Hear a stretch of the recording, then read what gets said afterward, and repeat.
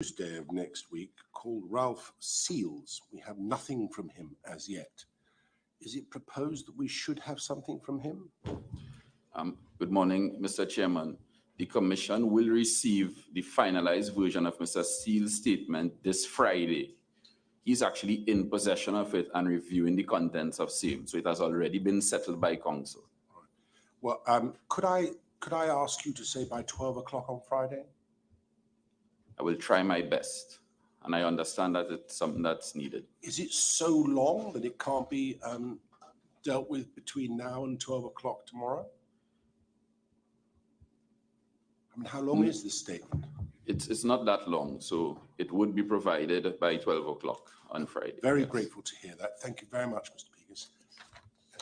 Mr. Maharaj, our concerns seem to have been evaporated, and I'm pleased to say that. So we will have it by 12 o'clock tomorrow. Much obliged. Excellent. Yes, shall we proceed? Yeah. Good morning, Mr. Chairman and Commissioner Wilson. I just wanted to state that today we intend to call 5 witnesses. They have all been interviewed by the legal team of the Commission. They consented to be interviewed, and they have, based on those interviews, they have we have had witness statements from them. Witness summaries would be read. Those witness summaries have been prepared based on the interviews which were conducted. Having been interviewed, we would not be asking them questions in respect of amplification of the witness statements, but after cross-examination, if it is necessary, we will ask further questions in respect of anything that may arise. Of course. Well, thank you for that. It's certainly helpful when witnesses do come forward, like that. It makes it possible to get 5 witnesses in one day. So I'm grateful for that. I may have some questions for them myself, and Mr. Wilson may do as well, of course. And I think the first witness today is Mr. Dexter Guerra. Yes. And Mr. Ronnie Bissessa will do the summary. Marvelous. Thank you very much indeed. Of course, all of their interviews and statements are online for anyone to see. Yeah. Thank you. Marvelous.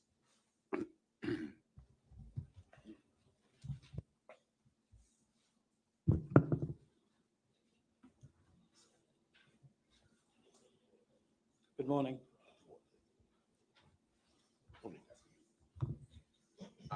I, Dexter Guerra, solemnly swear that the evidence I shall give to the Commission in this case shall be the truth, the whole truth, and nothing but the truth.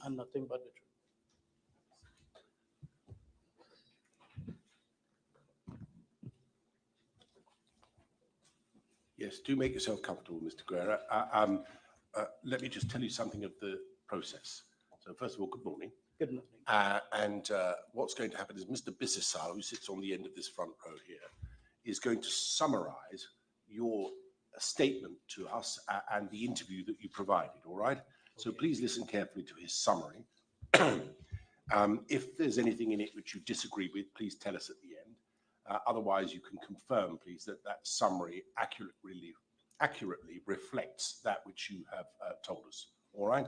After that happens, I or my colleague here may have a question or two, and then some of the lawyers who are here today may have some questions for you, all right?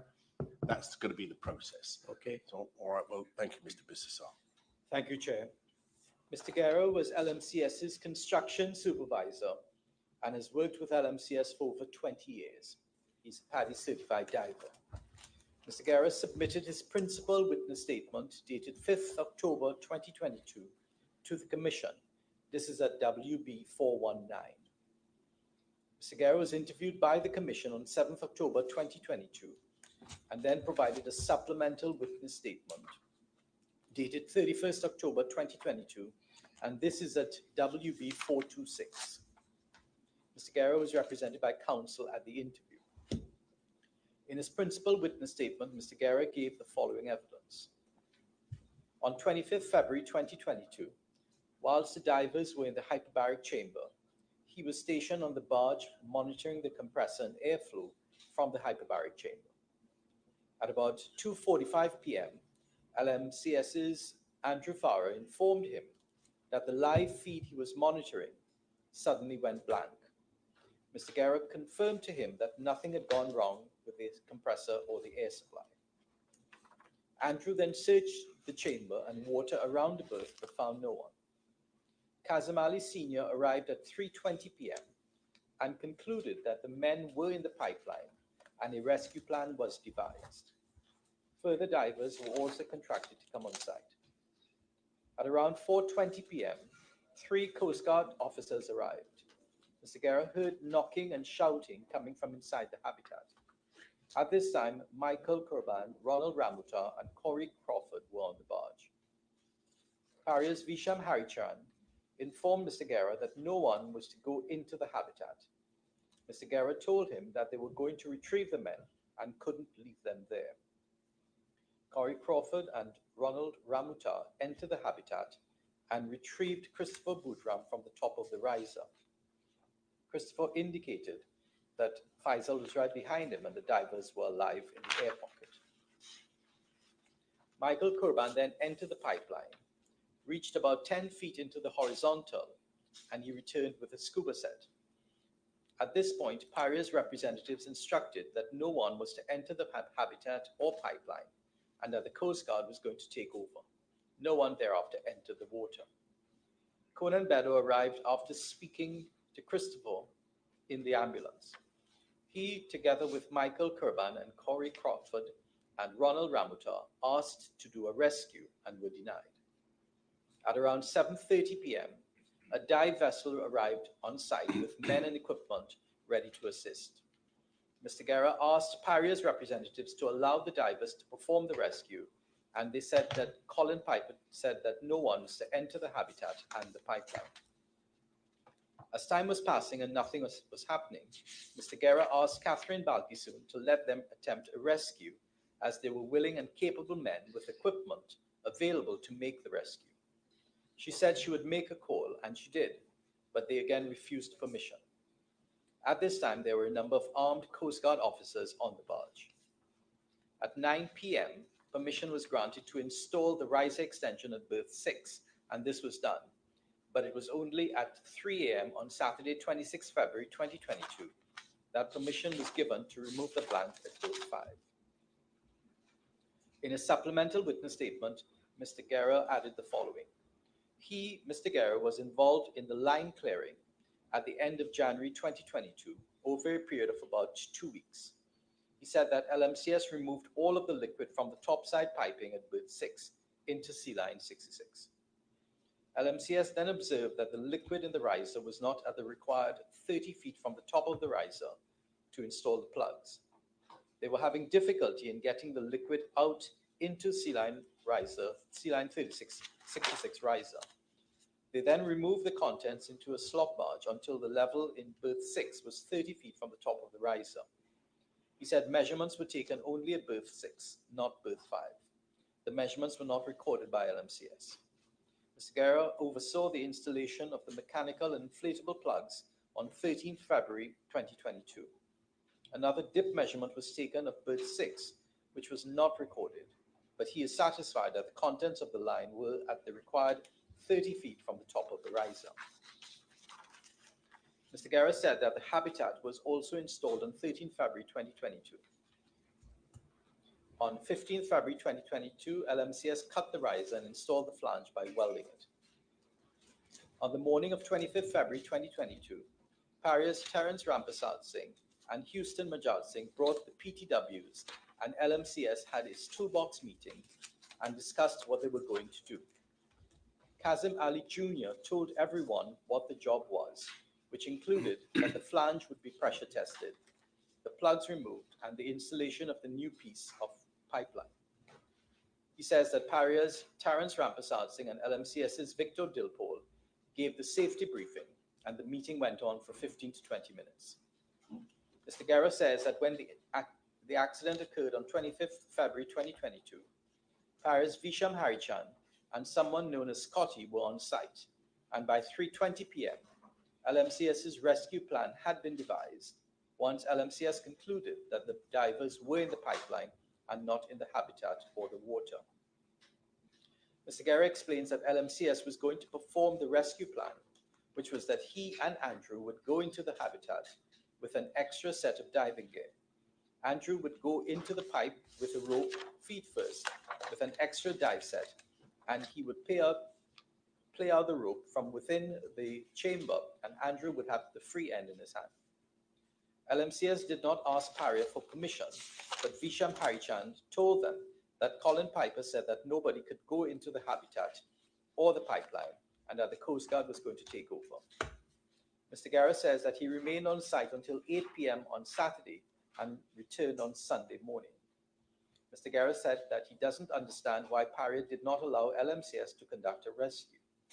He says that since LMCS was dealing with the preservation of life, that Paria could have waived all of the requirements of the permit to work to conduct a rescue. For instance, Paria waived the carbo testing on 25th February 2022 and instead relied on the penetrant tests which had been done on that day, the day the riser was cut. Mr. Guerra, is this a fair and accurate summary of your principal and supplemental witness statements? Yes, it is. Thank you, Mr. Guerra.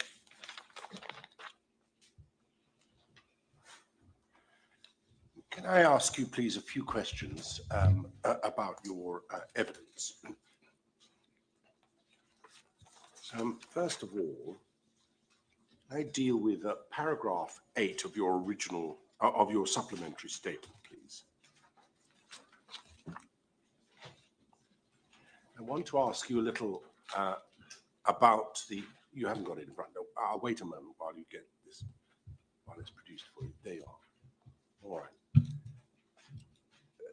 This is the supplementary statement that you provided to the legal team when you came to their offices.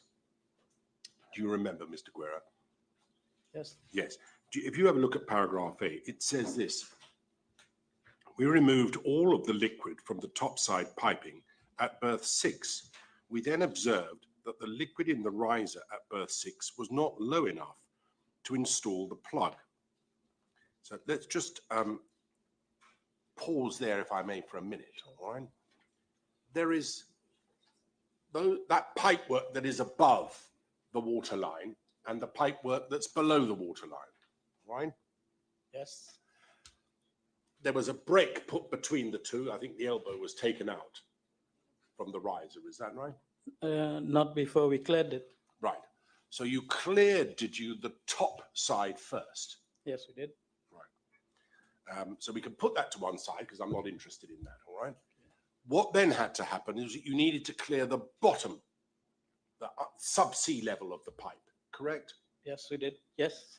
And from what you say in your statement, the plan was not to completely drain the line, but to move the liquids, to remove sufficient of the liquid to leave you with a knowledge of a certain distance. Is that right?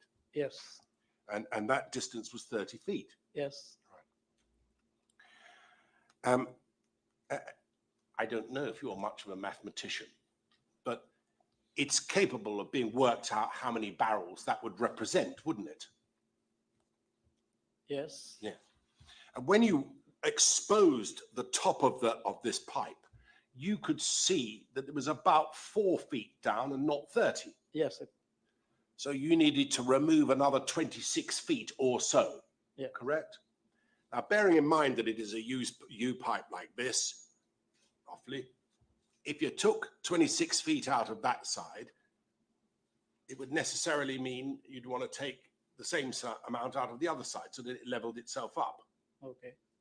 Correct? So it wouldn't be 26 feet in total, it'd be 52 feet, wouldn't it? So that you've got the 26 on either side. Am I right about that? Yes. Am I? Yes. Yes, thank you. So in order to get 26 on one side, you have to take 52 because you'd need 26 on the other side as well. Because water does that, has that habit of leveling itself, doesn't it? Unless there's a pressure on it. Yes. Yeah, all right, good. So it was perfectly possible to calculate how many barrels of fluid, oil or water, whatever it was, needed to be removed in order to achieve that. Yes. At berth 5, was it open or closed? It was closed. Closed. Yes, it was. I mean, sealed or closed? Yes, it had the elbow on. It had the elbow on it, Yes. not a flange. No. And when you were at berth 6, you were doing a dip test to see how far down it was. Yes. And once you got to your 30 feet, you were happy. Yes. Is that right? Yes. Right. But you didn't do a consummate dip test at the other end, did you? No, we did not. So at that point in time, at any rate, you wouldn't know where that level was, would you? No. You might reasonably guess that it was at 26 or 30 feet. Yes. Yes. Do you know how much the removal of 26 feet from either end would amount to in barrels? No. Have you heard the expression approximately 1 barrel per foot? No.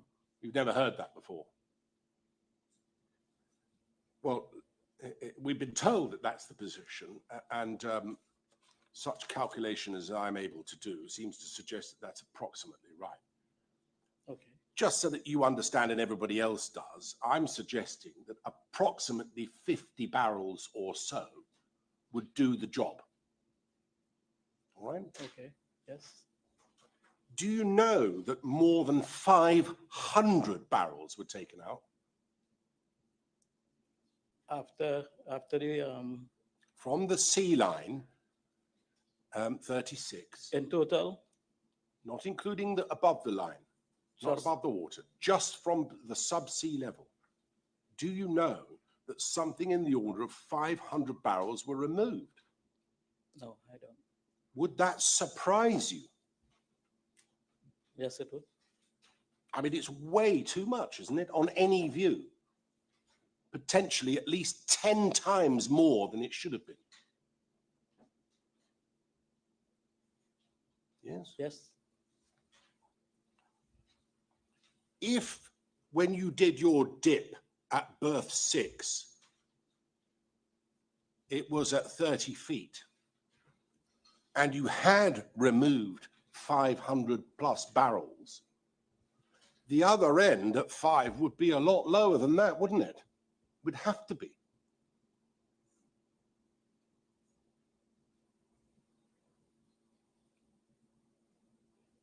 Well, assuming the line is difference in height and difference in level. Yes. What is it that causes difference in levels on a piece of pipework? Wherever it's situated, depending on where the seabed, depending on how the seabed is, The shape of it, shape of it. right? What about pressure? Or air pockets? Would that make a difference? That's what we get in now. That we didn't know. Or did you consider that at all at the time? No, we did not. And did anyone else? I can't say. I mean, it took an extraordinarily long time to achieve, didn't it? 2 weeks, yeah. Well, you only have to take 50 barrels out. How does it take the 50? total? How long does it take to take 50 barrels out of a piece of pipe? Do it with a cup. Hmm. All right, it was a flippant remark, and I apologize. But 50 barrels removal from a pipeline doesn't take 2 weeks, does it? Surely. Well, it's a complete drain and took 2 weeks. The complete draining. Yes. Is that what you did? Yes, the top side, the. All right, you Right, did some work on the top as well. All right, very well. Can I ask you, please, to have a look? You told us in this supplemental statement at paragraph 18, please. Turn to paragraph 18. You say in that statement, I reviewed the 2 method statements for the clearing of the lines before the job was done. Job was done in accordance with the method statements. Then the job would have to stop for approval from Paria. Right? That's the method statement in relation to the removal of the material from the pipe, correct? Paragraph 18.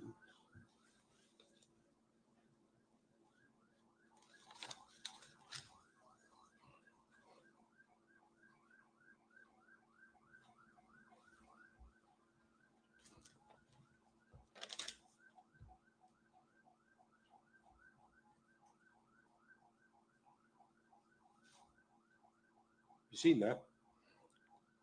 Can you repeat it? Yes, I'm just paraphrasing that you considered the method statement for the removal of the oil and material in the pipeline at 18, at paragraph 18 of your statement. Do you see that? Paria issued permits to work for the installation of plugs and the clearing of lines which stated the task to be done. I also reviewed the 2 method statements for the clearing of the lines before the job was done. The job was done in accordance with the method statements. If there were any changes to be done in terms of method stated in the method statement, then the job would have to stop and approval given by Paria. That's what you say, isn't it? Yes. So you looked at the method statements for the purposes of removing the oil from the line. Yes. Thank you. That's all I wanted to ask you to confirm. Right now, paragraph 29, you deal there with the toolbox meeting that took place before the work was to start on the 25th. Because there was a gap, wasn't there, between the removal of the oil on the previous period of time, what was it, 14 days or so, 13 days between that and the work starting on berth 6. Correct? Correct. Thank you. All right. And at paragraph 29, you say that the toolbox meeting, not everyone was present to read the permit to work. The workers broke up into groups and discussed what was relevant to their task. Everyone signs the toolbox form and so on. And there was a job safety analysis which everyone viewed. This was signed before. This was prepared by Ahmad Ali. I did not view the method statement attached to the permit to work on this day. Pausing there. Had you seen the permit to work, the method statement that was attached to the permit to work before that day? Yes. Before. Right. So can we have, please, page 1048, which we're all becoming very familiar with now, up on the screen, please. 1048. Thank you. That's the method statement you see. It's on the screen. It says, method statement to install subsea slip-on flange on the 30-inch sea line, number 36 at berth 6. That's what you were involved with, isn't it? Yeah. Can I ask you, please, to turn, if you would, to page 1051.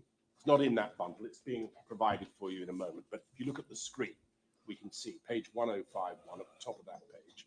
We have paragraph 56 and 57. Sebastian, is that on page 1051 for him? Should you turn it to 1051? Right, thank you. All right.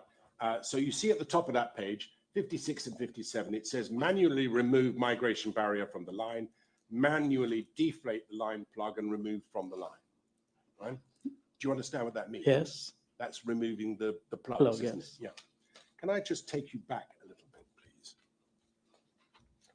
to the previous page, and would you turn to number 51? Did you understand that on that day, that what was to happen, Mr. Guerrero, was that at berth 5, they were going to perform a dye penetration test on welds to determine the acceptability of the welds? That was when the flange was welded? Yes. Yes. That had already been done, hadn't it? Yes. And there was a team coming on at berth 5 to test, I think, a thing called a carber test. Yes. To test the integrity of the weld. Yes. Correct? That was to happen on berth 5, and then it was to come over to berth, that same team, to come to berth 6, weren't they? Yes. That's as you understood it, isn't it? Yes, Where were you? on the barge, On the barge at number 6. 6. So when you'd seen this before, had you read this method statement with others as to what was to take place? Or did you Yes. read it on your own? Well, I read it on my own, and then All right. So on that day, 51, 2, and 3 was to do with the various tests that were to be taken on the at 5 and later to come to 6. Yes. All right. 54, on completion of the weld, conduct a pressure test on the flange of the weld. This is now, I think, at 6, but anyway, it doesn't matter. On acceptance, remove the test hardware. So right to the bottom of that page, these are the tests that needed to be carried out on yes, The next thing that happens is what we've just been looking at, is at Right. 56, 57, manually remove migration barrier from the line, manually deflate the line plug and remove from the line, yes. right? Why? Why was that necessary at all? To remove the, Yes, those plugs. Why was it necessary to remove those plugs from the line at that time? because the riser, the new riser Yes. was at a random length, which was longer than the other. Right. So because the new riser was going to be longer than the old one that you cut off, does that mean you would have had difficulty reaching down into getting it? Yes, it was. Right. So the reason that you understood for these barriers to be removed was so that you were able to reach them from the new riser that was being fitted. Yes. Do you know how long the new riser was? I can't remember exactly. Could be about 25 feet. How long was the old riser? The piece we took off approximately about 15 feet approximately 15 feet. average. So why was the new one 10 feet longer? The topside piping had a little variation in it. Right. So it was longer, and that was the sole rationale, was it, for the removal of the plugs at that time? Yes. Thank you.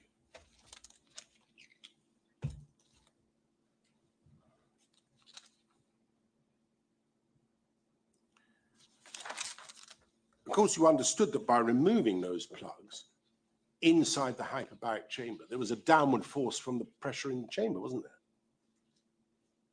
Yes.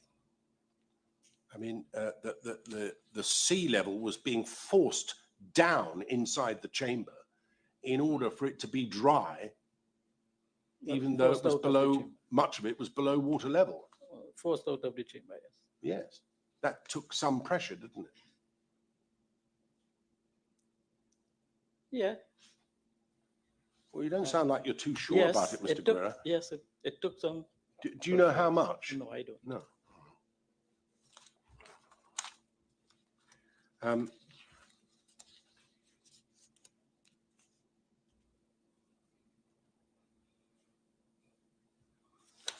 Yes.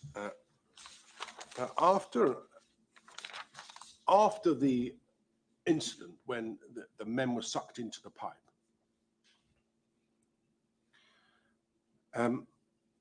there was a number of attempts, plans for potential rescue. Yes, it was. There was. And were you privy to those plans? Yes, it was discussed between me, Kazim Senior, and Andrew Farah. Right. And the plans that existed, there were plans prior to Mr. Boudram coming out of the pipe. That was it, yes. And were those plans revised after Mr. Boudram came out of the pipe? Yeah, well, yes. Well, again, you don't seem too sure. Yes. Can you help me, please, to understand? What was the plan prior to Mr. Boudram coming out of the pipe? When Christopher came out. No, before. Before? Yes. What was the plan before he Okay. came out of the pipe. Both me and Andrew will go into the chamber with a rope Both of you would go in the chamber, yes. into the chamber, Yes. yes. Andrew would go in feet first with 2 sets of dive, yeah? So, Go along the line, so you're in the chamber with him, yes. and I am Andrew feeding Farah him. would go into the pipe Yes, I will feet be first feeding, yes, I'll be feeding him. with 2 sets of Yes, dive gear, one Yes. for him and one for anyone he Anyone, might yeah. encounter. yes, Each set has 2 breathers, doesn't it? yes. Yeah. So potentially you could bring 3 other people out with that. No, just one. The other one, we remember, well, a dive set does have 2 breathing. We weren't Yeah. going to use 2 to bring another person together with one person. So with one person will come, take with 1 set. Are you a diver yourself? Yes, Well, the spider that fits on, yes, it's to for the body tank. breathing. It's for body breathing. If you're in the open and the person can be next to you well, or in front of you. or in front of you. Well, not too far from you. Yeah, all right. Anyway, that was the plan before. And the plan after Mr. Boudram had come out changed. Yes, Because by now you knew, didn't you, that there was air pockets in the pipe. yes, How did you know that? because Mr. Bodram said so Right. So he told you that when he came out of the when he pipe. came out.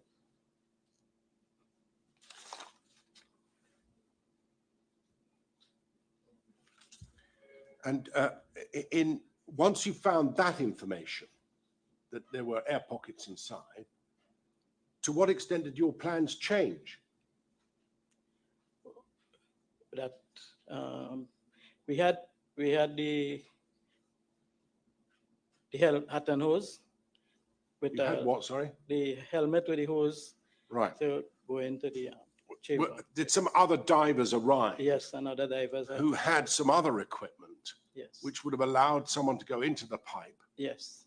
with effectively an umbilical cord? Yes. Yes. Yes. So that the air supply would be from outside the pipe. Surface supply. Yes. Yes, and the person would be able to go into the pipe unencumbered by tanks, Yes. because he'd be able to breathe through a mask that was Yes. fitted to his face. Yes. Is that right? And did that also have communications, Yes, it did. so that the person who went into the pipe could actually speak to people who were outside? Yes. Why was that not done? Beats me. I have no Well, clue. help me. Why do you say it was not done? Because we were denied Denied by Paria. whom? by Paria. Who at Paria? Who did you speak to yourself? I spoke to Mr. Piper, Colin Piper. By telephone? Yes. So you called him or he called He you? called me and told me, in his words, we are not to do anything that the Coast Guard has taken over. He told you the Coast Guard was taking over? Yes, he did. Can you recall when he told you that? After the incident. Yeah, but obviously after the I- incident. Forgive me, Mr. Guerra. time- It's unlikely to have happened Sorry. before. But before or after Mr. Boudram came out of the pipe? Before. Before Mr. Boudram came Yes. out of the pipe, he told you Yes. that you were not to go Into into the where? pipe, into the chamber, nor the pipe. Neither chamber nor pipe. No. He told you that on the telephone. Yes. Did you speak to him ever again Uh, on that day? sometime later, but I spoke to Miss Catherine. That's Balkissoon, is it? Balkissoon. Miss Balkissoon? Yes. And she is a representative for of Paria. Yes. Did you understand her to be in touch with Mr. Piper? Yes. What did she say to you about going into the chamber and into the pipe? That we didn't have any permission to do any diving. And I asked her if we could do the rescue and sometime, and she said she would call and find out. She did make the call and said no. They said no. Were you standing next to her when she was making the call? Yes, I was about 5 feet from her. Right. Could you hear what she was saying? No, I couldn't. Sorry. We're not too far from the compressor. That Did the Coast Guard assume responsibility for the rescue? Not from my knowledge, no. Did the Coast Guard have any divers? No one in gears. No one in? In gears, dive gears. They weren't in dive gear. Did you speak with the Coast Guard? No, they were speaking to Catherine and those of Paria. Did the Coast Guard ever interfere with your efforts to try and effect a rescue? When Michael was attempting to go into the chamber, Michael Farah?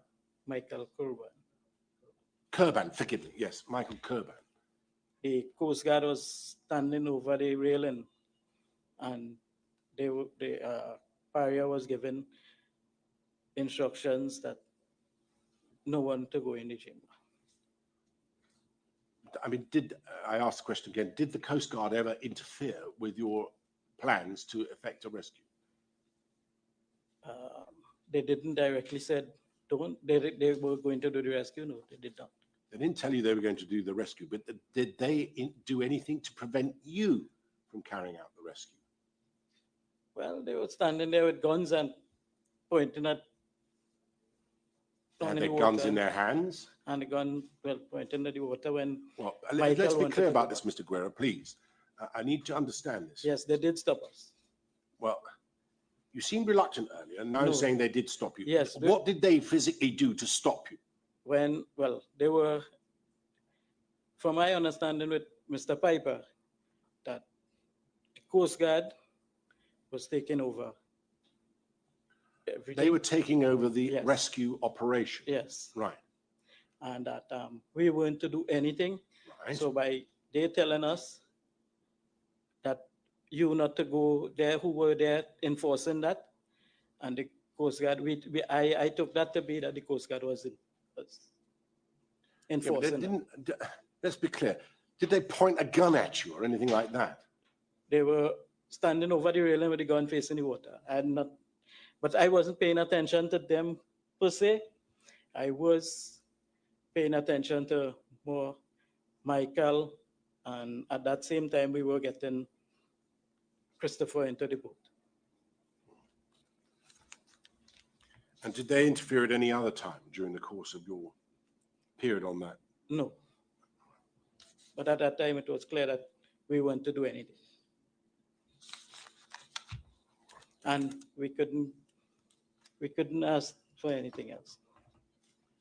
Thank you very much. I think I could, the last question is this. At some stage, it appears that there were many different divers on that barge. Yes. And on the berth from different companies. Yes. Answering to the call for help. Yes. Were any of them permitted to effect a rescue? No. Thank you. Right. I think that we'll do this. Ms. Persaud Maharaj, you're first, I think. I have no questions. Thank you.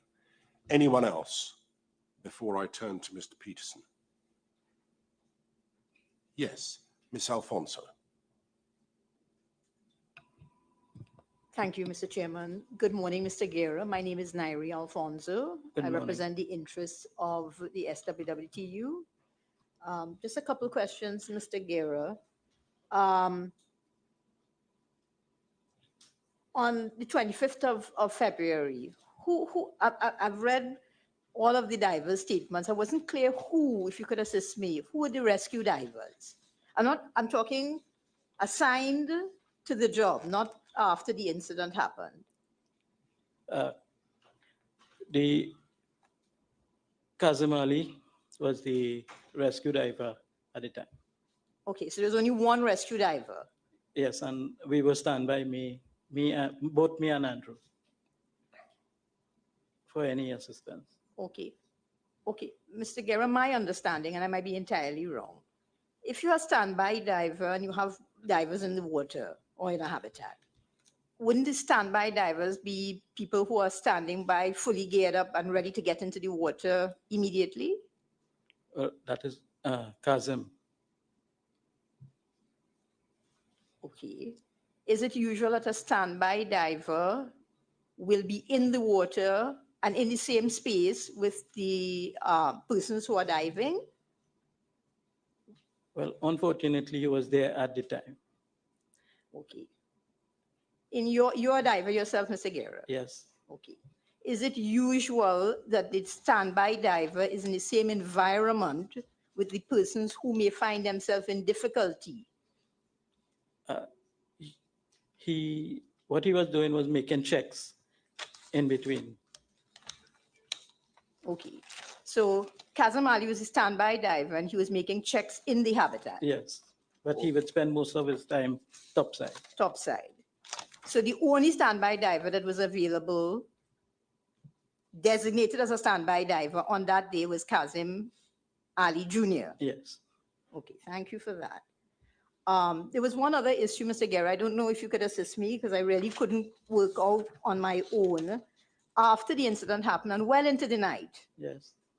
There's some issue of installing the riser late into the night of the 25th. Yes. And then going across, sorry, to be fair At to you, number at berth 6. Yes. And then going across to berth 5 to remove the blank.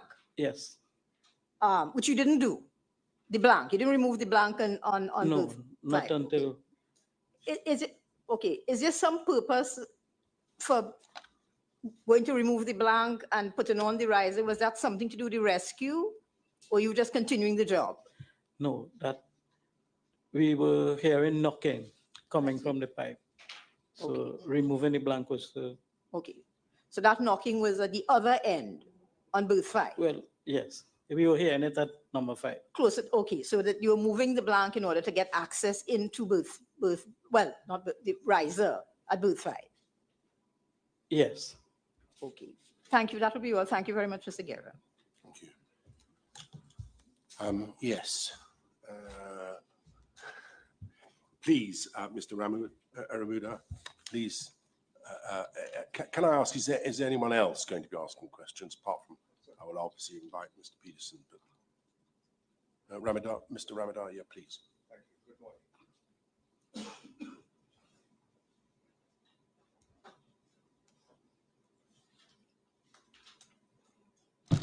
Sorry. Oh. Good morning, Mr. Guerra. My name is Prakash Ramadar. Morning. We represent the interests of the family Kurban and of Yusuf Henry for his trial. I'm going to be very brief with you this morning. Going into a pipe, of course, is inherently dangerous underwater, correct?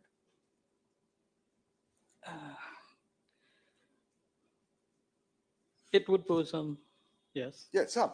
Yes. But it is not out of the ordinary work within the oil industry, isn't that correct? No. No. And after the accident, you didn't, being on site, anticipate any extended level of danger to divers going in to rescue, did you? No. No.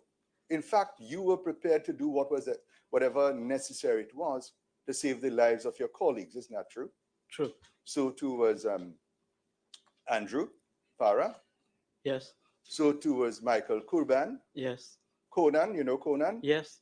And who else? Raleigh, Corey. So there was an abundance of persons who were willing, available, and able, these are able men, Yes. to do the rescue, yes? Yes. Now, you heard it said or asked whether the Coast Guard basically pointed a gun at you, right? They didn't actually point a gun at you. No. But they were there with Paria, who had issued an instruction Yes. that no one is to go in. Is that accurate? Yes. Yes.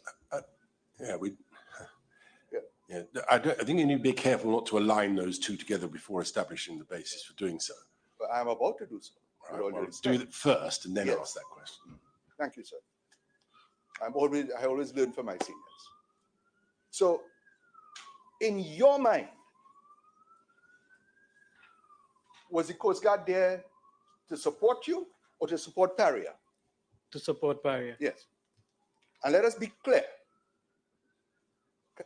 Paria was very clear that no one was to enter, not just the pipe, but even the chamber. Is that accurate? Yes. And the Coast Guard, did they take any step to go into the chamber or into the pipe? No. No. None of them came with diving gear. Is that accurate also? Yes. Now, so when Paria's agents, that is Catherine and maybe others, were speaking, where were the Coast Guard? Were they close by? Yes, around and on the barge and on the berth. Right. In the same vicinity of Paria's agents, Catherine and others. Is that accurate? Yes. Yes. What did you believe? Because that is important. Their presence to be in relation to the instruction from Paria not to go into the pipe. Well, I will repeat it if you're so to be clear. yes. What did you, because you're entitled to your beliefs, what did you believe the Coast Guard was there for when Paria was giving its instruction that no one is to go in? Okay, by the information I got, Yes, that they were to perform the rescue. yes. But their presence with the guns, were you afraid of them in some form or fashion? Yes, we didn't want to aggravate nobody, otherwise they would have moved us off the site. Ah, thank you. Now, you have been involved with maritime affairs, that is, you're swimming and so, and you're diving for a long, long period of time, correct? Yes. You've had interactions with the Coast Guard in the past, correct? Yes or no? Is either yes No, or no. No. Is that an authority you believe that you could easily dismiss and ignore? I'm asking, what's the he benefit of this line of cross-examination, except sensationalism? Well, you know, with all due respect to my learned friend, this is a very sensational issue, that 4 men were permitted to die under the authority of the state and others. And that is, if they consider this sensationalism, well, I don't know what they imagine the facts to be. Just a minute. It's a perfectly reasonable line of inquiry, Thank you. as I have already pursued, to the extent of identifying whether or not the Coast Guard prevented anyone from carrying out a diving rescue operation. My understanding from this witness is that they didn't physically do that. Their mere presence may have been interpreted, rightly or wrongly, but they didn't physically prevent anyone from doing so. And if you want to pursue that, permit it to a limited degree, but not beyond. All right? And in fact, that would have been my last question. So if we have that clarity on your answer, yes. As sensational as my friend thinks it is, crucially important. Yes. Did you believe that the Coast Guard was there to enforce the instruction from Paria? Yes or no? My opinion, yes. Thank you so much, my lord. Mr. Peterson. Thank you, Mr. Chairman. I'll take you to that last, that last question. But the Coast Guard was there before, sorry, excuse me. The Coast Guard was there before any instructions came from Mr. Piper. Yes. So therefore, the instructions came post, after the Coast Guard arrived. Yes. All right. Are you aware, you may or may not be, that you are the only person who was on berth 6 that evening that is saying that Mr. Piper said no one was to dive or enter the chamber and the line? I could affirm that. Right. Let me put to you from the beginning that what Mr. Piper's instruction was is that persons weren't to dive into the pipe. You're wrong. All right. And those instructions came, let me put that out of the way, one time in a speakerphone that Ms. Catherine Balkisoon held up with a group of persons there, a lot of LMCS people, and on speakerphone when Mr. Piper issued those instructions. You recall that? No. You don't recall a speakerphone being held up by Ms. Catherine Balkisoon? No. All right. But I'm putting that to you. Okay. let me take you back to where I wanted Sorry, to can I, Mr. Peterson, can I just understand who was on the other end of this speakerphone? Mr. Piper. Mr. Piper was on the other Yes. end. Are you able to say what it was that he was saying? He was saying that it was dangerous and the conditions were unknown and it's dangerous to dive into the pipe. So Conditions unknown and dangerous to drive. No one should be diving into the pipe. I take it that's not verbatim, it's just a summary. That's a summary. I got it. Thank you very much. But let me also get from you now, notwithstanding those instructions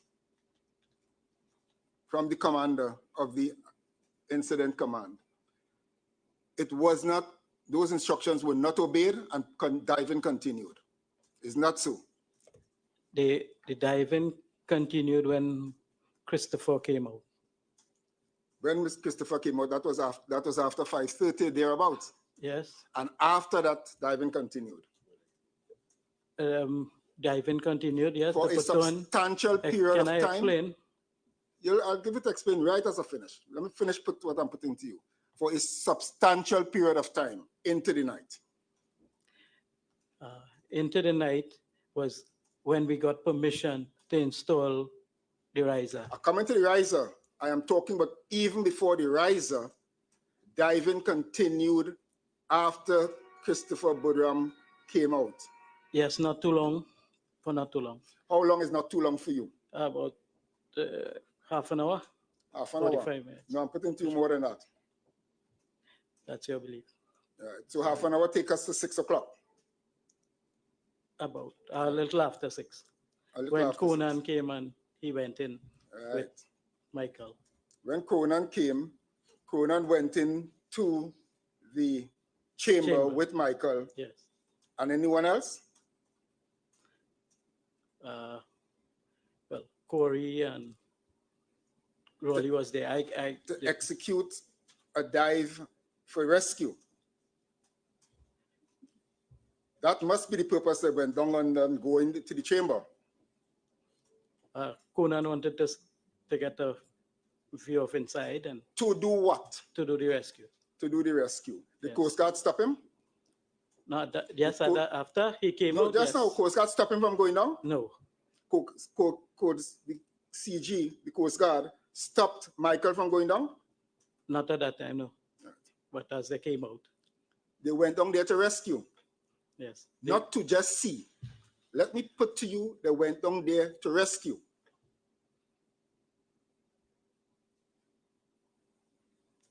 It's not so. Yes, we wanted to attempt the rescue, yes. Right. That team that went down there, that weren't stopped by the Coast Guard, went down there not to see. Okay. They went to rescue. Is not the truth. Yes. And the truth also is that team came back up having aborted the attempt. It's not, no, let's deal one thing at a time. Oh, let him answer the question, please. Yeah, the question was they came out having aborted the attempt. Let him answer yes, they came out having aborted the attempt. They came out because they were instructed to come out. All right. Who instructed them? Paria. Paria, how? By remember, they're already in the habitat. Let me help you. They're already in the habitat, right? Yes. And they came back out. No, wait. You said they were in the habitat. They came back out because Paria tell them come back out. No, wait. Okay, sorry. They came back out and... Just now, you want to change what I said first? What? That they came back out because Paria called them out. Yes. You want to change that? Yes. Just now. So when you said that to the chairman and the other commissioner, that wasn't true? What's that? That Paria called them back out? No, sorry. I phrased it wrong. No, you phrased it untruthfully, not wrong. Okay. But how did Paria call them back out from the hyperbaric chamber? They didn't call them back out, sorry. When they came out. Just now. I know I'll give you that opportunity to go to what you're about to say. But before let's deal with coming out first. And when they're out, because you're at the stage of when they came out. I deal with before they come out. You ascribing all blame that you could at any moment to Paria. So they come back out from the chamber, Paria did that. But that wasn't true. Tell us. It was not the truth. No, no, Right. they didn't come. Let's get to your stage now. They come back out. Right, they came back out and they were instructed by Andrew that Paria don't want nobody to go back in. Right. Andrew. Yes. As Andrew Farah. Yes. Right. We stick a pin and put him aside. Did you know why they came back out? Because they're out now. Because Conan wasn't too comfortable with Michael, and he said he would wait for his brother. He was not comfortable with Michael's state of mind to participate in a rescue. Right. It's not And he would true. wait, and he will wait for his brother. Well, I'll get to that. Isn't that the truth? Yes. So they went down there to do the rescue. Pursuant to which plan? To our rescue plan, Whose rescue plan? LMCS. No, LMCS is a company. We hearing people now, we hearing Paria and LMCS. Who developed that plan? Mr. Kazim Ali. Right. What were the risk assessment of that plan?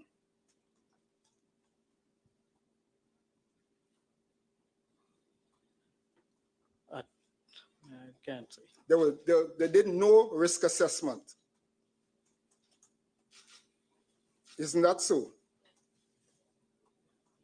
I can't say You because can't say, but you were part of the planning. on the barge when the incident happened. Right. What do you mean by that? On the barge when the incident happened? When the incident happened, Yes. as I said, between me, Mr. Ali Senior, and Mr. Andrew Farah. Right. That's the first plan. Yes. Is that the plan that Mr. Bedo and Mr. Michael Coban and they were executing when they came back up? He would have spoken to Mr. Ali on show. No. Is that the plan? Sorry, just to interrupt. Forgive me for interrupting you. I'm just not clear which Ali you're talking about. Senior. Kazim Ali Senior, not Ahmed Ali. No. No, thank you. Thank you, Mr. Chairman. So the plan, was that the plan that was being executed, that was aborted? Aborted. We didn't abort. When I say aborted, when they came back up, when Michael and they went down, Michael Kurban and Bedo and the other two went down to execute, and they came back up without going into the line. Was that the plan that they went to execute? The plan that you, Mr. Ali Senior, Yes, only one. The changes was we were going to use the umbilical.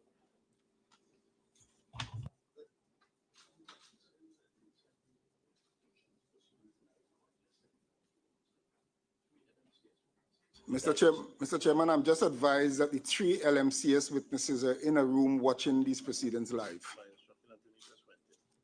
And they sent somebody to check it, and it's in fact so.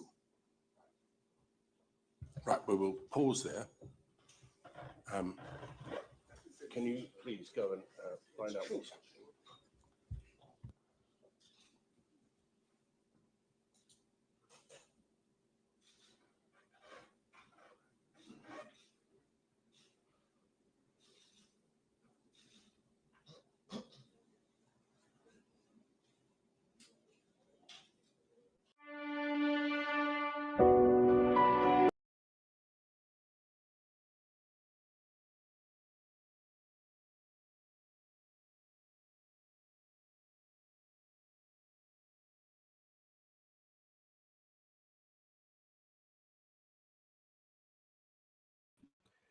Well, as you know, it is completely improper for anyone to be.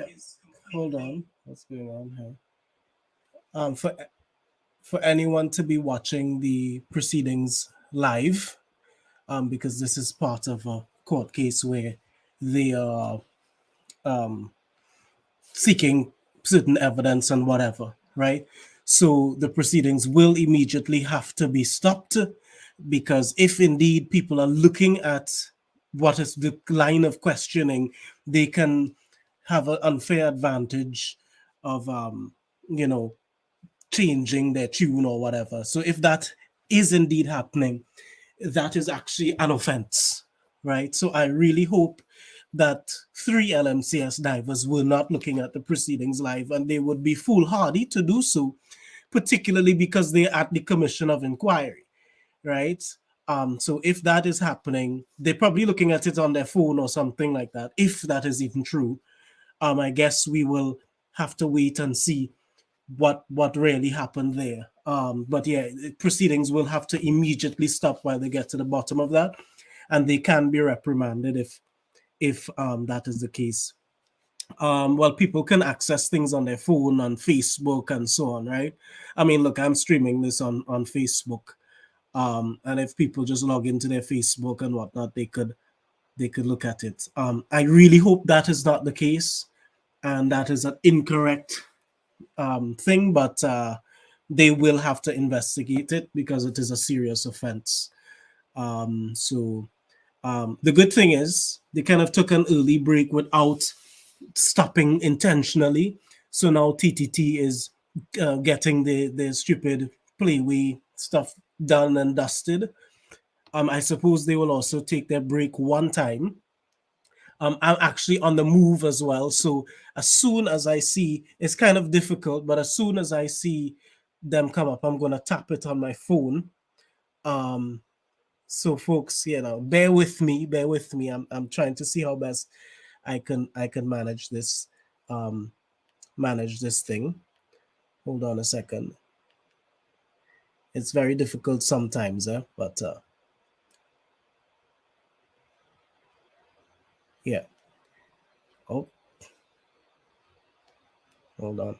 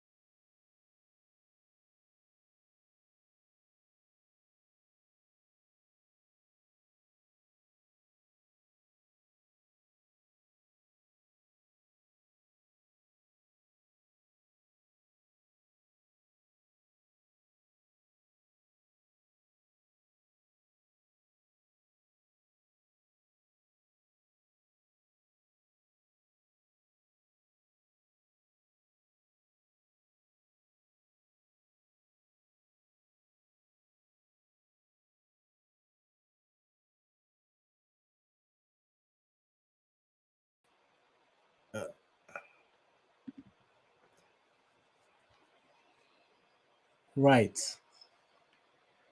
So yeah, I am going to be I'm on the move at the moment, so apologies if things are a little bit uh kind of here and there.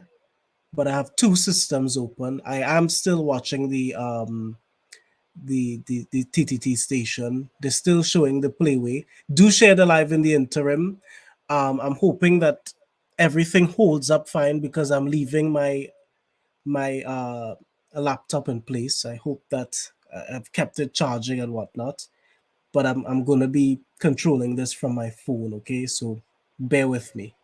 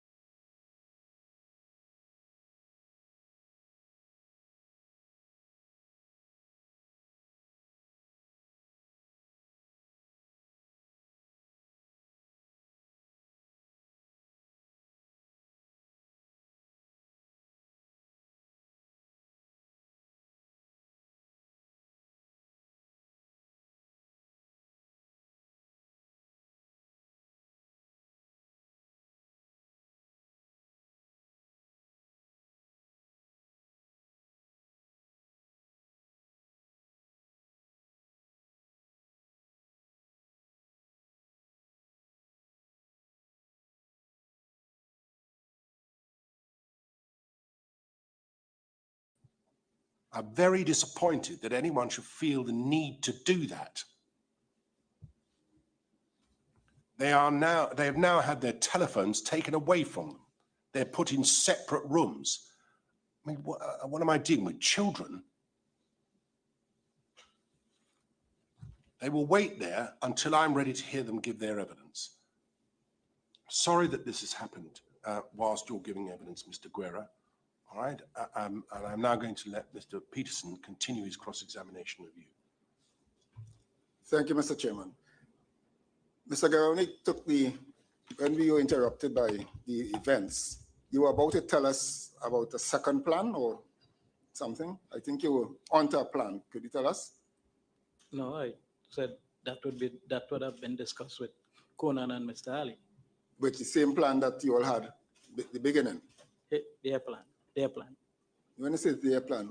What Conan was about to do. But that's what I was asking you. You told us earlier about a plan that you developed with Mr. Kazim Ali Sr. And that was on the badge at the time. Is that the same plan? What were the details of that plan? The first plan? Yes. That me and Andrew would go into the chamber. Andrew will go into the pipe feed first with 2 scuba sets. Right. And a rope. Right. A lifeline. Do you know what plan that Bedo, Mr. Bedo, Mr. Kurban, and I think 2 other persons you name, what plan they were going to execute? Were you aware of that plan? No, I wasn't. Right. That first plan that you developed with you and Andrew, did you share that with Paria? No one was interested. No, I didn't ask you about their interest. Did you? We couldn't. Let's do it this way. What steps you took to share those plans? When I spoke to Mr. Piper to do the rescue, Mr. Piper said, no, Coast Guard was taking over and that we weren't supposed to do anything, that the Coast Guard would do. What time was that, approximately? Right? That was about, could be a little after 5. Before, can I be clean? No, sorry. Yeah. Pre or post Boudram? Yeah, right. Excuse? Before Mr. Boudram came out or after Mr. Boudram? That would be before, but before. No, Mr. Piper spoke to me after, but when we came up with the plan, Mr. Piper, via his people on the Berth, said he wanted me and Mr. Farah a show. Right. Just a show? Yes, to come into the office. To come into the office. Right. Which office is that? Shipping office. Which is the command center? Well, I don't know if it was a command center at the time. You didn't know it was the incident command center? No. Okay, all right, go ahead. But it was to his office. Go ahead. The shipping office. And for a meeting. Yes. I told him I myself wouldn't leave the site. All right.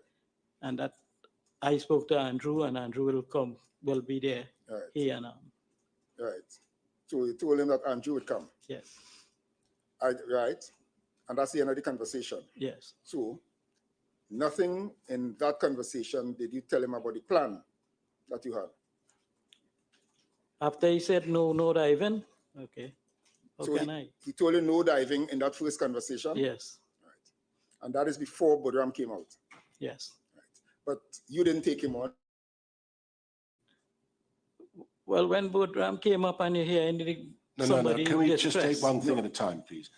Before Mr. Boudram came out, you've told us that you did not explain the detail of your plan to Mr. Piper. No. He had told you no diving. Yes. Did that include into the chamber? Into the chamber. Did he say that, or did you just understand it as that? That he said that. He said no diving into the chamber. Yes. And no diving into the pipe. Right. That's what he told you. Yes. So you didn't then tell him, well, look, we have a plan. No. Right. There you are, Mr. Pearson. And he told you no diving. Yes. Now let us get this clear.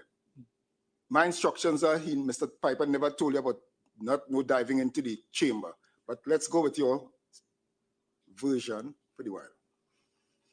After he told you that, you ignored him because you went into the chamber. Well, one of your colleagues went into the chamber. Wait, you're mixing me up here for No, a second. I'm trying not to. Right. But you were talking about when Andrew went into the chamber? No, I'm talking about when Mr. Piper told you no going into the Okay. chamber. When Andrew, where that piece of diving you are talking about is when the incident happened. For us to have some sort of information or to share, we had to make checks Right. on what happened, Right. what we see. That is when, and that is the only diving that took place then. Right. The next piece of diving was when Mr. Budram came out, Right. right? And I was instructed while hearing Mr. Budram knocking and bawling in the chamber that no one was to go in the chamber.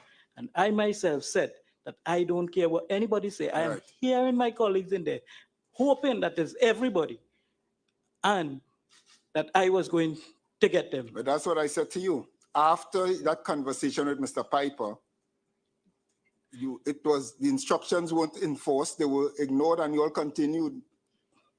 Yes, because we were hearing people in distress. Yes, that's a good reason to explain it. But what I'm saying to you is don't convey to the commission that you obeyed what Mr. Piper said. I am not saying you weren't justified to ignore it, but the fact is you ignored it. Yes. Right. So let's deal with that. So you ignored it and you all continued. All right. Now, Kazim Ali came, you said, and you all had a discussion of a plan. All right. Who had that? You were part of that plan? Yes. The second plan, if you could call it that? Second plan? Involving Mr. Ali and Mr. Bedo. Were you part of that? No. You're mixing up the first plan that we had on the badge with their plan. I know. No, I'm not mixing it up. I am speaking of that plan, and then I'm speaking of the plan, and I brought into that second plan Mr. Bedo. Right? Well, for some reason, I'm getting it that you're kind of crossing the two. I am not. Do you know of, let us call it the Bedo plan. Do you know of a plan involving Mr. Bedo? I was not involved in that. That's what I'm asking. And Michael Kuba, you weren't involved in that? Kuban? No, Right. that was with Mr. Andrew and And who? Andrew Farah. And Let's Mr. get the Ali names. Conan. Don't just throw your hand. Let's get who you said were involved in that plan. Andrew Farah, And Mr. Bedo. And Mr. Ali, Mr. Ali, Kazima. Kazim Ali Sr. Yes. And Mr. Michael Kuban. Well, I can't say for Can't say. Right. Mr. Koba. But you learned of that plan. Let's call it the Bedo plan. Just for this conversation. You were aware of that plan. I just told you no. So when you first heard of that plan? When I first heard of that plan, Yeah. sometime in the night, Around what time? about 7, half 7, 8, somewhere there. But you know that is the plan that they went down to execute and came back up without doing it. Yes, And that's it. It's when they came back up, that's when you knew of that plan. yes. But you saw when they went into the water, when Mr. Bedo and Mr. Kurban went into the water. Yes. No one stopped them. No, Why are you smiling? No one stopped them. no. No Paria person stopped them. At that time, no. Right. No Coast Guard person stopped them. At that time, no. Right. Can I ask before you go on, and I hear what you say, they were not stopped. Did you understand if they had permission? What Mr. Peterson has been asking you really is whether or not they were defying the permission. I can't say. That's not what I'm asking, sir. Well, that they had no permission, they were defying the fact that they had no permission, but were nonetheless prepared to carry out these. I was not asking. Is that not what you were asking? Am I No, misrepresenting? Mr. Chairman, that's not what I'm asking. Then I'm misrepresenting. Yes. Forgive me, and I will. I am asking the point, well, you answered it already, that they went into the water uninhibited. No one stopped them. You got that already, so you can't change that unless you want to. You don't want to change it, right? You know about something called a saturation diver? Explain. No, I'm not a diver. Do you know the concept of someone being trained as a saturation diver? No. What level diving you are trained to? Paddy. Paddy. You know Mr. Beddoes' qualifications as a diver? Well, I know he's advanced and confined space. Right. How advanced you know him to be? I think he's You know he was trained all in Scotland and other places, right? Do you know that? no, I don't. Right. Do you know of something called a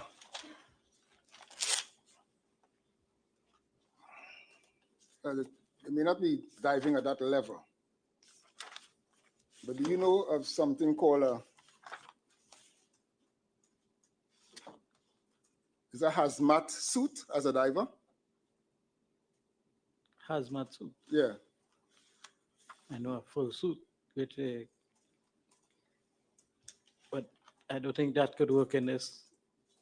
That's a full suit with a helmet and. No, well, you don't know what it is. No, before, in fairness to you, you don't know what it is. No. Right. Well, I'll deal with that later with someone else.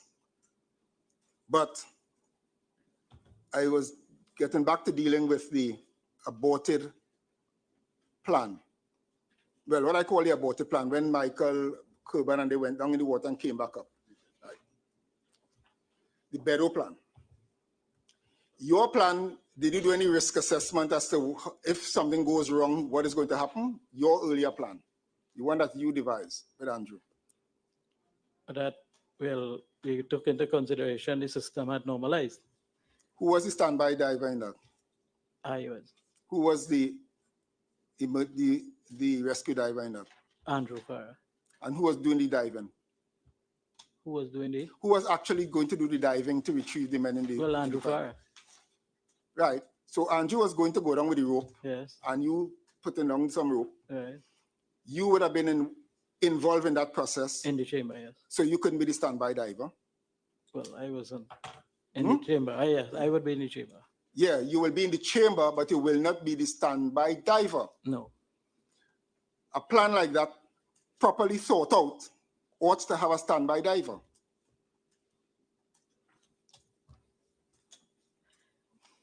That must be a compelling yes. To me, it's argumentative. It's argumentative. Yes. All right. So it is safe to go down, send one man down in the pipe, you alone in the chamber, hoping to be able to assist him. No other person nearby. Everybody else topside. That you'd say was safe. Well, yes, considering the system had normalized and Put another way. We had to check. There was no need for a standby diver there. There would have been need for if we had one at the time. Why you needed to have one? To assist. No, to be safe. Mr. Guerra, let's be frank with the commission. Yeah. There ought to have been a rescue or standby diver to assist in that process. Well, we had and we had called out other divers at the same no, time too. That wouldn't be the answer. I am talking about you down in the chamber there by yourself. You're going to send a man down in the pipe. That's highly risky, isn't it? You know about risk assessment for diving? Yes. That will not be an approved plan, would it? After a risk assessment, that will not be an approved plan. We need to get to one. Well, let's see. It will not be. Just say that. Be truthful. Be frank with us. Under normal circumstances, no. I want to take you to some. I want to take you to something that you said. I may have misheard you, but I think I did not. You said the elbow at 5 during the clearing process was attached? Yes. When was that broken? That After we had cleared the riser at number 6.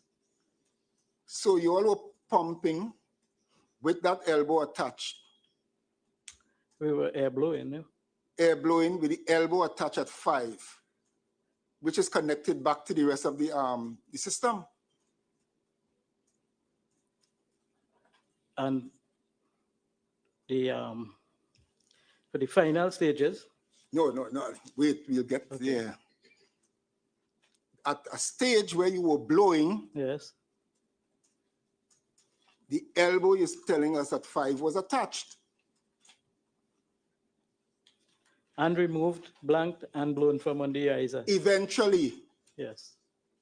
don't take me there yet. We're not there yet.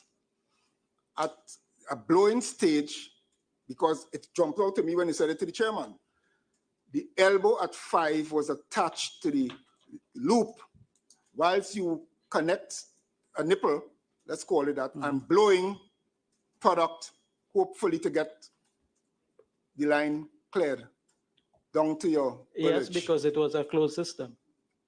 Right.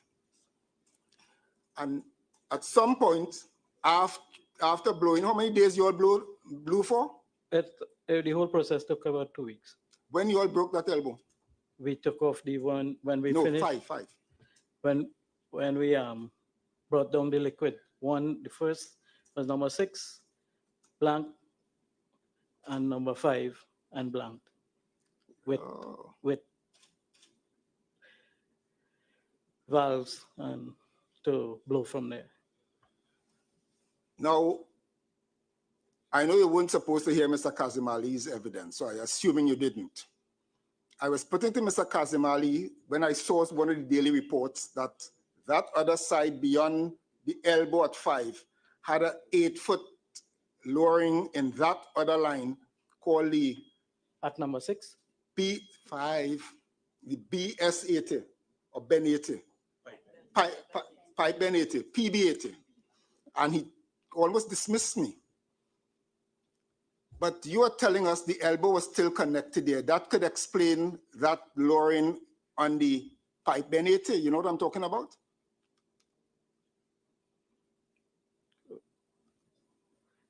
Pipe Ben 80? Yes. No. No, what? You don't know?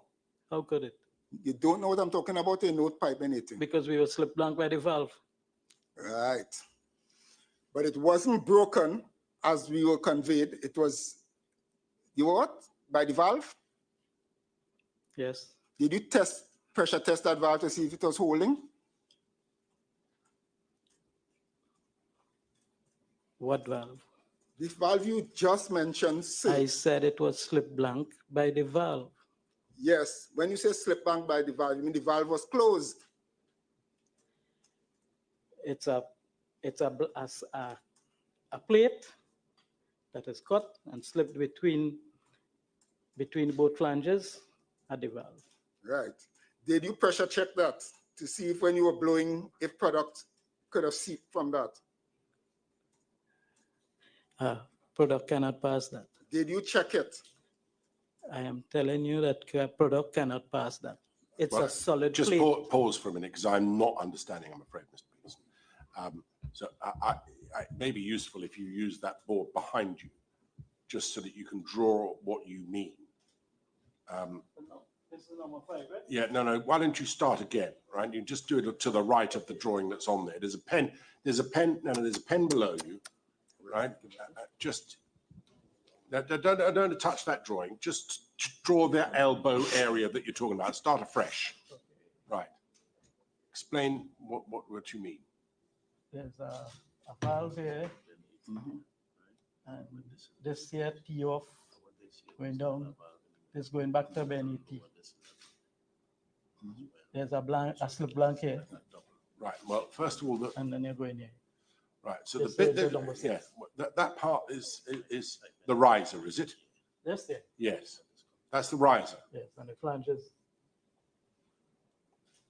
Okay. So where you put the wavy line now, that's the water level, Yes. is it? Right. And then there's that pipe goes down, that's the riser. Yeah. It has an elbow above it, which goes off to the right as we're looking at it. Yes, that's above the water line. Yes. That's on berth number 5. 5. And then you put a little squiggle, this for X. want of a better expression. What's that? A valve. That's a valve, is it? And that allows what, air in and out? No, that's it. That's where you would, if they're using the line at number 5, you close that valve and the product will go to number 5. If you wanted to go at number 6 using 36, it would go to number 6. So that valve transfers any product Yes. from either being on site at 5 or 6, Yes. right? And you were asked about PB 80. As we pass, That's a bend, is it? well, yeah, this it turns like east, then swings south and down. And goes to one of the tanks? Well, it goes to pile bent 80 and eventually to a tank. Yes, all right. Now I understand, Mr. Peterson. You can take it from wherever you want to take it. What I'm really interested in is that when the blowing process was taking place, Yes. there had not been a detachment of the elbow during the blowing process. Mm-hmm. You got that? Yes. Right. Since on the pipe and the risers, I will stick with it for the time being. The learned chairman asked you about the removal of the plugs, and you say that you would, and correct me if I'm wrong, if I misquote you, that the plugs were removed in this case because you had to put in the riser that was at a this riser was at a random length. Yes. What do you mean by that? It was longer than the original. Right. But it's supposed to be the length of the original. No, it wouldn't. To connect, well, how it connecting back with the elbow on top? Because there was a new piece of fabrication to be done. Where? On the top of the riser to connect. We were supposed to use a T there. Right. And you would need barriers. I can't. It was supposed to be reinstalled at the top. Right. So there was work to be done, welding work to be done on the new riser at the top. Yes. Right. So it was not finished and polished and had no hot works to be done. It had no hot work to be done at the time on the 25th. No. On the riser. Don't jump forward. On the riser. There was no hot work intended to be done on the new riser to be installed. That's what you're saying. When? Ever.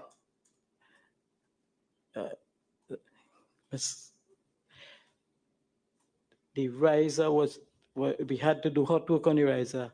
The plug and the migration barrier were to be reinstalled on the top of the new riser. Right.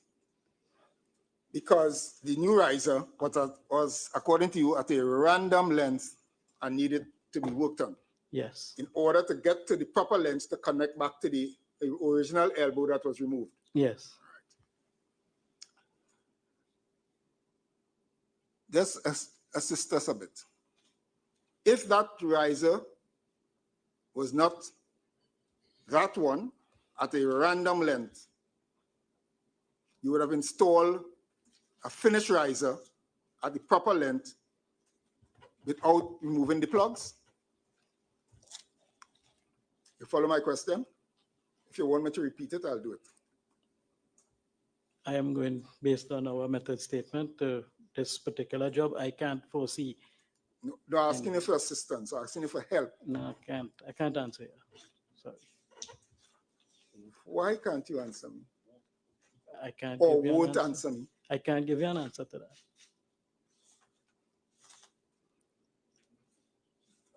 I'm not sure I'm following at the moment. Could you ask the question again? You said that this one was at a random length, so you had to cut on all of it at the top. Yes. But there are times when the risers are at the fitted length or the correct length. It wasn't random length, as you call it. This one happened to be random length. Did you not say that this? Yes, it was Right. at a random length, so we had to remove the plug Not because all risers to be installed tends to be at a random length. Sometimes they're already finished and exact. okay. Is not no that Yes, I don't know why I'm yes. asking you. Right. In such a case, you could remove the plugs using a T tool after installing the riser. You smile. You could? Right. Explain to us how you use the T tool to remove the plugs after installing the new riser. Explain to us how that is done physically. It's a socket onto a bar, Right. and yes, you remove the bolts, you slack the bolts, and take the migration barrier out. You lift the hose and you release the air in the plug, And you pull up the plugs. and you pull it up. And at that stage, when the plugs come up, that new riser would be above sea level Yes, to connect to the elbow that going back into all the racks of pipes. Isn't that so? yes, Right. In such a case, that new riser being above sea level and the plugs now being removed via the long T tool, there would be no occasion for a delta P factor, latent or patent. Isn't that so?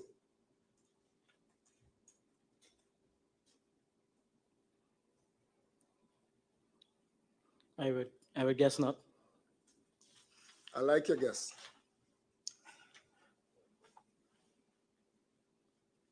Yep.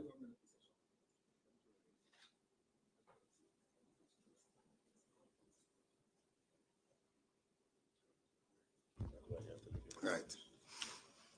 In the hyperbaric chamber with the men working there, you know the quality of air is supposed to remain pristine, clean. Yes, Hydrocarbons coming into the hyperbaric chamber is not making the air pristine. It compromises the air, doesn't it? yes, but can I explain something? You're going to be able to explain. All I ask you is hyperbaric, being in a hyperbaric chamber with hydrocarbon fumes coming into the chamber compromises the air in the chamber. That is a yes. Yes. Right. You want to explain? Go ahead now. Okay. Firstly, for you to get fumes in from that liquid oil, you have to it had to reach a certain temperature to emit fumes. Yes. Secondly, we had a vent at the top where we were testing the air quality at all times in the chamber. Yes. And if that had changed, the divers would have been alerted. Yes. All right, I know that. But you don't know what fumes are possibly coming up from that line. That could have gone in the chamber. You didn't know that. That's why you have to keep checking it. Isn't that so? To maintain the air quality, yes. Right. Yes, the reason you keep checking it is because you know it could go wrong. So you want to be able to alert the divers. Yes. All right. Do you know, and tell me if you know or you don't know, that Mr. Bedo was concerned about diving into the pipe even on the Sunday because of the possibility of radiation coming from that line? I don't know that. You don't know that? No. And he wanted Paria to give him an undertaking that if anything goes wrong with him, they will pay him for the medical bills for the next 20 years if he goes in there and get radiation. You know about that? No, I don't. Right. You realize that Mr. Bedo is a more highly qualified diver than you are. Yes. And his risk on Sunday is that he could be exposing himself to a danger in that pipe because he doesn't know. Oh, hang on, just a minute. First of all, if there's to be some evidence about radiation from the fumes, radiation exists everywhere. Well, I don't know. Well, I do. Radiation exists in minerals and in the earth and so on. The issue here is whether it can be released and the question of releasing of radiation by the use of extraction of oil, whether through or gases, through fracking or through other processes, is a controversial topic. If you're going to be relying on that, I need to understand on what basis you're doing so.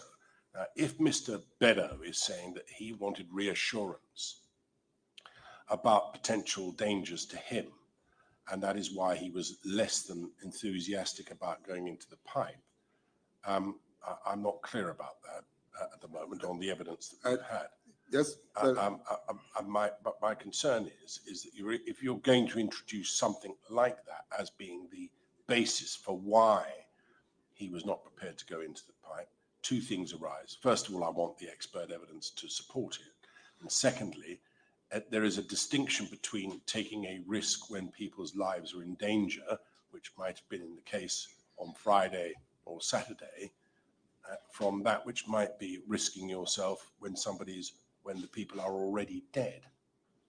And if that was the case on Sunday, you could understand why that might be a risk factor that he would wish to take into account in risking his own health. Mr. Chairman. So I need to be clear about what it is that's being Yes, Mr. Chairman, I am not using it in the manner in which you are saying that I'm using it. I am using it to the extent that it is a risk to be considered. And as you said, depending on the time of the Friday, Saturday, or Sunday, one could dispose of the risk because of it being Friday or Saturday, right, and be more tolerant to the risk because it's Sunday. So what but do you I just want to identify it as a possible risk that a trained diver had considered in his plan. Right. That's all I'm using it for. Well, if you're identifying that as a potential risk, with this witness, you're going to need to ask him, first of all, whether he even recognized it as it existed as a risk. Yes, sir, I'm going to ask him that. Not everybody does. I'm going to ask him that. All right, well, all right. So I asked him if he was aware, and if he's not aware, I told you, tell me yes or no. Were you aware that Mr. Beddoe was considering radiation as a risk factor on Sunday? No. All right. That's what I was at. You know, you can get radiation from your cell phone, and that's why people don't want to use 5G. Do you know that? Yeah.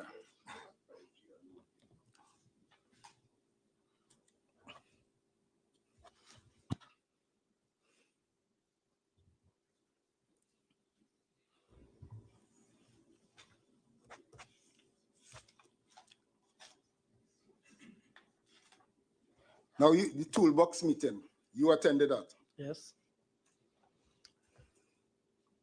This is not the first job like this you did. You said you did one in 2020. Yes. Similar riser been installed and that kind of thing? Yes.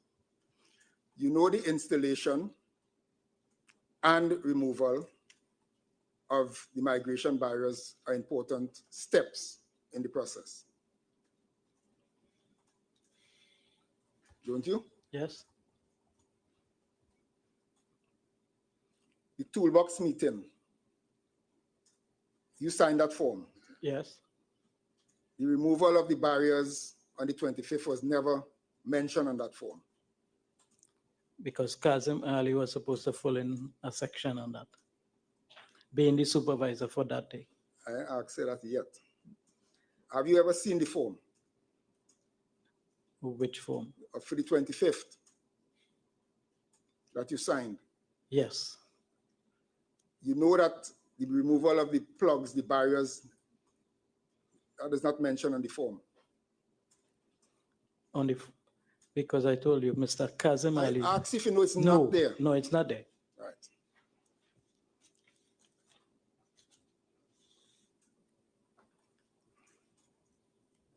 When you signed it, at what stage, you recall? Right after the Toolbox talk. Right after the Toolbox. After Mr. Kazim Ali wrote up the form? No, after the talk was done.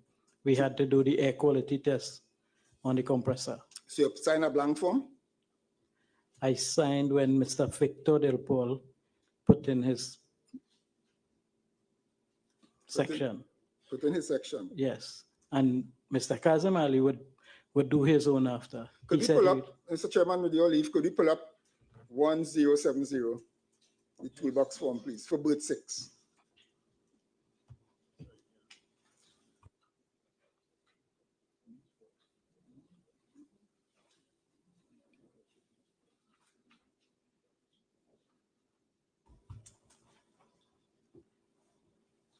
Yes, that's the form. You recognize it?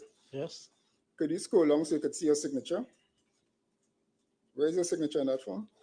Right there, where the pointer is. All right, where Dexter Guerrero is there. All right, when you sign this form, what was not on it? The discussion between the removal of the works to be done that day. Right. You see topics discussed? Were those filled in? Yes. You read that before you signed it? Yes. You saw anything there about moving of plugs? It not on the form, no. Right. Did you call the attention to Mr. Kazim Ali Jr.? The removal of them plugs, they didn't have it there? Tell us about it, but you didn't put it there. Look, it's not there. Did you do that? I did not. Is it that you didn't do that because it was never discussed? It was discussed. I'm talking about then, eh? I talking about them. Right. You sure you're not saying that now because No, of what happened? I'm not. Because you like to follow procedure? We will, yes. No, you. We try to, yes. No, you, not we. Yes. You, not we. Yes. Well, yeah. You like to follow procedure. Try my best. You are a man who stick to procedure and what is to be done. I try my best, so. What about the removing of the badge that caused the suspension? Okay, I did not do that on my own, so. So when you have company that do the things out of sequence? Can I explain? You will get a chance, you know. You see, this lady across is very competent. Can I explain to you now? No, I'm not. No, I'm not interested in that. No, yet. But that activity of yours in February 18th, when was it? When did you do the wrong thing? 17th. 17th. A mere 8 days before this sad event of the death of these divers. Yes. You, in the same contract, same job, you remove a badge without authorization. You didn't give me a chance to explain. I'm coming to give you the chance. Okay. I just want to know if you remove the badge without authorization. No. Right. So you saw that Mr. Kazim Ali, he's of LMCS, right? Yes. He investigated the event. Yes. Right. You want to explain? Go ahead. Let me hear this. The morning of the incident, that particular incident. The 17th. Yes. We had an arrangement between us, the maintenance, to move early, 6 o'clock. Yeah. Okay. The maintenance crew, they came in minutes to 7. We about 10 to 7 somewhere there. Normal channels, and the normal thing with the crane badge is we try to move early when going in between structures because of the wind. And that creates a hazard because we could either put a hole in the badge, sink right there. So we try to do it at that time. I called shipping offers, normal, because they govern the harbor. I asked the OTS at the time. Well, I don't want to spend too long on this because that's what the commission is really looking into. Okay, no, but you're looking into this, so I'm giving you the explanation. So basically you're saying it's not your fault only. Right? No, you gotta let him. I know he's taking his time. He's allowed to. Okay, yes, Mr. I just didn't want to. I spoke to the person in charge of the port and told him we did not have a permit and explained to him that we wanted to go with the badge before the wind and water get choppy because of where we were going to position the badge, right? And we spoke of the permit, and I told him that Rajiv, well, the maintenance people will come with the permit. We didn't have a permit. Normal procedure is we go out and permits come on the badge to be set. So it was more convenient to move at that time. It was more safe to move at that time. It was more safe to move at that time. Right. And you move, even though you know you're supposed to have the permit first, but it was more safe to move then. Because permission was granted. Okay.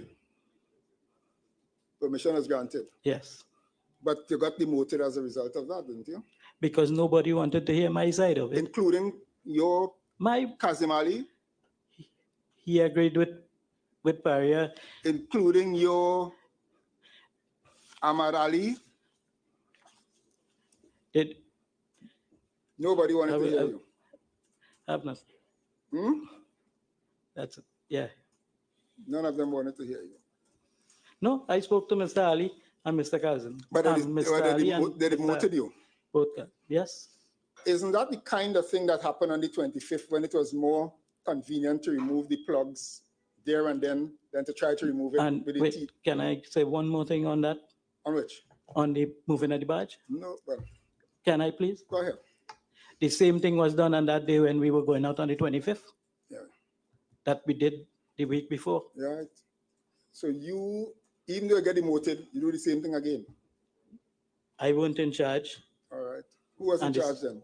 Mr. Kazim Ali Jr. Mr. Kazim Ali Jr. And it was given to him same right via the same steps. That's what I'm trying to get from you.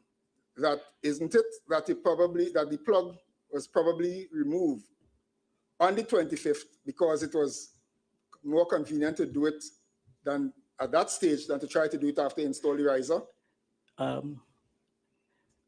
Did any talk discussion came up with removing the plug? No discussions was made on removing the plug.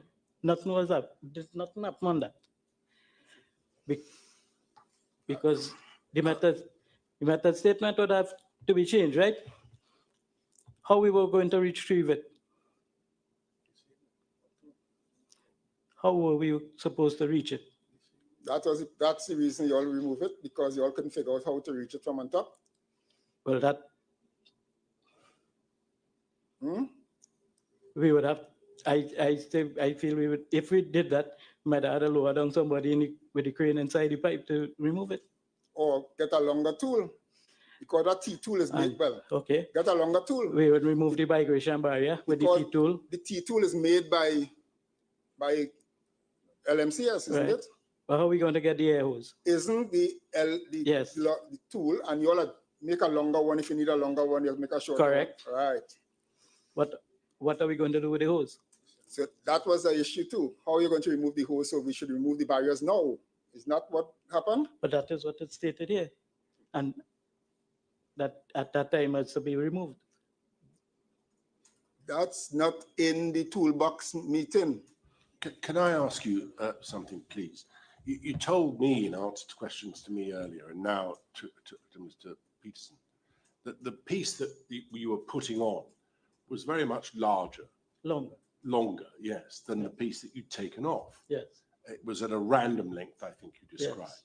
But presumably it was at that random length so that somebody on the outside could then measure where they wanted to cut and then cut that piece off. Okay. That's right. Don't say okay. Yes. I'm not manufacturing. Yes. So one can understand you're putting it on a piece of pipe that is much longer than you would otherwise need. You cut that pipe off where you think you need it once it's in place. Yes? Yes. Then it would be shorter, wouldn't it? A bit. Well, how much is a bit? But could about 2-3 feet longer? 2 or 3 feet you've cut off, is that all? I mean, did you know? Well, no, I can't give you an exact measure. Right, well, I mean, Forgive me, Mr. Guerra, but you know, this is obviously quite important, all right? Yes. It makes obvious sense that if you could safely remove the barriers when they were closer to you, you would do so, right? And I understand that the method statement says that's when they should be removed, right? When they're in the when you're in the chamber. Yes.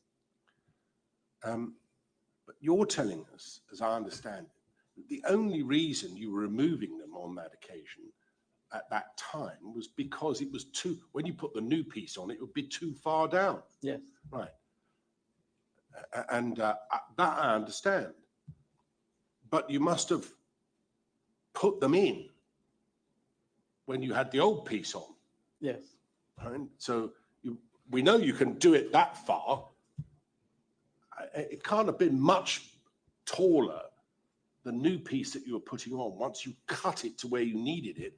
Or are you telling us that it was quite a lot taller? It was longer.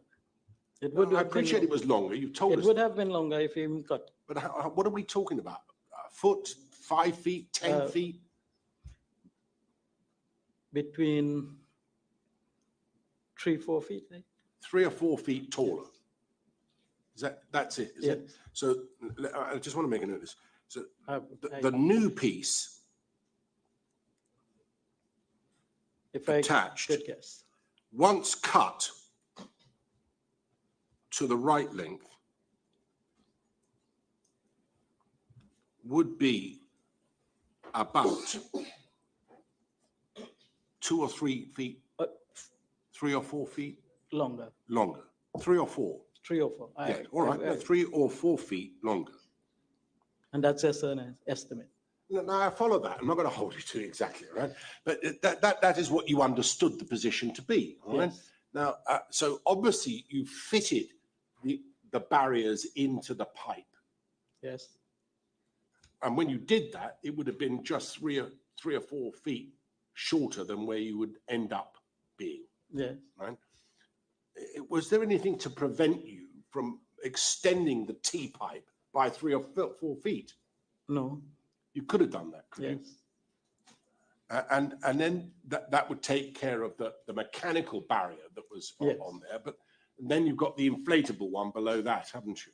Yes. How would you attach a hose or something to the valve to let the air out? How do you let the air out of that? There's a valve. Right.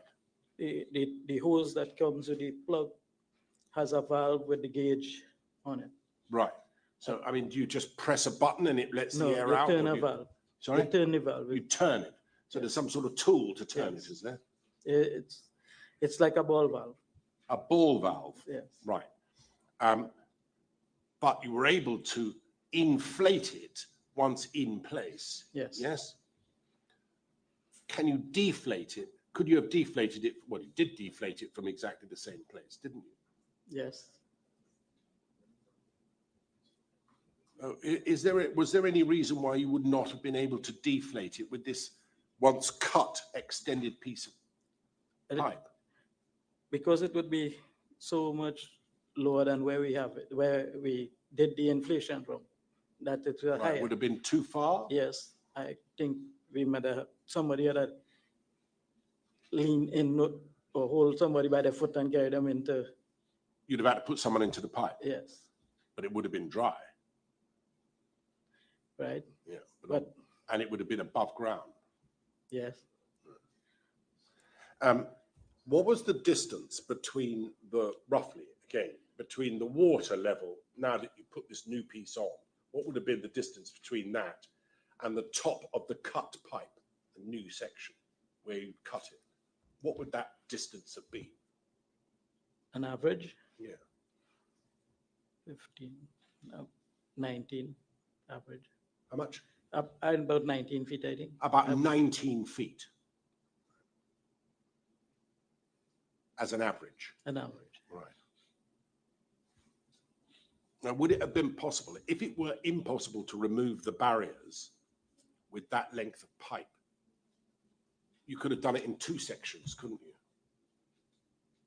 One above the water line so that you could reach in, and then put another section on to you so you get to the height you want it to be. I mean, I appreciate it's more work.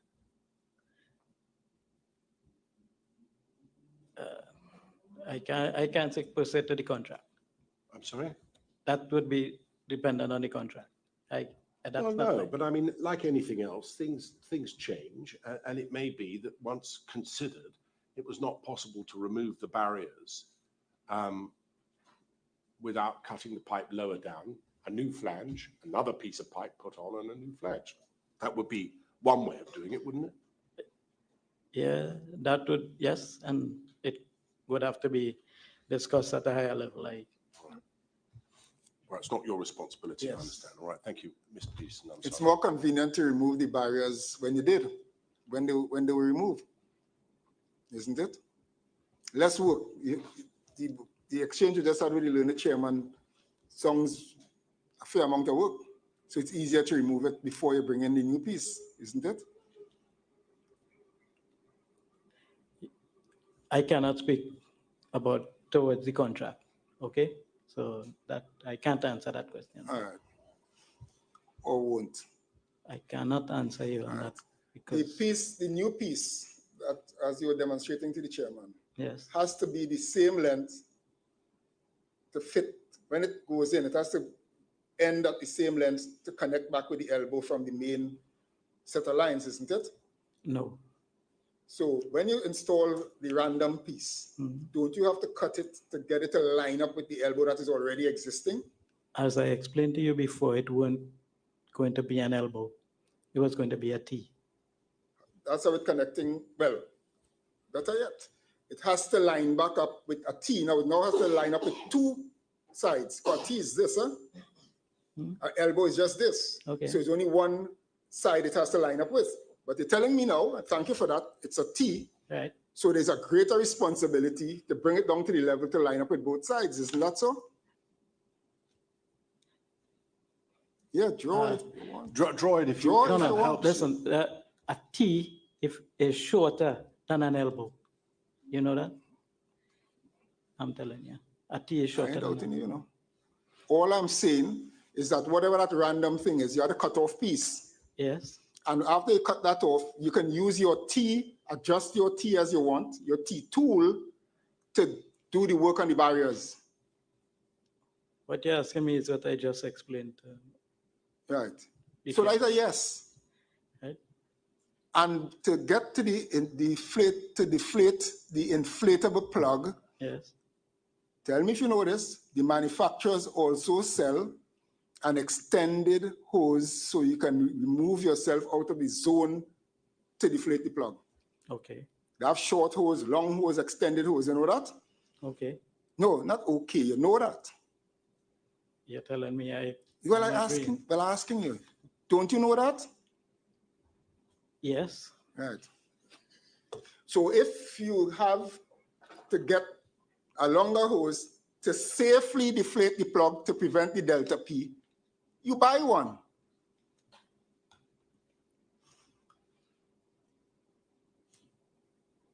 You ever hear about something colloquially called cutting corners?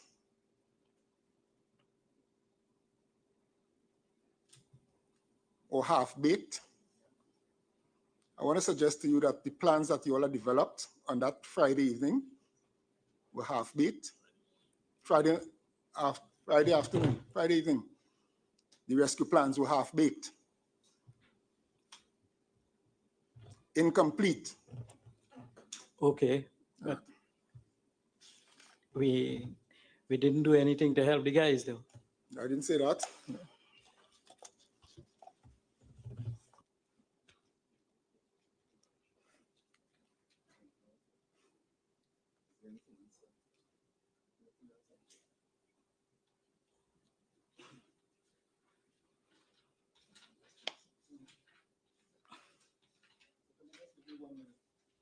Please move there. Just checking my list. I should be finished.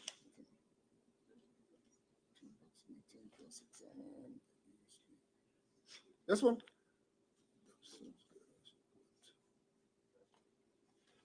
Were you ever interviewed by the police after this incident? No.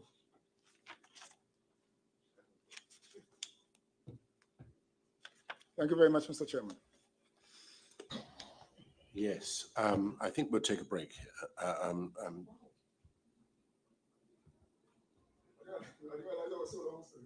We did. I don't mean that offensively in any way at all. All right, we'll take a break now, I think, rather than troop on. Do you have anything, Mr. Maharaj? No. No. Well, then I have one question only, and then you can go, all right? And so does Mr. Wilson. All right, well, let's take a few minutes and see if we can deal with this so that you can leave, all right? My question is simply this. Is the document that's on the screen at the moment, which is the Toolbox document you were referred to by Mr. Peterson, yes. All right? And he pointed out to you, nowhere on that document does it mention anything at all to do with removing the barriers. That's right, isn't it? And you told him that the position is that Mr. Kazim Ali Jr. was supposed to put it in later on. Yes. Yeah. Well, I mean, the fact of the matter is there is nothing on there about the actual jobs that you were supposed to do at all, is there? I mean, the carbon testing, anything. There's nothing on there about the work that was to be done on that day. Yes. Is there? No. So it's not as though the barriers are the only things that have been left out, lest anyone should get the false impression. There was no indication on this document about topics that were discussed at all beyond safety. Yes. All right, thank you. That's all I wanted to ask you. Mr. Wilson. Good morning, Mr. Garrett. Good morning. Just want to ask you how much experience you've had working with these types of jobs. And, sorry, go ahead. Some. Okay. And you've been diving with LMCS as well? Yes. All right. So in your experience of diving in these types of scope of works, just outside of the job of the day, are you aware of other capabilities of other diving companies, or let's just say the local dive industry? Yes. You're aware of them, all right? So I want to go to Coast Guard. So are you aware of Coast Guard's capabilities? No. All right, so you know industry's capabilities, but not Coast Guard. Yes. All right. Had you known the capability of Coast Guard to enact a rescue or participate in a rescue when you were being told that Coast Guard is coming to rescue, in your experience, well, in hindsight now, why didn't you challenge that Coast Guard may not have the capability to rescue? We're on site and we can probably begin a plan, but go ahead, but to begin a plan. Okay, firstly, we didn't want to aggravate anyone. And it meaning that we had an incident this Saturday morning where they sent security to remove some of our crew members. This is Paria security? Yes. Sorry. Because of an incident on number 5 where the guys wanted to take a look in the pipe. Our guys wanted to take a look in the pipe, and everybody was just telling them, move from here, don't come here. After they removed the flange, the blind flange. So that's the reason we weren't showing any aggression towards anybody. Okay, thank you. Well, I'd remove the question I have for your knowledge about Coast Guard's capability, but you said something very interesting in managing the incident. From your statement, I pick up that your LMCS leadership on site in terms of the dive supervisor. Would you consider yourself LMCS leadership on site?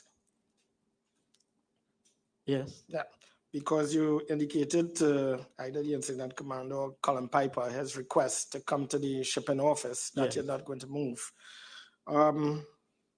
So obviously you had some sort of experience where you felt you had an authority to decline the client because you're managing a site. Yes, we would. Well, both of us wouldn't leave. All right. I would stay and Andrew would go. So you are essentially the dive supervisor's delegate in his removal from the site, and was it agreed? How did that come about? Just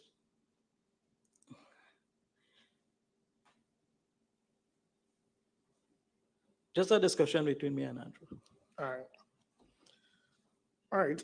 One last question in terms of the manning power at that time to effectively initiate a rescue. Would you say that manning power existed? At the time, it was me and Andrew, and we called in for support. All right. And sorry, I just have to continue on from that. So at the time, it's just you and Andrew Farah in terms of manning resources, LMCS with Yes.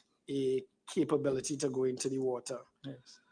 How long it took before, in your eyes, from what you witnessed, before help reached on the scene?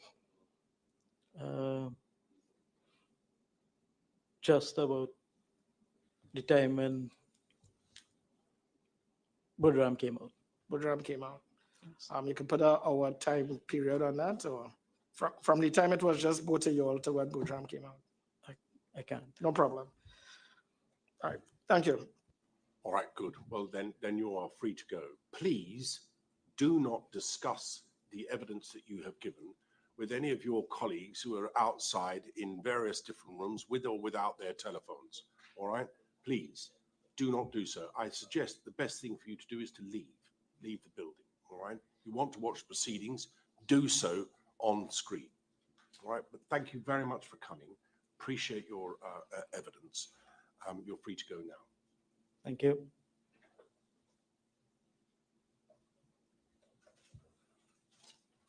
Right. My watch seems to be fast, so let me tell you the time. Yes. We'll resume at 5:02:12. Thank you.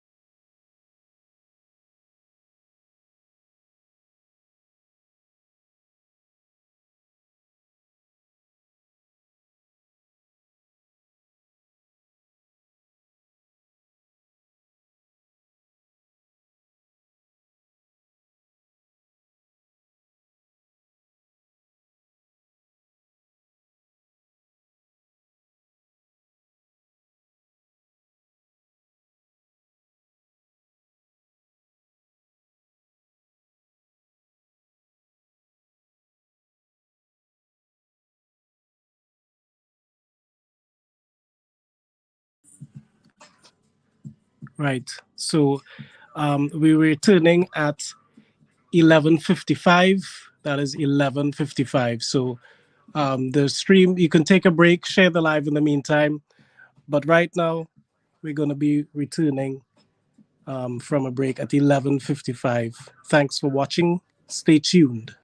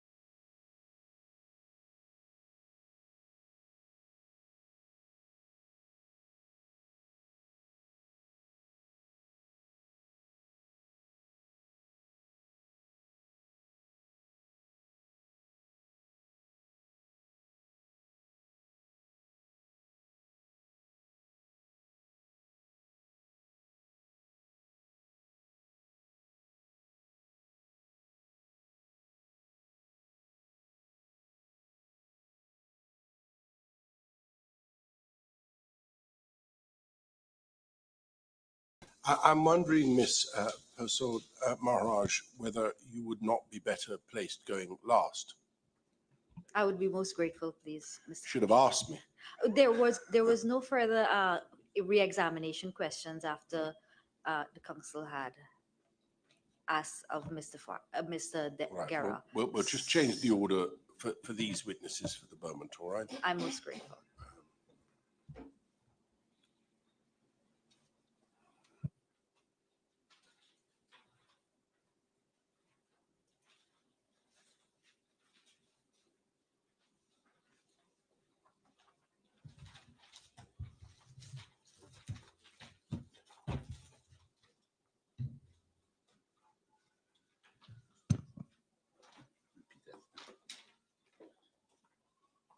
I, Andrew Farah, solemnly swear that the evidence that the evidence I shall give to the Commission in this case shall be the truth, the whole truth, and nothing but the truth. nothing but the truth.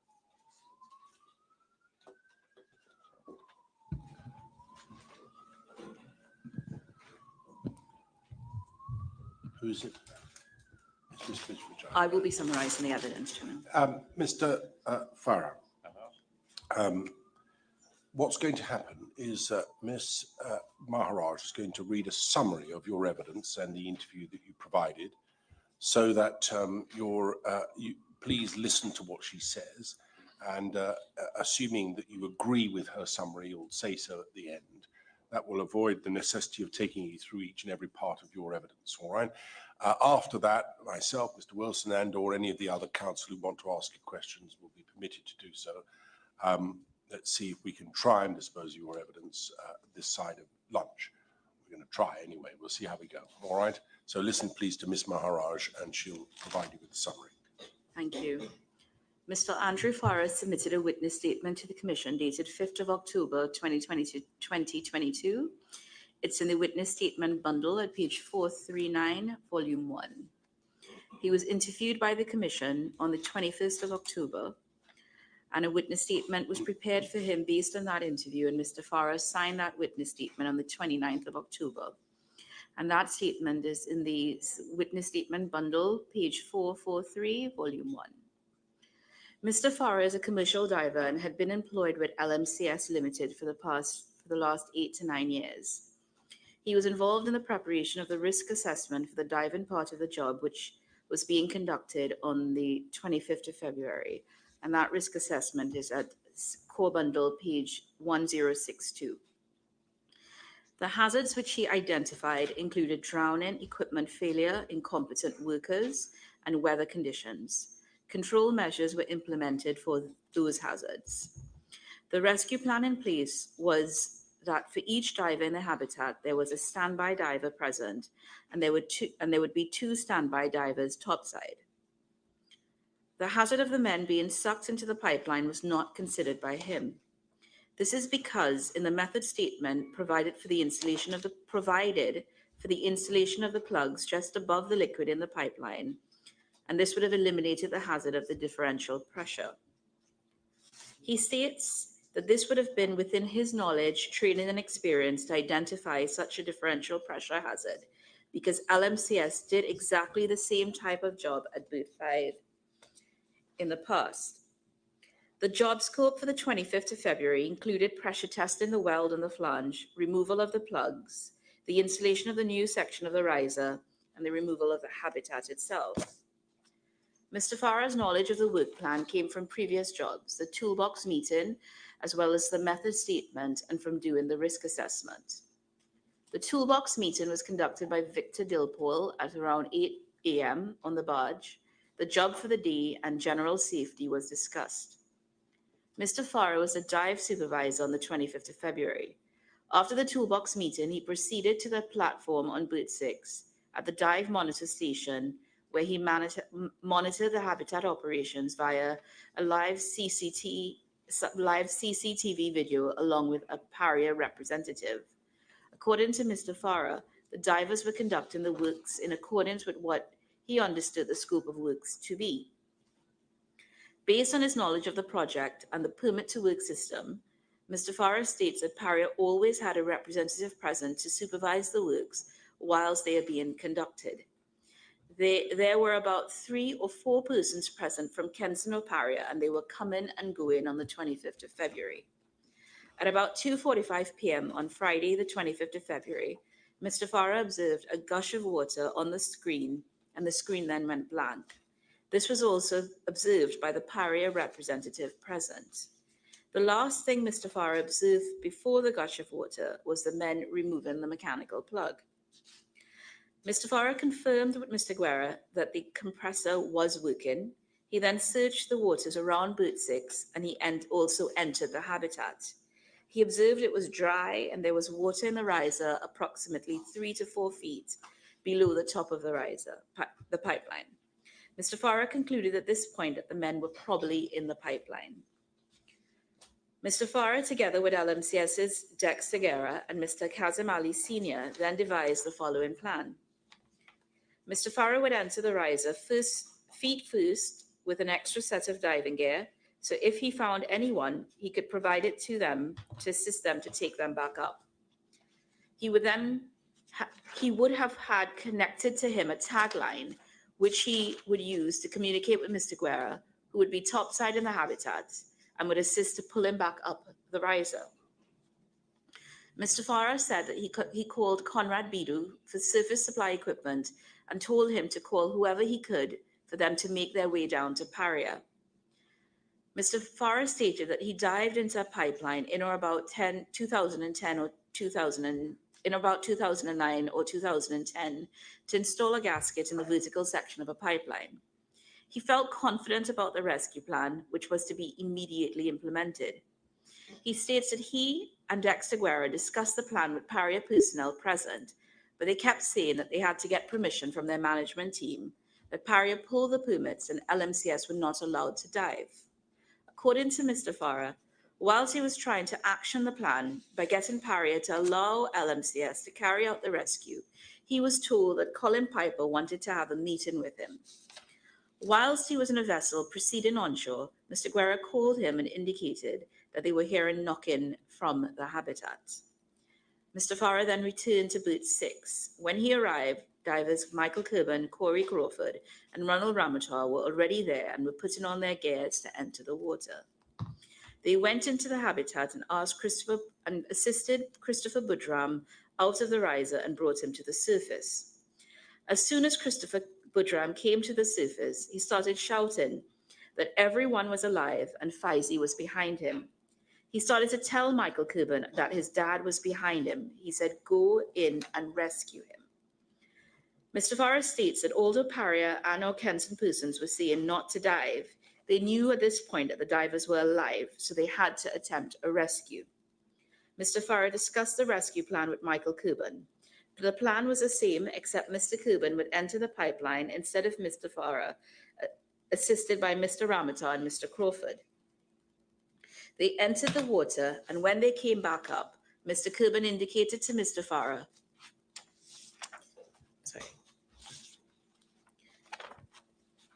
that he went to the bottom of the riser and went as far as he could to go with the umbilical. That is about 10 feet into the pipeline. Mr. Kerban also indicated that he found a set of dive gear just past the elbow and he brought it back. At this point in time, Conan Bido arrived and Mr. Farah discussed the plan with him. Conan Bido, Michael Kerban, Corey Crawford, and Ronald Ramatar then entered the water. After the divers entered the water, Coast Guard officers told Mr. Farah to get all of the divers out of the water and that they had to stand down. At about 6 p.m., Mr. Farah indicated this to the divers when they emerged from the water.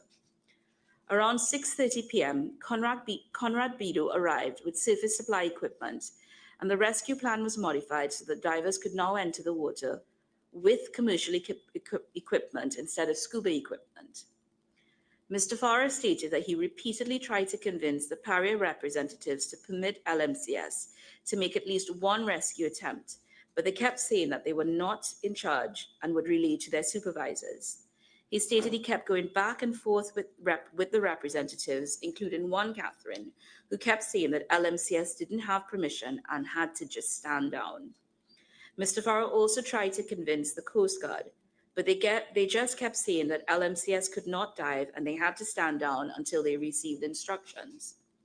In addition to Conan's equipment, 2 other dive support vessels arrived, fully equipped with surface supply equipment and willing divers.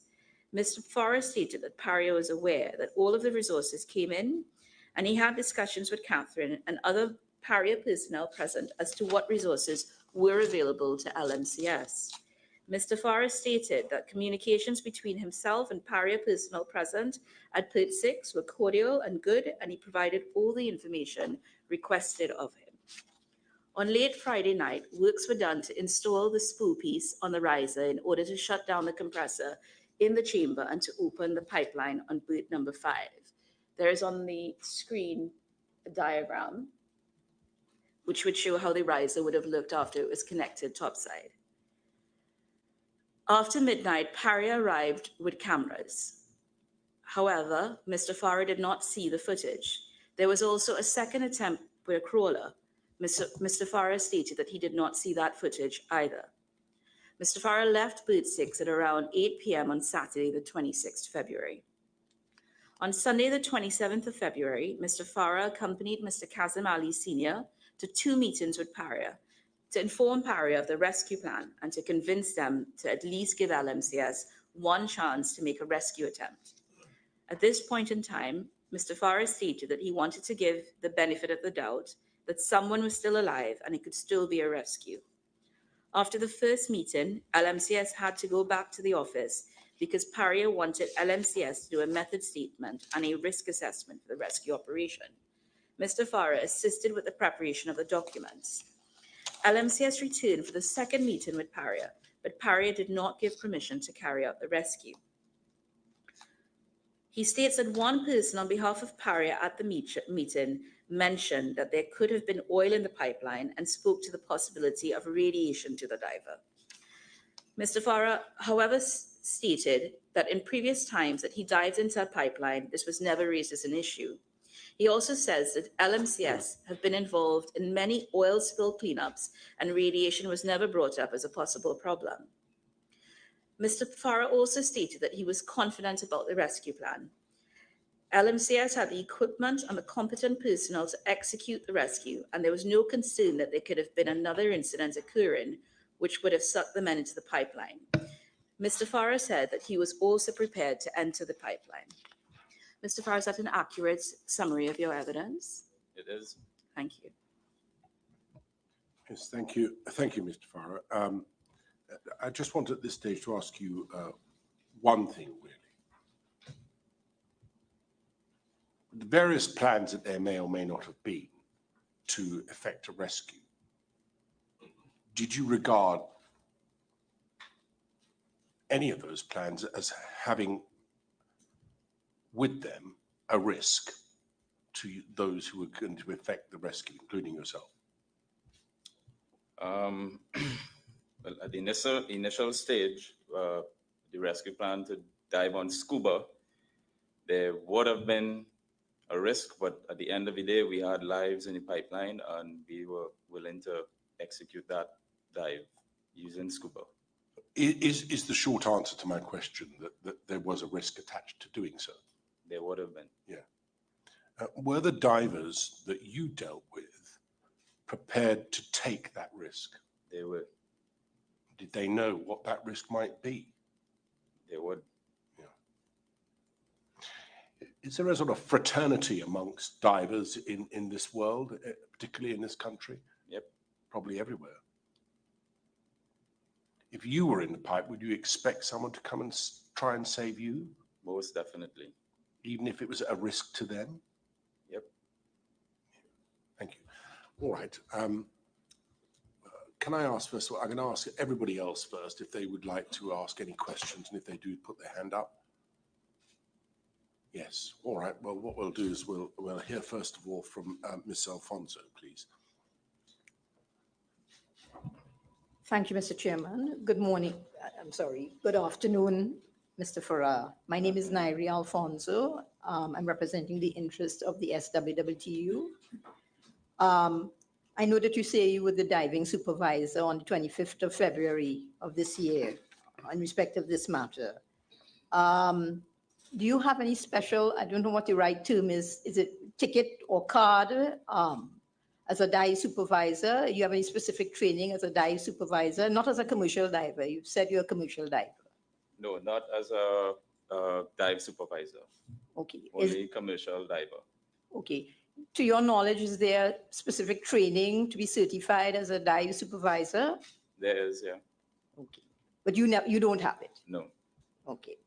Have you received training as a dive supervisor as opposed to certification? No training. Okay, thank you very much for that. On this day, on the 25th, in the afternoon of the 25th, who were you're the dive supervisor, who were the standby divers? Well, at that point in time, we had Kazim Jr. as a standby diver, but once a dive operation is going on, all divers are considered as standby divers. Okay, help me out with that, Mr. Farah. You had 4 divers in the habitat, yes? Yeah. So they were actually doing things in the habitat, they were doing work in the habitat? They were doing work, yeah. Okay, so those 4 people could not be standby divers? Yeah, they could.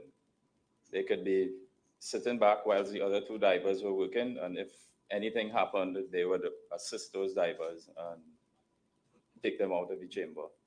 Mr. Farah, you would know whether all 4 divers were assigned tasks in the habitat that day? A particular task to each diver? Yes. No. Okay, so how many divers would have been used to do the work in the habitat? 2 divers. 2 divers. So you're saying that 2 were active participants in the work and 2 were standby? Yeah. Okay. Is it normal in your experience that the standby divers would be in the same environment as the actual divers, so that if there was something untoward happened in the habitat or around the habitat, they wouldn't be in the same situation of the active participants, the active divers? Well, whilst working in the chamber, it was a dry environment. So it was not considered that they were diving at that point in time. Okay, so if you remember, who were the standby divers on the 25th of February? Whilst the 4 divers were working in the water, well, in the chamber, we had Kazim Ali and, if required, Dexter Guerrero. Help me out, Mr. Farah. If you have a standby diver, isn't it not best practice that standby diver or divers, as the case may be, would be topside? Yeah. And geared up? Mm-hmm. He was unable to get into the water very quickly? Yeah. Who is he? Kazim Jr. But Kazim Ali seemed, at least from the video we saw, to be ferrying tools to the four people in the habitat. Yeah. He was also assisting them with carrying out that task as well. If they needed any additional tools, he would carry it down and give it to them. Okay. So how would Mr. Kazim Ali, be a standby diver able to assist in the event of an emergency with the 4 people in the habitat, if he himself was in the habitat? It's very unfortunate that at that point in time when he went down, that this event occurred. Okay. So he was a participant in the work then. He wasn't a standby diver. He was a standby diver. But he was a standby diver exposed to the same risk in event that he had to effect a rescue. He would be in the same environment of those he was asked to rescue. Correct. Would you agree, Mr. Farah, that would not be best practice? Well, I would say, yes, I agree with that, but how the job was planned to eliminate the hazards of the Delta P, which caused this accident, that was not supposed to occur. Okay, I wouldn't get to Delta P at this point in time. I'm just asking, in the environment that you had, you should have had, the best practice would have been a diver or divers fully geared up and waiting to get into the water quickly, immediately. Correct. Correct. And that didn't happen here. No. Okay. I notice in paragraph 2 of your, I think this is the original witness statement. Yes, your original witness statement at 439. you named yourself a D, 2D, as a standby diver as well. Yep. Mhm. You agree? Yeah, Yes? yeah, Okay. yeah.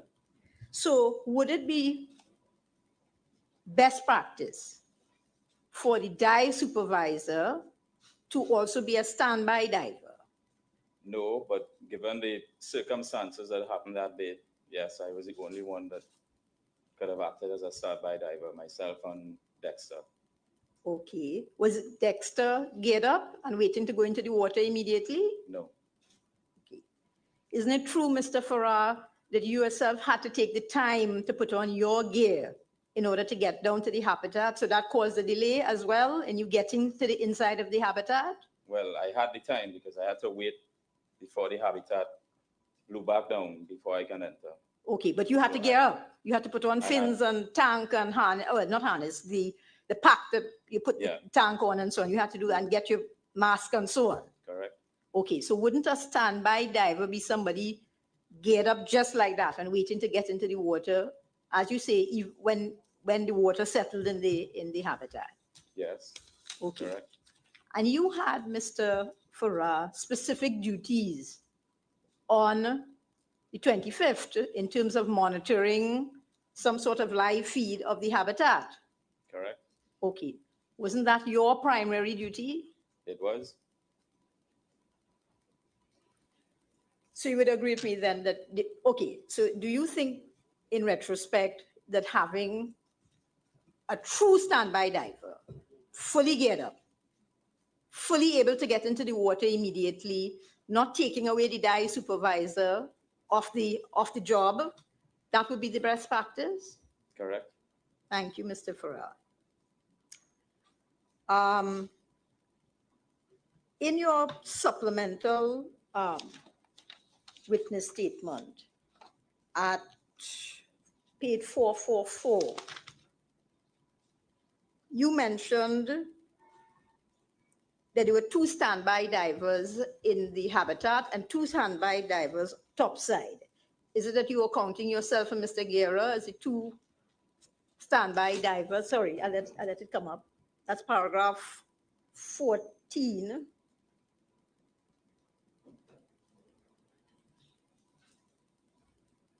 You see that there? Yeah. Is that correct? Mm-hmm. Were you counting Mr. Guerra and yourself as the 2 topside standby divers? No, that would have been Kazim Jr. and Dexter. And Dexter. Okay, thank you. Going back to best practices, Mr. Farah. You have already said that this job was done with scuba, right? Scuba equipment, yeah. Right? And people who are certified to use scuba equipment. Even if it is in hindsight now, in your view, would it have been better to have commercial divers undertake these duties that were required of them, such as like Mr. Conan, Bedo, and so on? And yourself and Mr. Bedo, both commercial divers. Right. Would it have been better to use commercial divers? I'll ask you that first. No, it wouldn't have mattered. Okay. So we weren't using commercial surface supply equipment. Okay, and that was the next question. Right. Would it have been better to use commercial diving equipment? And I'll give you an example. I'll give you what I mean, right? Surface air with an umbilical cord, some form of tether, meaning something attached to your hip, so that if you got into difficulty, there would be somebody topside, a tender, that's the right word? Yep. Right? Who would be holding the rope that is attached to your hip, and that you would have surface air, and that surface air could be supplied not only with a helmet, but something, I think the term is hat, isn't it? That is correct?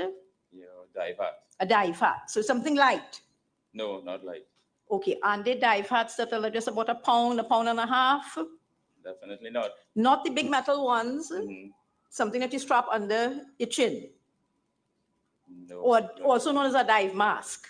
A band mask. Pardon? Band mask? Band mask, Yeah. yes. That's about 18 pounds. Okay, Yeah. no. Mr. Farah, there's not a light, they're not lighter, newer versions of that? Not that I am aware of.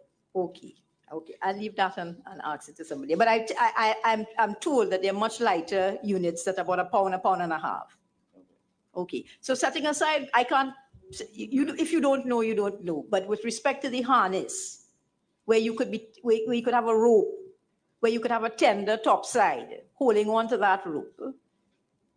In retrospect, in hindsight, now that you know what transpired on that day, would it not have been safer, best practices, would it not have been safer for the 4 divers? 5? In hindsight, yes. It would be. And that's something very, I mean, for want of a better term, I say I've never dived. That's very low tech, isn't it? Low tech, what? Meaning you have a harness, you have a rope, you have somebody topside who's a tender, who is holding that rope. So if something happens, they're able to hold on to the diver. Yes? Yeah. So when I say low tech, it's not Okay, like, yeah. you know, expensive equipment, you know, it's state-of-the-art equipment, right? Standard stuff. Correct. So I say, even in hindsight, in retrospect, would it not have been better to have these divers with the harness, with somebody as a tender, topside? Yeah. In hindsight, yes. But you didn't plan for that eventuality. Nope. And you would have worked out, as you said in your witness statement, what were the potential hazards involved in this job. Correct. And that potential hazard of having to retrieve a diver. Was never considered to that extent. To that extent. Yeah. Mr. Farah, if I want to ask you a hypothetical. If you can't answer, you can't answer. If something had gone wrong with the atmosphere in the habitat, and forget the pipe, people went down the pipe, and you had to retrieve a diver because they fell unconscious, for argument's sake. Right. That would also be the mechanism you would use to pull them above the water, yes? What? If they were harnessed. Right. If there was, I'm just trying to say, I don't want to just say it's only if they went into the pipeline that would be useful. If something happened to them in the habitat, having them tethered at a harness, would that not assist in retrieving your divers? Yes, it would. Yeah. Yes? Okay. So you would agree that in best practice would have been to have this type of equipment. Even if you can't agree on the lighter mask. Right. Okay. Mr. Farah, we've heard, I wouldn't go over the original plan, which involved only yourself and Mr. Guerra, because that's all you had. There's only 2 divers you had available for the first plan. Let's call it the first plan. Subsequently, other divers like Conan Bedu and Michael Kuban and those sorts of Rolly, Ramuta and so on, they came on scene. Yep. And I take it about 6:30, Mr. Bedu would have come on scene with some equipment. That's Conrad. Oh, I'm sorry, you're correct. They're 2 brothers, right? And he came on scene, Conrad, I believe it is, with surface air. Yeah. That's the right thing. Is it that the barge from which these operations were staged that belongs to LMCS, you didn't have surface air there? No. Okay, so you didn't have. We had an air compressor. You had an air compressor, yeah. But you didn't have like the long umbilical cords that you could, provide. No. Okay.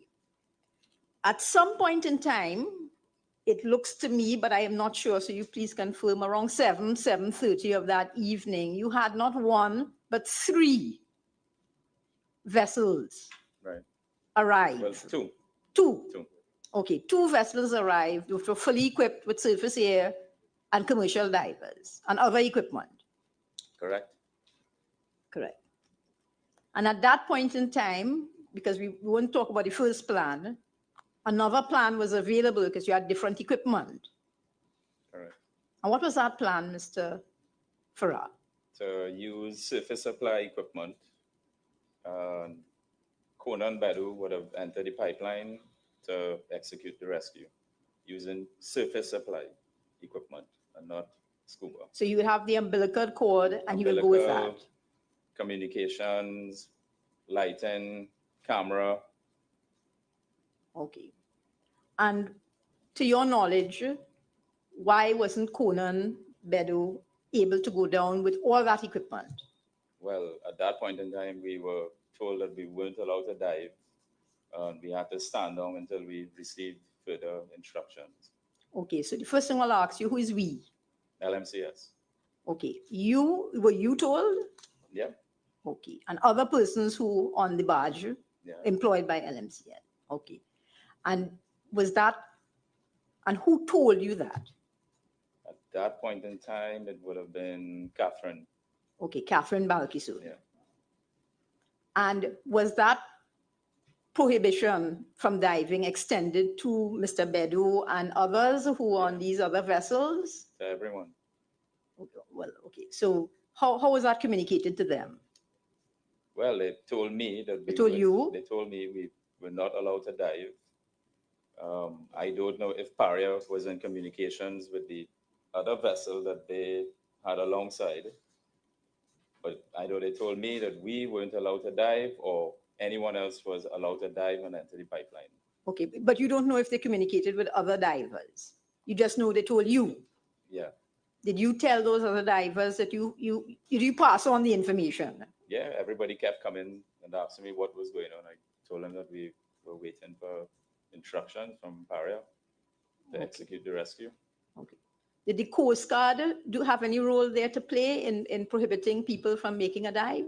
Yeah, they came to me personally and told me that I had to get all the divers out of the water.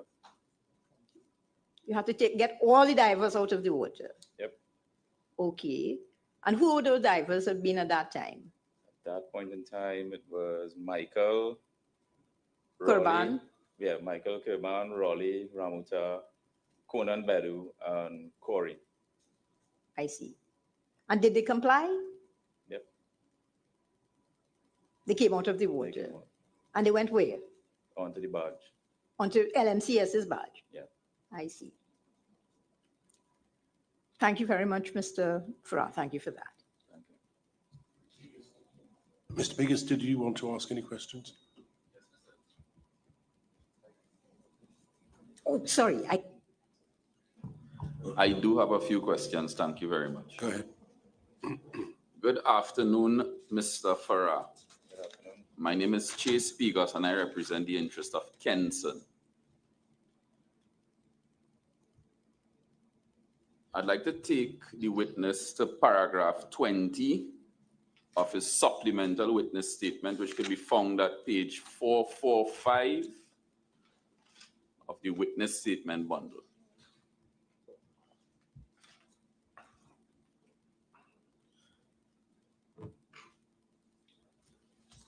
At paragraph 20, you stated, based on my knowledge of the project and the permit to work system, Paria always has a representative present while works are being conducted. Based on what I am aware, their function is to supervise. Yes? Now, based on that statement at paragraph 20, we can take it that you are familiar with the contractual obligations between LMCS and Paria as outlined in the scope of works. Yeah. Right. And you are also familiar with the permit to work procedure. Right. Mr. Chairman, I'd like to take the witness to the permit to work procedure, which could be found, sorry, not the permit to work procedure, the scope of works, which could be found at page 546 of the witness statement bundle. It's attached to the statement of Kazim Ali. It's also in the core bundle, but I'm using it from this location. Yes, let's have it up then, please. Where are we? Just remind me the page number. 564. Thank you. No, I'm seeing 546. 546 Yes. of the witness statements. Yes? Of the witness statements, yes.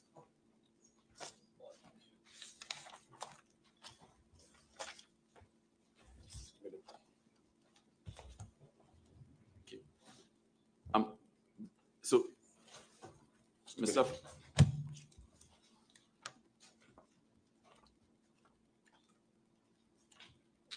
Yes. Okay, thank you very much. Now, Mr. Farah, this is the document that you say you familiarized yourself with, yes? I'd like to focus your attention to clause 2.0.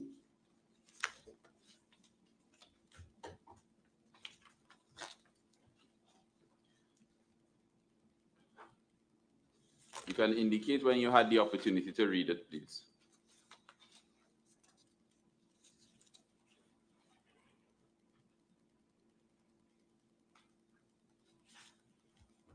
Right, yes. Right. Now, pursuant to clause 2.0, you agree that it provided for supervision of the entire job, yes? Yeah. And the supervision for the entire job was to be done by LMCS according to that particular clause.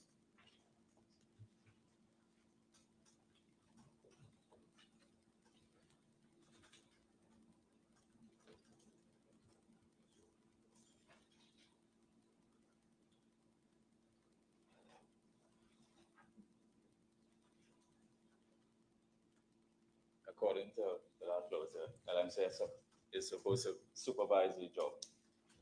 Thank you. Now, as far as you know, before the execution of the contract, I'm just asking this based on your knowledge, as far as you know, before the execution of the contract, LMCS did not identify someone from Paria with the expertise to supervise. I am not aware of that. Okay. Now, in your witness statement, you spoke of Paria representatives, yes? Yeah. You know the name Houston Madrad Singh? Yeah. Right. You worked with Houston Madrad Singh, yes? As dive supervisor.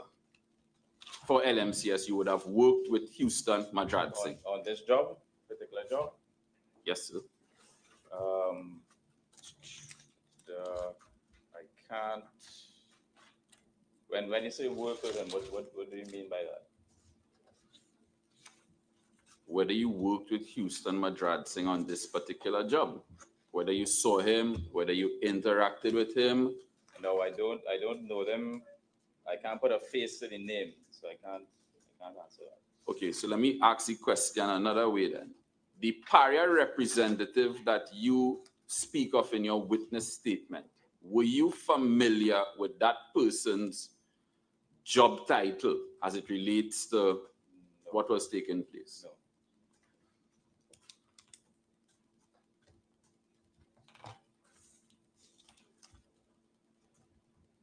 Just for my clarification, you know the name Kurt Scott? No, I do, yeah. Right. You know the name Kurt Scott now, but you were familiar with the person at the time you all were doing this particular job? No.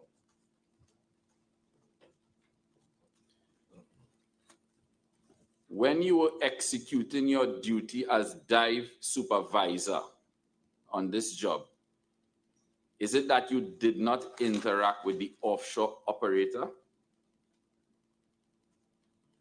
Which would have been Kurt? Yes. Yeah, I interacted with him. Good. You interacted with Mr. Scott before the day of this incident?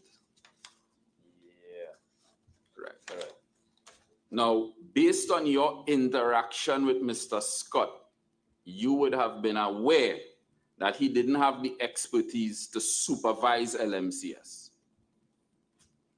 Yes? No, I can't answer that. Right. You have to take your answer.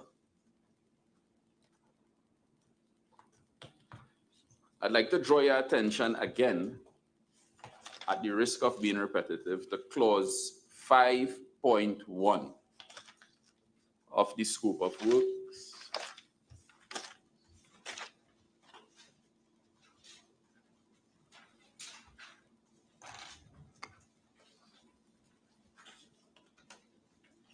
And I'd read it for you in the interest of time. 5.0, contractor's responsibility. Supply adequate, competent, and certified licensed labor for the specific job functions, full-time supervision, materials, etc. You see that there? I do. Right. So here again, in addition to the general provision at clause 2, which was brought to your attention earlier, there's another provision under the scope of works which provides, for LMCS providing full-time supervision for the execution of this job. Agreed? Agreed.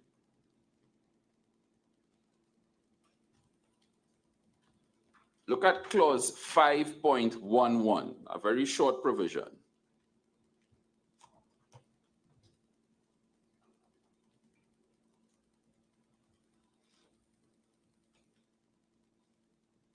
And if I may assist you, you agree that clause 5.11 says to have a designated person on site who can report on activities and progress to Paria's maintenance and operations personnel. Correct. This was LMCS's responsibility, yes? Correct. Almost through it. Can I direct your attention to clause 8.82?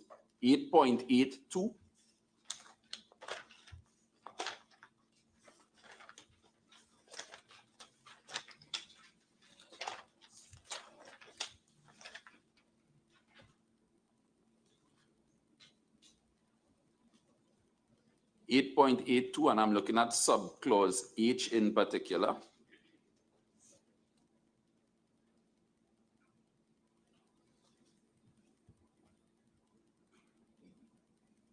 The contractor, tell me if you see this, the contractor shall provide competent and qualified management and technical personnel required for completing the following tasks: project management, Gantt charts, and project execution plan.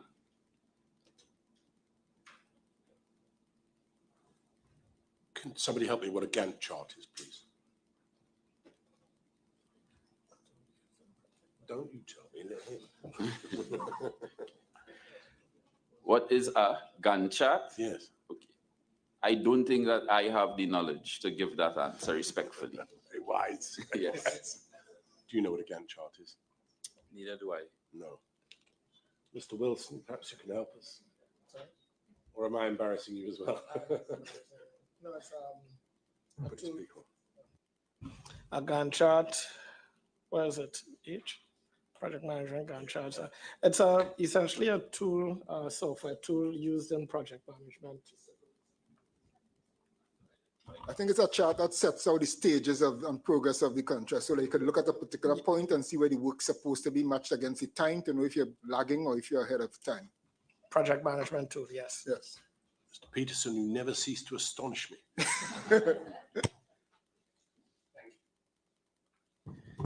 Thank you very much. Mr. Farah, my question based on this provision is simple. In order for this to be effectively done, LMCS had to constantly supervise the works that was ongoing. Agreed? Agreed. Let me direct your attention to clause 9.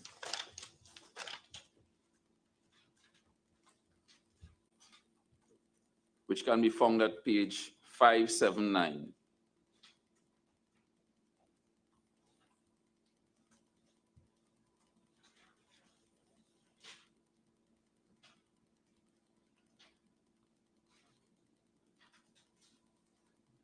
Now, sir, for yet another time, there's a provision which states the contractor shall provide competent supervision at all times during the execution of the job. And I wouldn't bother to read the rest because that's what is important for our purposes. You see that there, yes? Yes.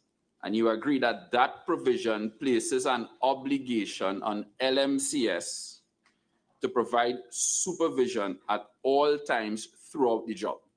I think you should read the rest of it. I think it's important. Okay. My apologies. Contractor supervision must ensure that all employees on the job are aware of the hazards related to the job and the relevant control measures. You see that there, yes?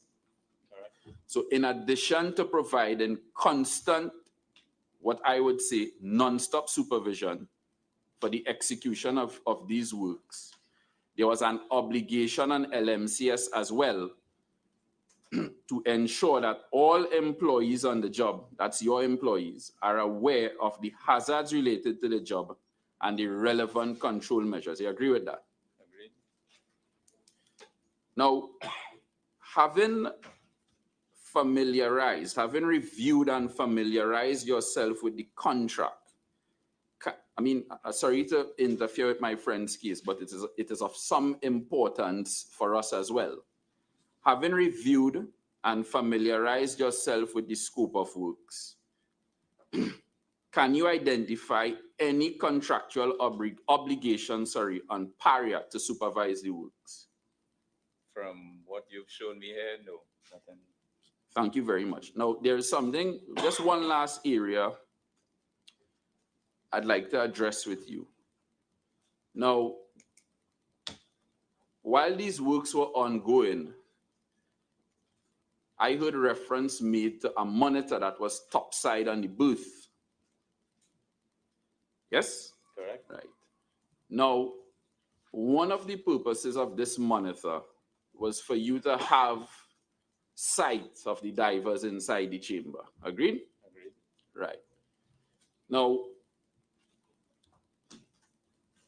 for someone who is not familiar with what was going on the day in question, I mean, of course, you are familiar, so you could look at the monitor and you might have a general idea with respect to what is going on. Yes? Correct. Right. For someone who is not familiar, I show up on Berth 6 and work going on tomorrow. Can I look at that monitor and say with some degree of certainty the specific task that was going on? If you have no idea what the job is about, no, you would not know. Thank you very much, Mr. Farah. I appreciate your attention and time. Much obliged, Mr. Chairman.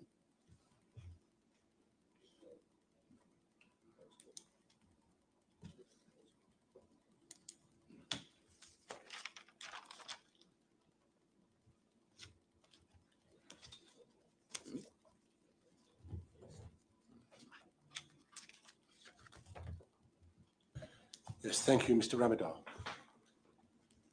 I'll pass on this. Thank you very much. Questions you had posed. Not at all. Chairman, I'm most grateful, but the question that the chairman himself had posed covered the areas that I intended. So thank you very much. Mr. Peterson. Good afternoon. I tried, Mr. Mr. Mutu, you're going to deal with this witness. Thank you. Good afternoon, Mr. Farah. I have a few questions for you. I represent Paria.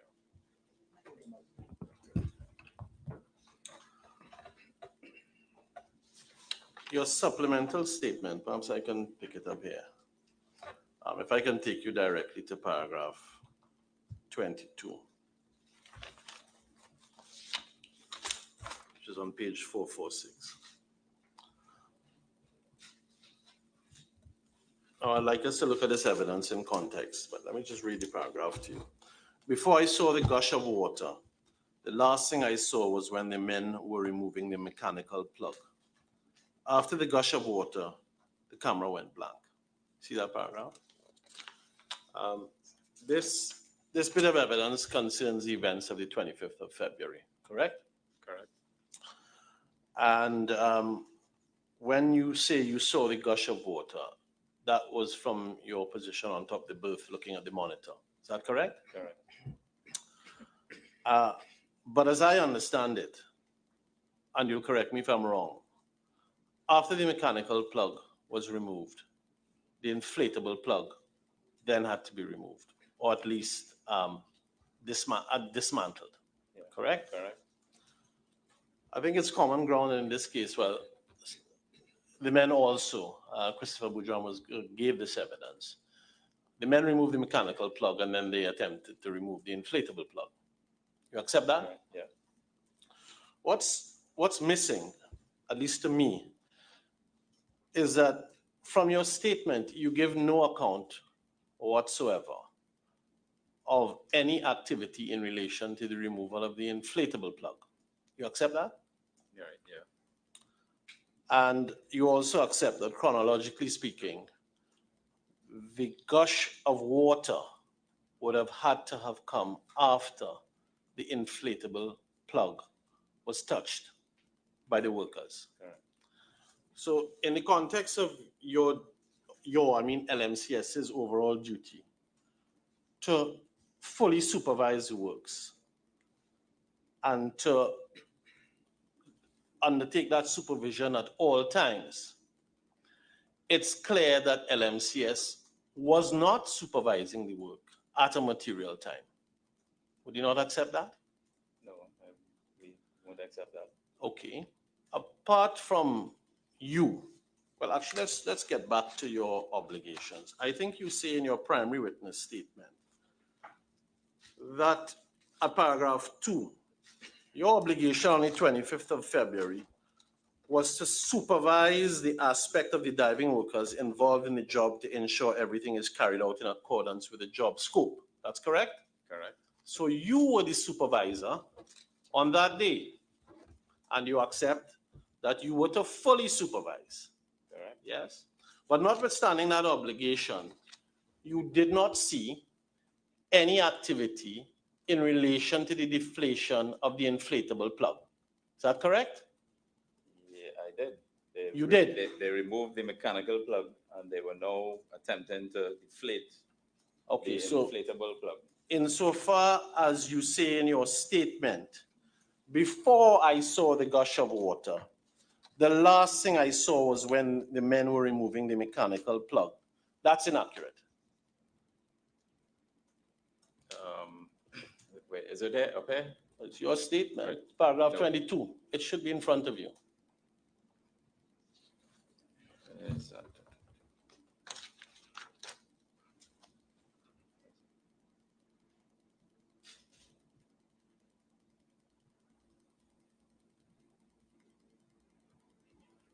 right. So could you repeat the question now?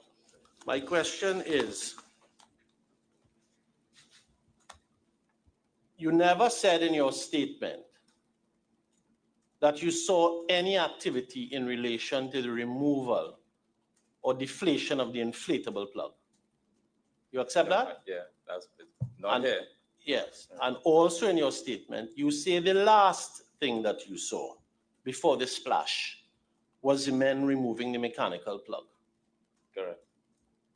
And you also accept that before that splash, some activity must have taken place in relation to the inflatable plug. Correct. Yes. And I'm suggesting to you on your sworn testimony before this commission, there's therefore a glaring omission in your duty to supervise. Would you accept that? No. Are you telling us for the first time today, after giving 2 statements to this commission, you are now telling the commissioners that you saw activity in relation to the removal of the inflatable plug? Are you telling us that today for the first time, Mr. Farah? I am. Yes, okay. Well, we're all very keen to hear what happened. So tell us. Right, so they removed the mechanical plug, and one of the divers they pulled the air hose that was connected to the inflatable plug, and he had it in his hand. And soon after that is when the gush of water entered the chamber. So this happened all under your direct supervision? Correct. We saw a video on the first day of this commission with men in the chamber. It seemed to me, and maybe you can help us with this, was one man down in the pipe on the inflatable plug? What? I have not seen that video.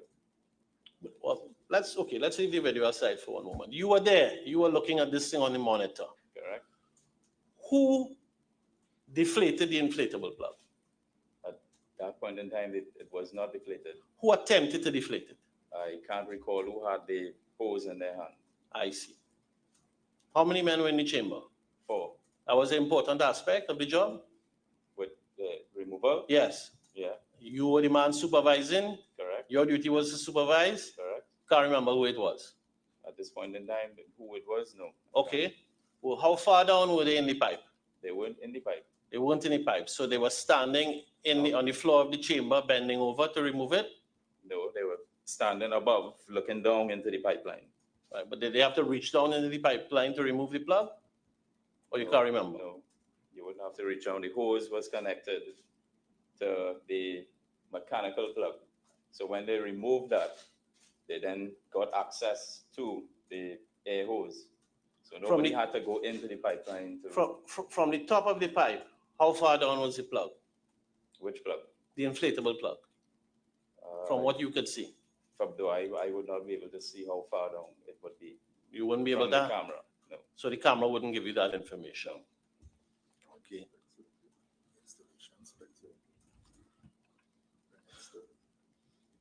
You know Mr. Jonathan Ramdan from Paria? I know the name. Yeah, he was the site authority on the day? I believe so. You recall encountering him shortly after there was a splash in the chamber? No, I don't. Mr. Ramdan has given evidence before this commission of inquiry that he arrived on a barge shortly after the splash. Right. You were on the barge? After the splash, yeah. Yes. His evidence is also that you were lying down on the barge holding your head. You dispute that? No. Because you were distraught. Correct. Extremely distraught. Not extremely, but quite distraught. Quite distraught. You had worked with this company for 7 or 8 years. Correct. You had gained all of your commercial diving experience under them. Correct. Most of the men, well, most if not all of the men were well known to you. Correct.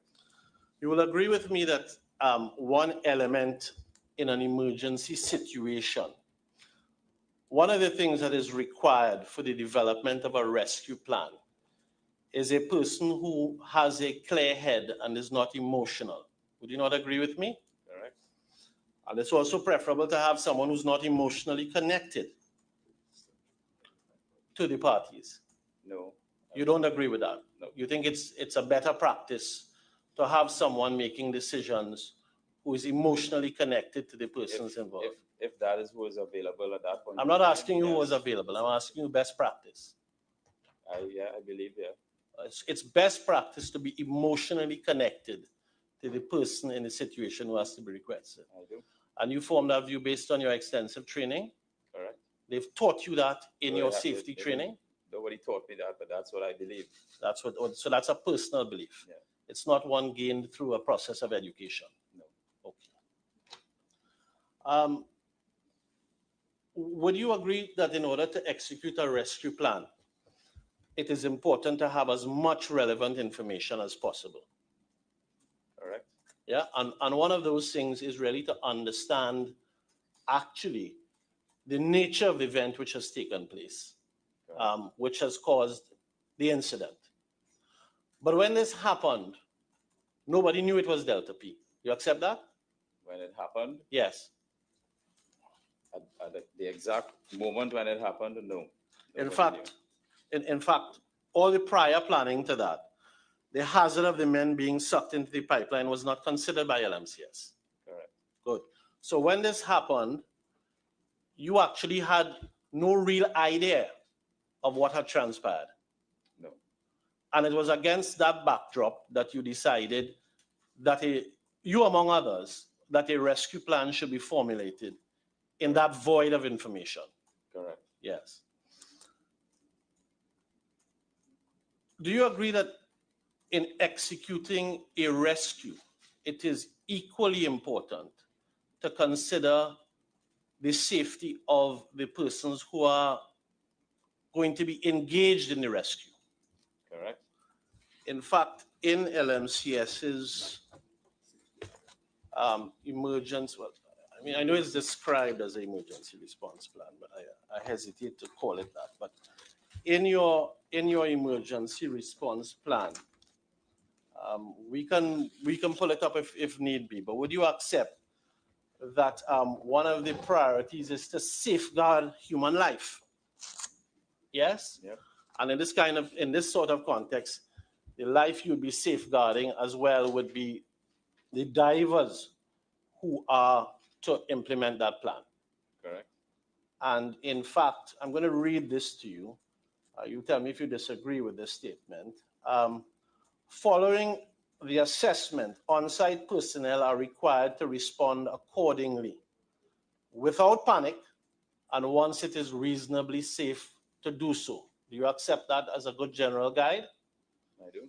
You consider a man holding his head lying down on a barge as being one who could properly be categorized as a man without panic?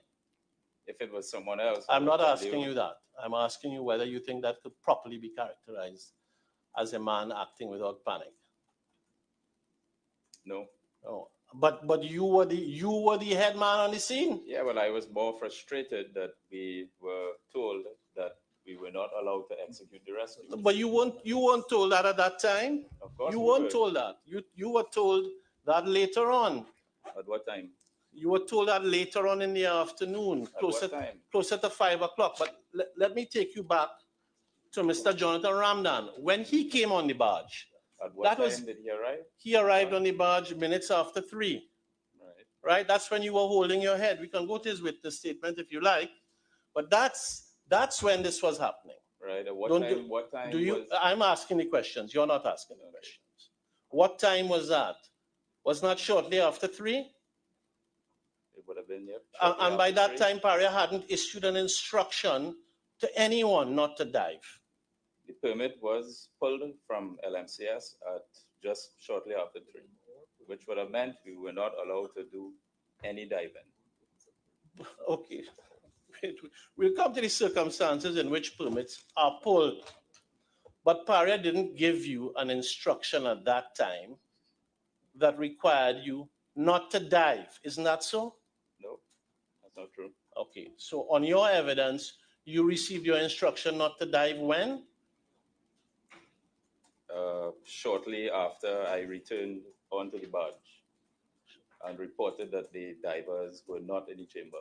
I see. And who gave this instruction to you? It was given to Dexter and then... No, I'm talking about you. Yeah. Okay, and this was communicated to you at what time? I would say just after 3 o'clock. Okay, can you... That would be an important matter, yes? The timing of that. Yeah. Right. Can you show me in your statement where you tell us about that? At that time.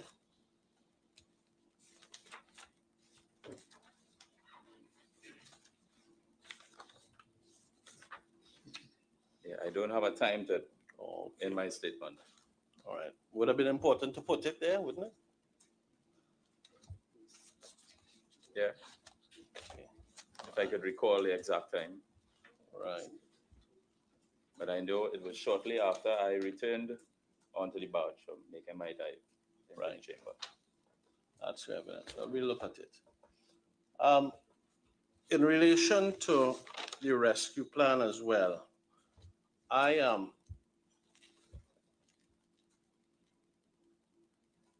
want to suggest to you that in fact LMCS had no real rescue plan at that time. But what in fact was occurring was simply a mad scramble to try and get men out of the pipe. That's not true.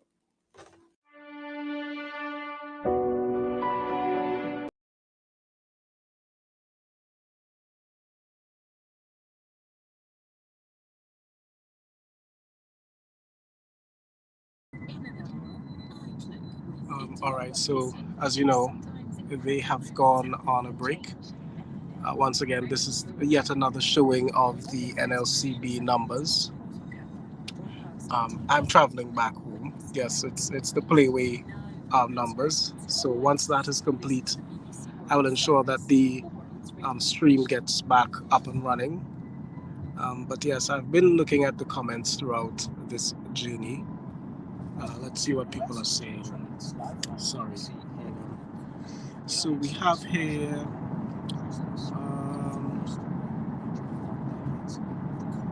some people are very concerned with the tone of the attorneys. Hold on, let's look at some of the comments. Valani Samlal says, these Paria lawyers are heartless. Just like Paria, why couldn't they rescue the divers? Why no one is asking that question? Why didn't they try? Well, remember, to be fair to the lawyers, Paria's lawyers have a specific agenda in terms of protecting the image of their client, right? And so they're not necessarily going to be asking questions that would be the responsibility of other people. Because this whole commission of inquiry, while it is about gathering the facts, from the lawyer's perspective, it's also about redirecting sort of claims of responsibility.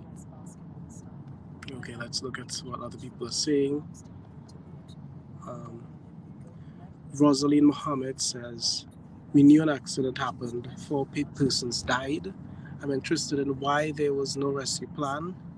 People I watch, 13 lives, and these men could have been saved. Okay, so I'm seeing a comment from YouTube from Michelle Superwoman. She says, everybody's trying to avoid fault, blame, or cause against themselves and shift it towards the Paria government, and they will demand millions in compensation from taxpayers. Let's have a look. Some other comments from YouTube. It says, TK says, it seems both Paria and LMCS did not have the in-house expertise to properly risk assess this job and develop a rescue plan. All right. Letitia Jerome says, what ceases to amaze me is this. If all it goes back down to LMCS being responsible, then why in God's green earth, when LMCS wished to put forward their rescue plans, they were hindered? If LMCS must be the blame, Paria should have stepped aside and let them handle their rescue. What happens, happens. You can't say someone call someone the experts and then don't trust their rescue plan. That's a good point.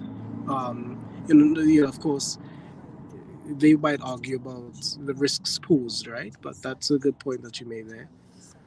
Vanessa Clark says, my husband works in Paria, and he, on numerous occasions, had run-ins in with Mr. Piper and Catherine when it came to ensuring safety on the job. It's very interesting that you say that, because in a number of the statements by the witnesses who have been called by the Commission of Inquiry, they sort of point to a very flippant nature in which, both Catherine Balkisoon and Mr. Piper in particular deal with issues of safety, sort of more like a rubber stamping. So it's, thank you for sharing that. Lovey CDL says, sometimes you are a junior to someone in your organization and your say means naught, even though you know this is not how things are to be done. All right, hold on, let me just have a look to see. Okay, we're still, the NLCB stuff is still showing. Vanessa also says, as far as this Commission of Inquiry goes, it's just highlighting work culture in Trinidad and Tobago, which the population is fully aware of. It's just a tragedy that these men had to lose their lives. We need to bring back integrity and proper practices in the workplace. Septimus Harris says, the line of questioning by some of the attorneys she's referring to shows the public who really is responsible for the overall supervision, and not to try to cast the blame solely on Paria alone.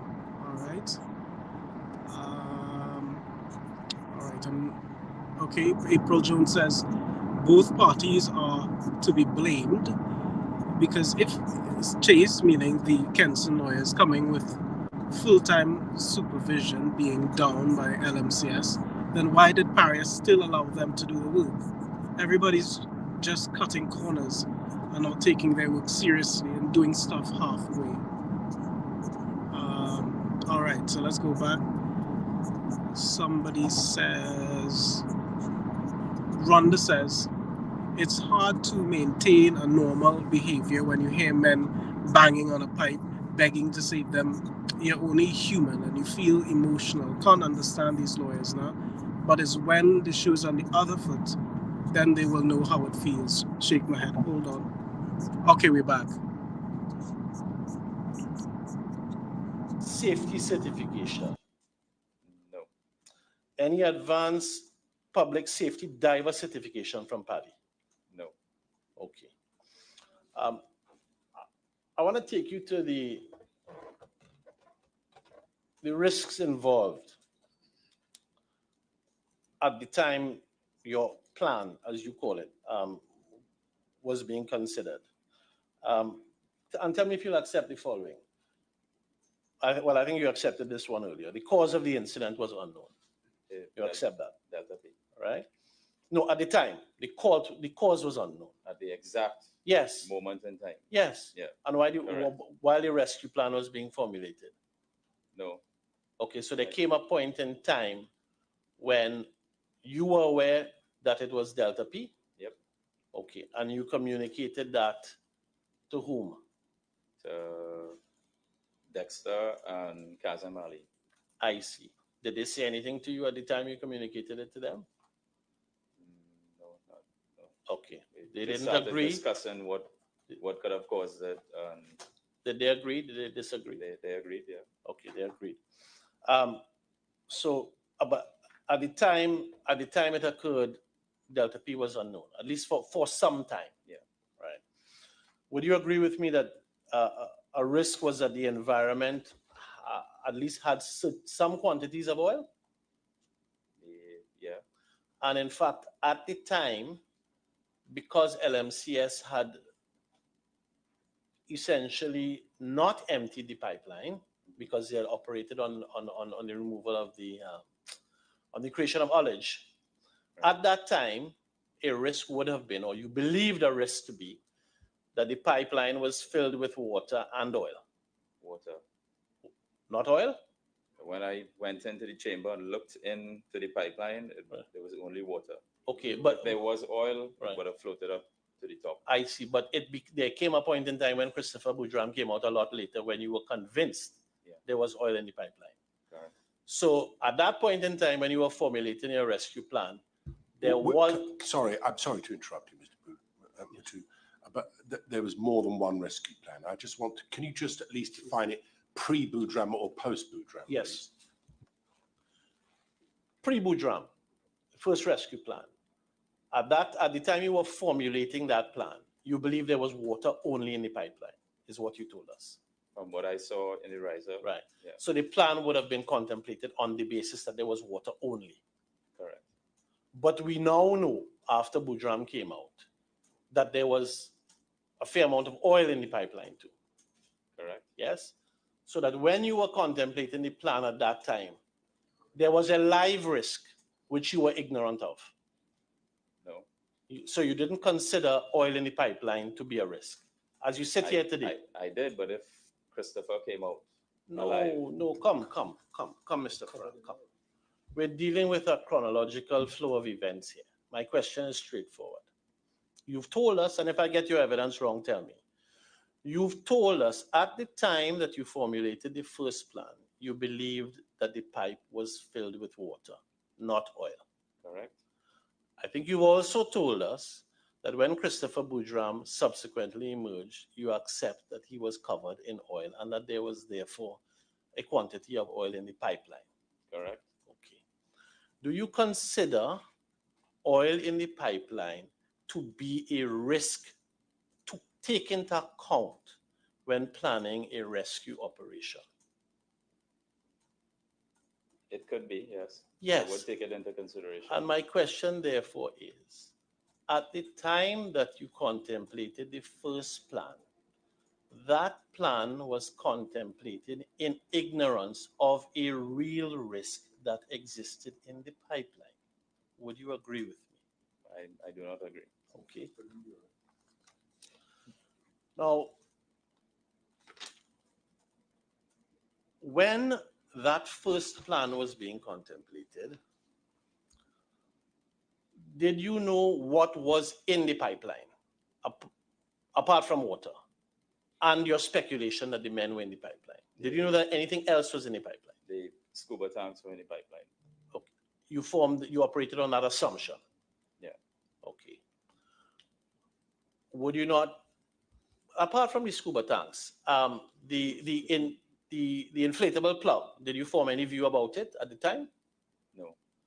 Did you consider whether it would have been in the pipeline? No. Okay. Do you accept that if it was in the pipeline, it might have been a risk as to the rescue operations? If the diver went in and he encountered that plug, we would have to remove it. So it would not have been a risk to the diver. Okay. At that point in time. So you didn't consider the existence of the plug in the pipeline to be any kind of risk? No. Irrespective of the state of the plug? Yep. Okay. The plug was, we've gotten some evidence about this, and I may have it wrong, so you correct me if I have it wrong. But the plug was to be anchored for the purpose of removal. There was a cable involved.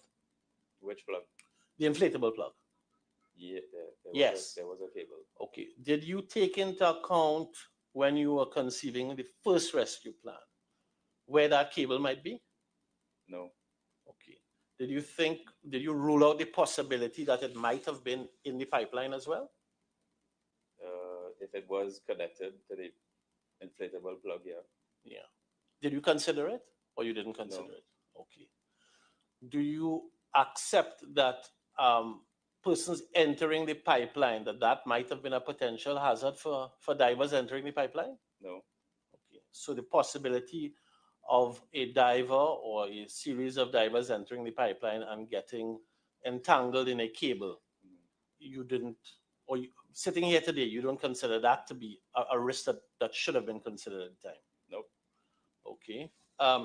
Did you consider at the time when that first rescue plan was being considered the mental state of the divers, of what that state might have been like in the pipeline? Which divers, the ones going in or the ones that were already in there? I'll clarify, sir. The divers who you believed to be already in the pipeline. Mm-hmm. Did you take into account what their mental state might be? Yeah. Did it occur to you that some of or all of them, if they were alive at the time, might have been in a state of panic? Quite possible. Right. Did you take into account that if that was possible, that could impair the rescue operations and endanger the divers who were engaged in rescue?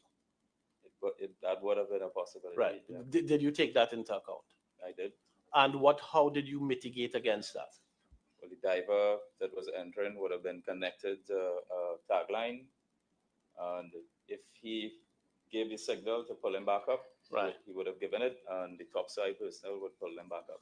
Yeah, but in a situation with someone trapped in a confined space, do you think it's reasonable that the person seeking to be rescued may try and hold on to the rescue diver, yeah, and not let go? Yeah, I would hold on. Yeah. Right, and might that not pose a serious complication to the rescue diver in a 30-inch diameter pipeline? No. Okay.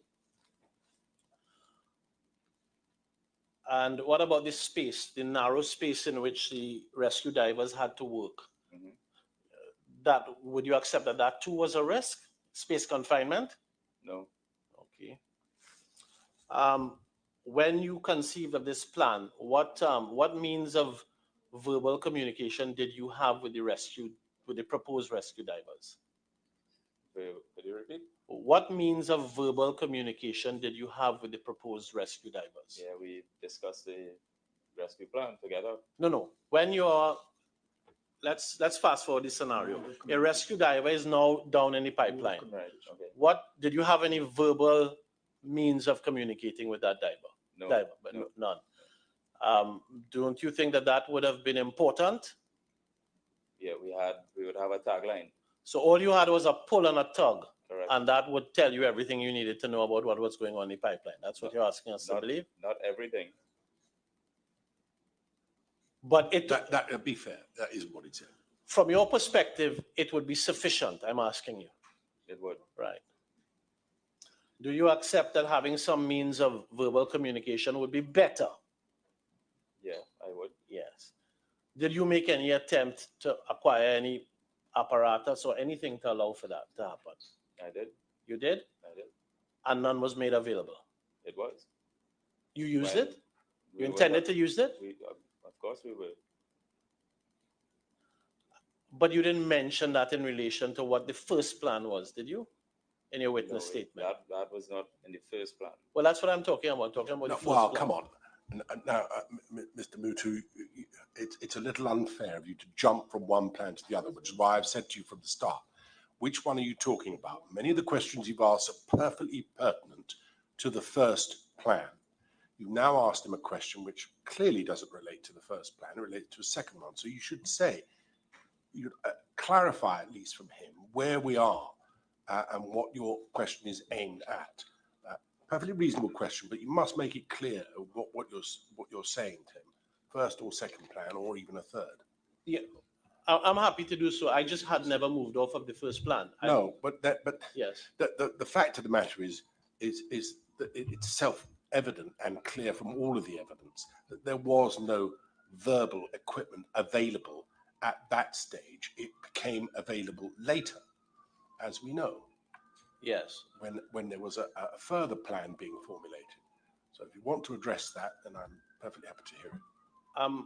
I'm happy to get to that, but what I'm trying to deal with this witness on is the first plan and the feasibility of the first plan, whether any real thought had gone into that first plan, whether the first plan placed men at risk, and if so, what was the nature of the risk? All of that seems perfectly relevant to me, but I've made my position clear. You must be clear yourself about which plan you're talking about. And I certainly wasn't, so I'm not surprised that the witness wasn't. I'm happy to make the correction. Mr. Farah, unless I tell you otherwise, the only plan I'm talking to you about at the moment is the first plan.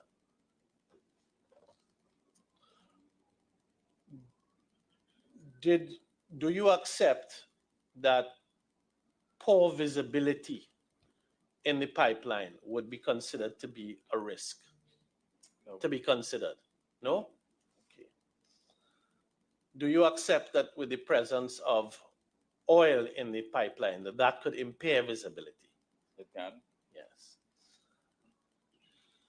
Are you aware of a concept called fatigue management? No. Okay. It's not something you've ever heard of? No.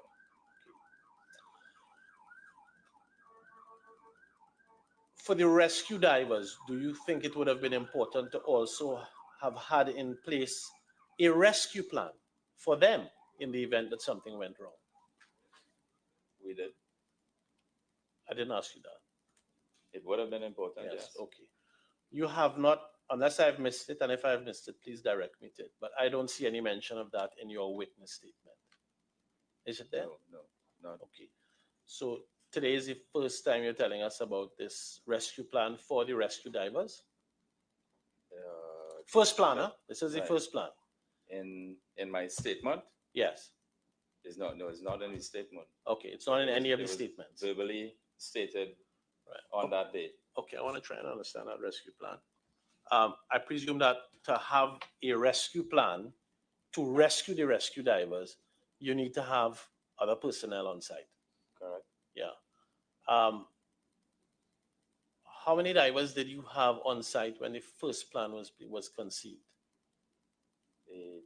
We had initially it was just myself and Dexter. Right. And Kazamali Senior. He came. Yeah. So three of you all were there. And at that point in time, you had conceived the first plan. Correct. And you intended to execute that first plan straight away? Straight away. Right. But don't you accept, given the personnel you had then, you didn't have enough people to safely execute the first rescue plan and have in place a team of people to rescue the rescue divers? No, I won't agree. Okay, you don't agree. Okay. Who else was there at the time with the capability to dive? At that point in time? Yes. myself and Dexter were here. Oh, yeah, we just went through that, I think. Okay, so that's, there are 4 people there at that time who can dive. 2.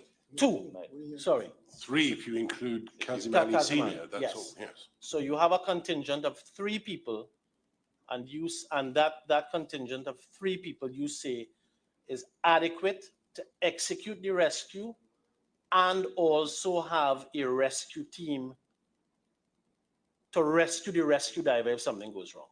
That's your evidence. Correct. Okay. You gave evidence that you had in fact worked in a pipeline before. Yes? Correct. I think you say that at paragraph 28 of your supplemental witness statement. And you say this was in about 2009 to 2010. You recall that? But that pipeline was 50 inches in diameter, isn't that correct? 48, yeah. 48, okay. That's the Would you accept that that's substantially bigger than 30 inches? It is. Yes. Do you accept that you actually could turn around in a pipeline like that? Of that size? Yes. Do you accept that in a 30-inch pipeline, you can't do that? No, I don't. I've never tried it before. But do you think it's unlikely? No. Okay, so you think that you can? I can, yeah. Okay, and you think the divers who were with you on that day, given their size and so on, could readily flip around in a pipeline with 30-inch? There would be no need to flip around. I didn't ask you that. No, they won't. It wouldn't be possible for them to flip around. Right. Okay, but you could. I could. Okay. And also that job you did in 2009, 2010, the pipeline there was in pristine condition. I wouldn't say that. But it was a replacement or the renewal of a riser, wasn't it? Correct. So when the riser was being inserted, it was being inserted having been renewed. Right. So the portion of the pipeline into which you had to go didn't have any oil on it, didn't have any substance. No. It was free and clear. Correct. Yes.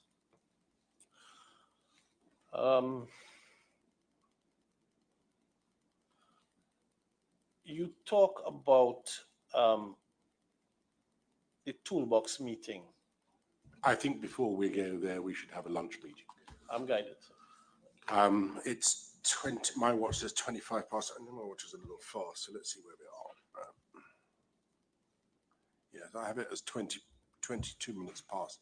Shall we resume at 2:15? That'd be all right for everyone? 2:15? All right, we'll do that. Mr. Farah, would you please adjourn for lunch now? Do not discuss the evidence that you've been giving or any of the questions you've been asked with anybody else at all, including your lawyer, all right? Please have a bit of lunch, come back at 2:15, and we'll carry on, all right? Thank you very much.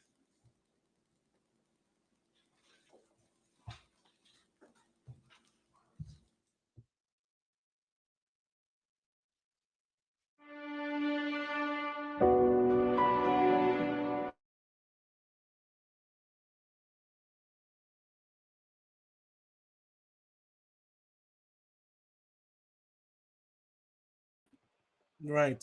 So, yeah, let's go ahead and take a break. We're all coming back at 2:15 p.m. 2:15 p.m. The Commission of Enquiry returns. So, yeah, go take a break and come back. I'm going to take a break for sure because I've been streaming nonstop from my phone. But so far, everything seems to be going well. I don't think there's been any major mishaps during this live. So I'm very pleased with that. But yeah, return at 2:15 p.m. I'm not going to stop the stream. I'm going to keep it running. Well, I can't. I'm using my phone. So yeah, take care. Speak soon. Keep the conversation going. And you know, if I can, I might come back and read through some of the comments. But for now, let's take a break. 2:15 we return.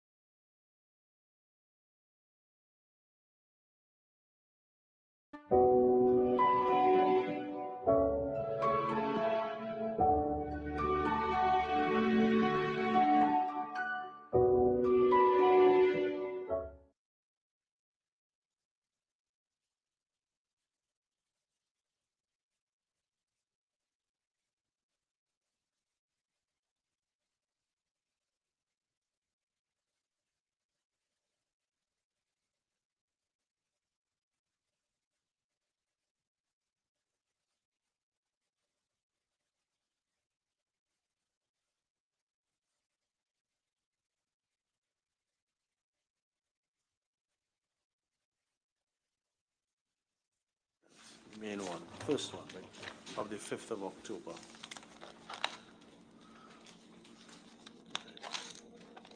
And I just want to get some help with a timeline. Wait, which? This is your first statement, dated 5th of October. It's a short one. I'm sorry. 444? Yes. 440. It's on the screen, actually, if that's any easier. Okay. Right? Before we go to it, I want to ask you, you've given us some times in both witness statements. Those are timelines that you have extracted from memory as best as you can? From what I can remember. Right, so Can you make sure you move the microphone across a little bit if you're going to be turning your head that far in? That's it. so you accept that there may be errors in some of the timelines? Could be. Yeah, okay, I want to suggest something to you. Well, my instructions are that Mr. Piper actually arrived at Paria on the Friday at 4:55 p.m., right? And there's discussion in your statement at paragraph 10 about going to shore to meet with Mr. Piper, but the boat had to turn back. With Mr. Ali? You say this at paragraph 10. The third sentence, we were on Paria's boat heading ashore when Dexter messaged from the barge that they were hearing knocking noises coming from the chamber. We turned around to return to the berth.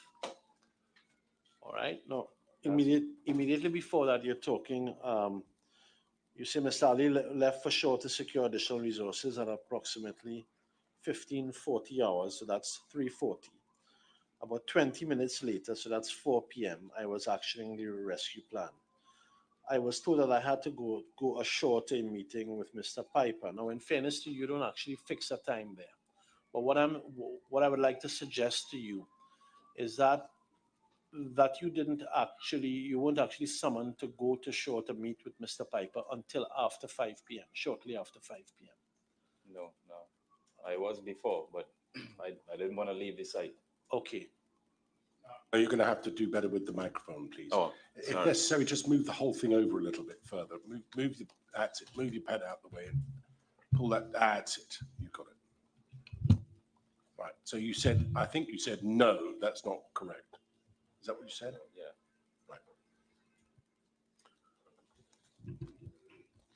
Right. Just so we can be clear, because Mr. Piper will come and give evidence.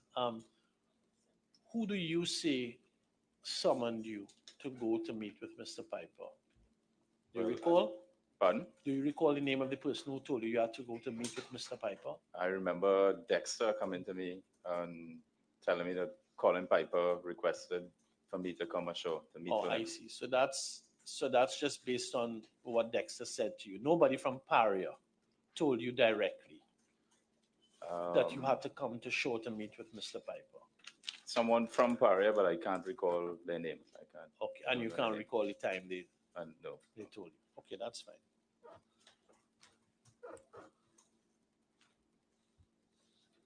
Now, there was a toolbox meeting held on the 25th of February. We've heard evidence from other witnesses about it. But as I read your statement, you tell us you were at that toolbox meeting, yes? Correct. You say it happened at 8:30, but can that be an error? Because from what we've seen, the documents suggest the meeting was held at 9:15 and another one held at 9:30. Yeah, it could be an error. Yeah, okay, all right. Now, at that meeting, am I right that your primary concern would have really been diving operations? Yeah. Yeah. And do you say somewhere in your statement, I believe, that there was a general safety discussion with respect to scope of works for that day? Right? Would it be fairly accurate to say that the discussion at that meeting was very general in nature, very high level? Correct. Yes? And I want to suggest to you, because some witnesses have given this evidence, but that there was no discussion about the removal of the plugs on that day at the meeting. Right. Is that correct? Would you accept that? No. Okay, so your evidence is that there was discussion about that. Correct. Okay, and I'm suggesting to you that that is not in fact the case, that there was no discussion about it on that day. Yes? If that's your suggestion, yeah. Right, Okay. okay. You don't treat with that item specifically in your witness statement, do you? In either of them? No. Okay. So you're telling us, at least today for the first time, that that's the case. You accept that? Telling you. You're telling us today, Right. that that's the first time, or today rather, is the first time that you've actually said that there was a discussion. That there was, yeah. Yes. Yeah. Yes, okay. The last area I want to take you to concerns the events of Sunday, the 27th of February. Now you deal with this issue at paragraphs 60. I think before you move on, in fairness, Mr. Mutu, he does raise it, might be slightly ambiguous, but he does raise the issue of a discussion in relation to the removal of the riser.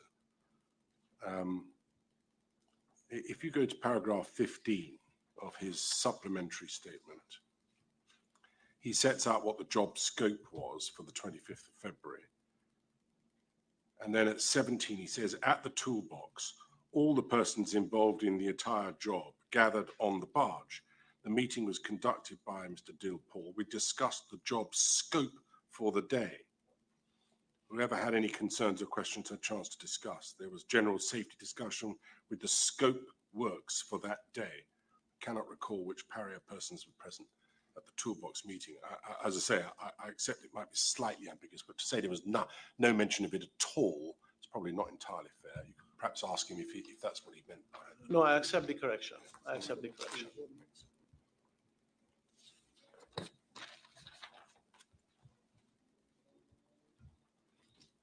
On the events of Sunday, the 27th, you deal with that at paragraph 60 to 67 of your witness statement.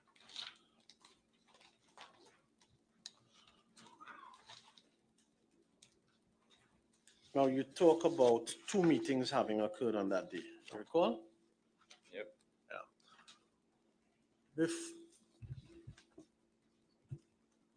I want to suggest to you that by the time you went to the first meeting, well, let me ask you this. By the time you went to the first meeting, I imagine you had spoken to Kazim Ali Sr. extensively about the incident in general and about rescue plans. Would that be correct? Correct. And at the time that you both went to that meeting, the first meeting on Sunday, I want to suggest to you that LMCS's attitude was that by that time the divers had already been lost. Not true. Okay. Now you talk about having been asked at the first meeting to go back and do a method statement and risk assessment for rescue operation. Yes? Yeah, correct. I want to take you to look at the submissions bundle, which is at page 1067 of that bundle. I'm working off the electronic version.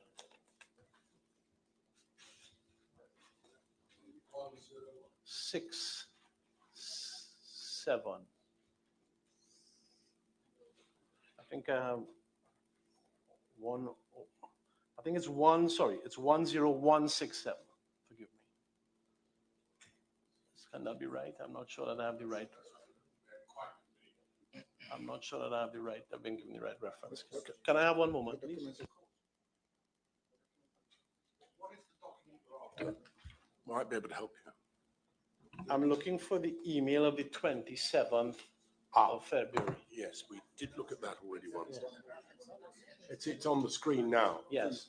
What is the page number? That is 10167. We really have that many pages in this.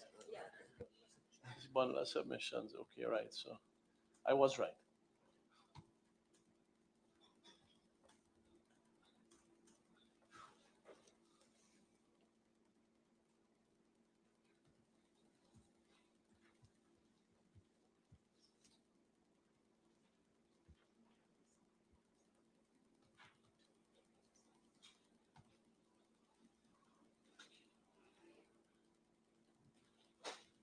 Yes, I'm sorry. Please Thank you. proceed. Thank you. Have you seen this email before?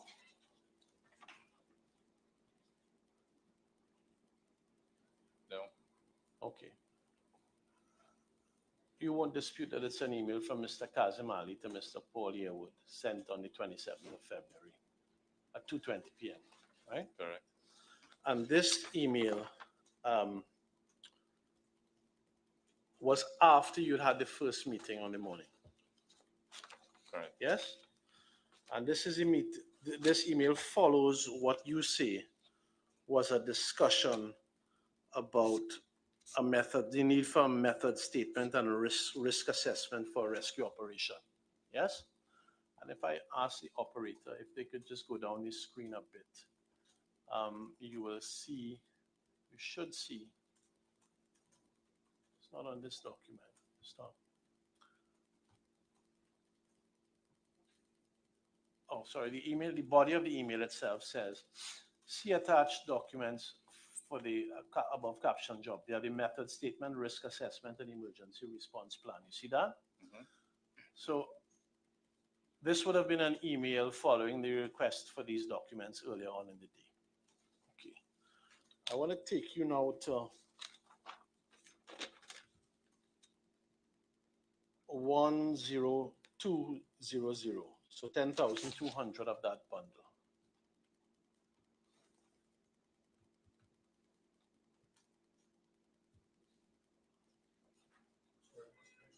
$10200. It's a document you would have seen previously, Commissioner. So, Mr. Farah, I'm suggesting to you that this is the method statement. This is LMCS's method statement, in fact, prepared by you, which accompanied the email on that day. Have a look at it. Yeah. This is document prepared by you? Correct. All right. On the top of that method statement talks about entry into the riser pipeline to retrieve 3 scuba tanks. Correct, Yes? yeah. And I'm suggesting to you that this method statement, as outlined there, is really about the retrieval of equipment, not divers. Correct. Yes? Okay, good. And similarly, the risk assessment which was done is at page 10198 of that bundle.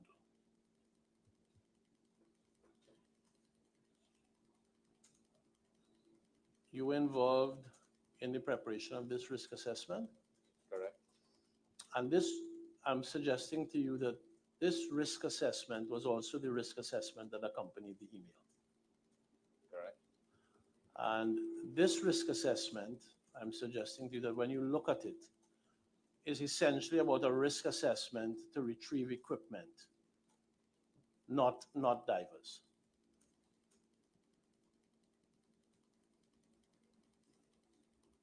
I wouldn't say that. Okay. Are you seeing anything in this document that expressly speaks about the rescue of divers? I'm suggesting to you actually that nothing in the document deals with specifically the rescue of divers. At that point in time, No. Paria. I'm not asking about that point in time. I'm asking about the document. Could you repeat the question? There's nothing in this document that expressly treats with the rescue of divers. Yeah, it does. Okay. Can you direct us to what portion of the document you're looking at? Well, it gives gives you the risk assessment based on a diving operation. No, I'm not saying it's on a diving operation. We just looked at the method statement. Right. The method statement dealt with the retrieval of equipment, right? That plan to retrieve equipment involved the utilization of divers to go and retrieve the equipment. Correct. Good. I'm suggesting to you that this is a risk assessment which accompanies that method statement. Correct. Right. And I'm also suggesting to you that this risk assessment is a risk assessment done in relation to that method statement. Correct. And therefore, it is not a risk assessment treating with the retrieval of the divers or the rescue of the divers. That's a better word. Because at that point in time, Mr. Farah, I'm not asking about the time. I'm asking about the, will you accept? If you don't want to accept it, that's fine. I don't accept it. Okay, good. Well, I'd like to hear what he has to say about that. What do you say, Liz? So at that point in time, Paria's main concern for us not to dive in the pipeline was because there was obstructions in the pipeline. So they told us to do a risk assessment and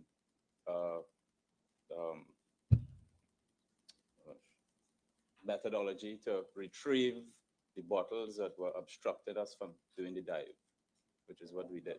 For what purpose?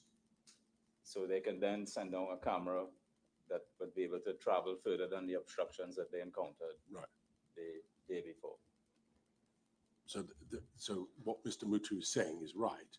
This is not to do with rescuing divers specifically. Correct. You weren't going to be pulling out a diver, but let me understand this. What you were doing is providing a risk assessment and a program for retrieval of 3 scuba tanks. Correct. Yes. Are we to take it then that if you encountered a person down there, you would leave them there? No. Right. So, so that I'm clear, the 3 scuba tanks were the obstruction for a camera to be able to go further into the pipe. Correct. You provided this assessment to send divers into the pipe to try and retrieve bottles. Correct. Yes. Well, I don't suppose they're particularly expensive, those bottles, so it can't be for the value in the bottle. And it was in order to provide access to the pipe. Correct. Either by camera or perhaps later on, if somebody was still alive, person. Right. All right. Thank you, Mr. I want to suggest to you that by the time this risk assessment was done and sent, the purpose was of retrieving this equipment was because LMCS and Paria were of the view at that time that the lives had been lost. That's the first thing I want to suggest to you. Well, let him answer that Yes. first. Yes? No, definitely not. Can I be clear, please, Yes. Mr. Mutu? Is the suggestion that Paria were prepared to allow divers to go into the pipe to retrieve bottles, but not men? Correct. You're saying that your instructions are that this assessment was designed to allow men to go in this pipe to retrieve 3 bottles. My instructions are that LMCS was repeatedly at that point in time asking for permission to go into the pipe because, 1, they were of the view that lives had been lost, and 2, that the bodies had to be retrieved. And in order to retrieve those bodies in a humane manner, there were, the obstructions had to be removed. And Kazim Ali was of that view. And in fact, on the evidence, on the audio evidence, which is before the commission, he says that. And Paria's position is not that they were sending men into the pipe, but Paria's position is that at all times it was open to entertaining any risk assessment or any plan that anyone had in relation to the pipe. But they were not prepared to allow anyone to go in there in a way which was unsafe. Right. So they were open to hearing all possibilities, but they wanted it properly documented. I think I understand. Yes. What you're saying is that whether then or at any other time, whether to retrieve scuba tanks or anything else, they wanted this sort of documentation risk assessment and method statement in advance? At minimum, yes. As a minimum? Yes. Right. And you say that the purpose of this was in order to retrieve scuba tanks. Was this done at your client's behest? No. This is being done at Mr. Kazimali's behest. Yes. Right. They had an earlier meeting in the day. As you will appreciate, events had moved on significantly since Friday. Persons were concerned about their lives being lost, and Paria was very concerned at that time to try and be as humane as they could have been in this circumstance. Right. Well, you can make speech later on, but what I do want to understand about this. The Paria were prepared to entertain a diver or divers going into the pipe on Sunday to retrieve a number of bottles so that wouldn't interfere with the bodies that they believed were now dead being removed from the pipe, being damaged in any way. I think that's a subset of the general position, which is Paria at all times was prepared to entertain persons going into the pipe, provided that it could be shown that it could be done in a safe manner, for whatever purpose. And do you have instructions as to whether or not this was regarded as safe? No, I don't, but I can take instructions. Helpful to know. Yeah. Thank you. Thank you very much. So coming back to, and this is the last aspect of your evidence I want to deal with. I want to suggest to you that when you say at paragraph 62 of your witness statement that Paria wanted LMCS to do a method statement and a risk assessment for a rescue operation, that is incorrect, because that's not what LMCS was contemplating at the time. You're free to reject it. I reject. What did you say? He rejects it. You reject it. Yes. So I have no further questions for this witness. Thank you, Mr. Farah. Thank you, Mr. Mutu. Ms. Prasad Miraj.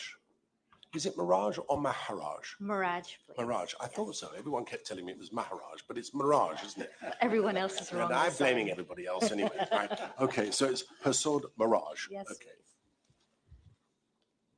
Mr. Farah, I'll take you back to paragraph 60 of your witness statement. The supplementary or the supplemental, original? The yes. supplementary. In that paragraph, this is in relation to the meeting on the 27th of Can't February. hear you. This is in relation to the meeting on the 27th of February, Sunday, the 27th of February. At paragraph 60, confirm that the purpose, this is what you have. Can you kindly confirm that the purpose of the meeting was to tell them being Paria, of our plan and convince them at least give us one chance to make a rescue attempt? So just for clarification in relation to the meetings and the preparation of the documentation that followed the first meeting, what was your understanding of your intention in relation to the meeting that you attended? To convince him to do a rescue. Right. But then you prepared documents in relation to retrieval of bottles. Can you explain why that came to be? Yeah, I believe they would have told us that we could not do the rescue because they were unsure of the conditions in the pipeline, and the only way for them to reach further past the bottles were to get them removed.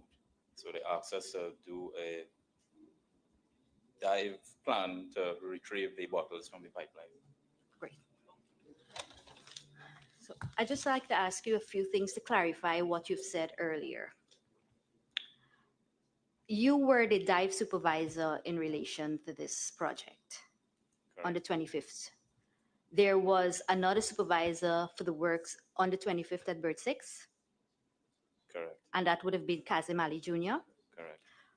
In answer to questions posed to you, said it was unfortunate that he was in the chamber at the time of the incident? Just for clarification, you've already have it in your statement. Just for clarification, can you explain what you mean by that so that we understand it?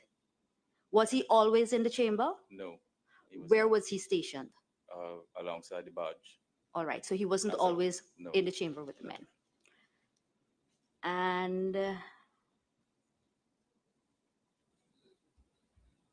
in relation to best practice, you have agreed with Ms. Alfonso that it may have been best practice to have a harness with the extension at topside. You recall that?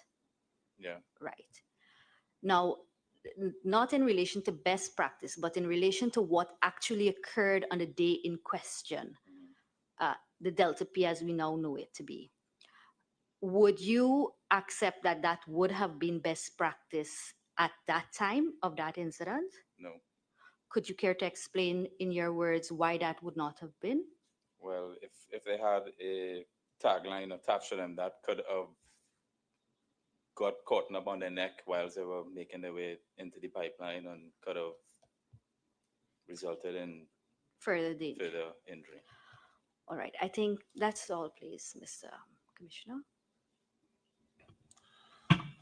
Well, I'm afraid I have a few questions for you. Can I deal, first of all, with a question asked by Mr. Piggis? He's the gentleman sitting in the middle there. And you remember he took you to the document that is the scope of works and took you to a number of different sections in that and inviting you to say it was LMCS's responsibility to supervise the works. And I don't think there's any dispute that it was your responsibility to supervise the works. I want to understand if anybody else had any similar responsibilities. All right, so can I, and a couple of other things as well, but can I just ask you to have that document, please? It's at page 558 of the bundle.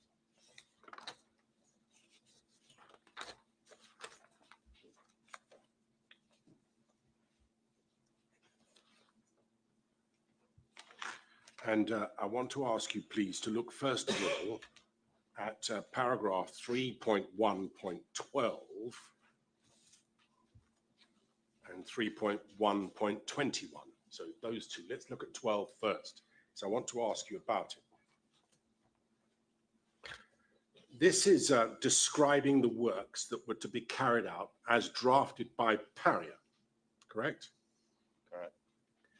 It says there, cut, insert migration barrier and install a 30-inch flange onto the existing line. Inspection requirement for the flange, 100% PT, including route passes, VT, and hydro test. I don't pretend to understand half of that, but it probably doesn't matter for my purposes. What it says after that is this: note, video stream to be provided topside during work activity for Paria's representative. Did you provide such a video stream during the work activity for Paria's representative? We did. You did. Did they avail themselves of it? They did. Over at paragraph 3.1.21, the contractor, that's you, yes, shall supply video footage during the subsea works. That's what you were doing on that day, subsea works. Correct.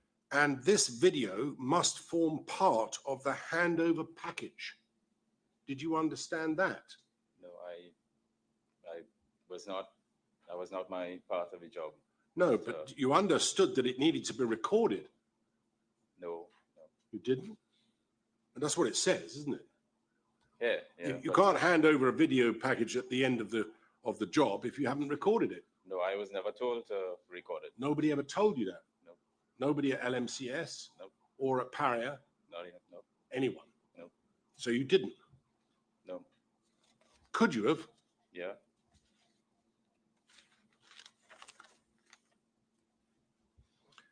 Paragraph 4, please. Page 570.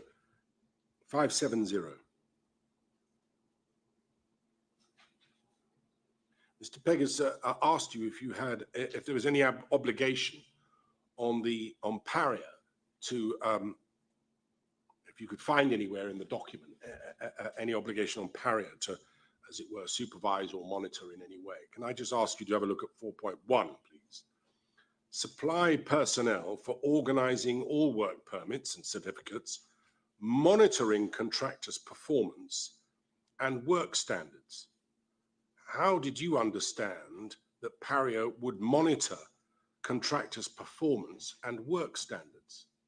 They would be on site and supervising the job. Or looking at it at least. Yeah, correct. How else would they know? Who was doing that? They had, as I said, they had a couple guys from Paria, Kenson, that were on the berth, that were popping by and looking at the video from time to time, but I can't recall who they are or what positions they hold in the company. To carry on that paragraph, it says approving work done by the contractor. So they had to approve the work you've done and carrying out quality assurance audits. Yes, I don't think I need to trouble you with any more of that. Now, I do want to ask you a little about what Mr. Mutu was asking you, because you'll recall that he took you through a litany of potential problems that you, or he was suggesting you might not have considered when assessing whether there was a proper plan to rescue these men. You remember he was asking you a number of questions before we had our lunch break, all right? And I want to ask you a little about that, because he sought to confine your the questions about that to the first plan that you had, all right? And I'm going to call it Plan 1, 2, and 3, so that I have a clear understanding of what you're saying, all right? Plan 1 was is set out at paragraph 26 of your statement. So can we have that up, please? Plan 1, the rescue plan which we devised was that A, I was going to enter into the riser with an extra set of diving gear so that if I found anyone, I could provide it to them to assist them to take them back up. Yes? B, I would have I would have had connected to me a tagline, which I would have used to communicate with topside in the habitat, Dexter, who would assist to pull me back up to the riser. And I would enter feet first. All right. Now, can I just understand what was happening? This is pre-Boudram. Yeah. So at this stage, did you know whether the men were in the pipe or not? I had a fair idea that they were. Well, that's why I ask you, did you know? You didn't know, did you? No. No, you suspected. Suspected. Or believed, or some other such adjective, but you couldn't have known for sure. Is that right? Correct. Right. Were you nonetheless prepared to risk your own life to see if they were in there? I was. Did you understand that that was a significant risk? I do. Especially, as has been pointed out to you very fairly by Mr. Mutu, that there were a number of issues which either you didn't consider or ignored. Do you agree? Possibly. But I mean, at that time... Almost certainly, isn't it? I was willing to go and attempt a rescue. Yes. All right. Well, you could perhaps understand why you weren't wholeheartedly welcomed in attempting such a rescue by those who are responsible for the site. You can understand that, can't you? Completely. All right. That's coupled with the fact that when you were first seen after this, almost immediately after it had happened, you were yourself distraught, weren't you? You were laying flat on your back on the barge with your hands over your head, clearly upset. Correct. Was that born of the fact that you thought they may have died? Correct. And how close were these men to you? Very close. So perhaps we can all understand why you might have been a little distraught. But What I want to ask you is whether any of the matters that have been identified by Mr. Mutu in his examination of you were considered later. Do you follow me? There were 2 other plans that you formulated when other divers had arrived, were there not? Yep, correct. In your plan number 2, which is set out in your paragraph 37 and 38, this is now post Boudram coming out, all right? So the plan changed. First of all, can I ask you this? When Mr. Boudram came out of the pipe, did that change your attitude? Bearing in mind it's now 2+ hours, 2.5 hours after they first disappeared. Did it change people's attitude about whether they were still alive or not? It did, yeah. Did it or didn't it? It did. Yes. Did it give you new hope? Definitely. Did you collect yourself by then? Were you less distraught? I was, yeah. Right. Now,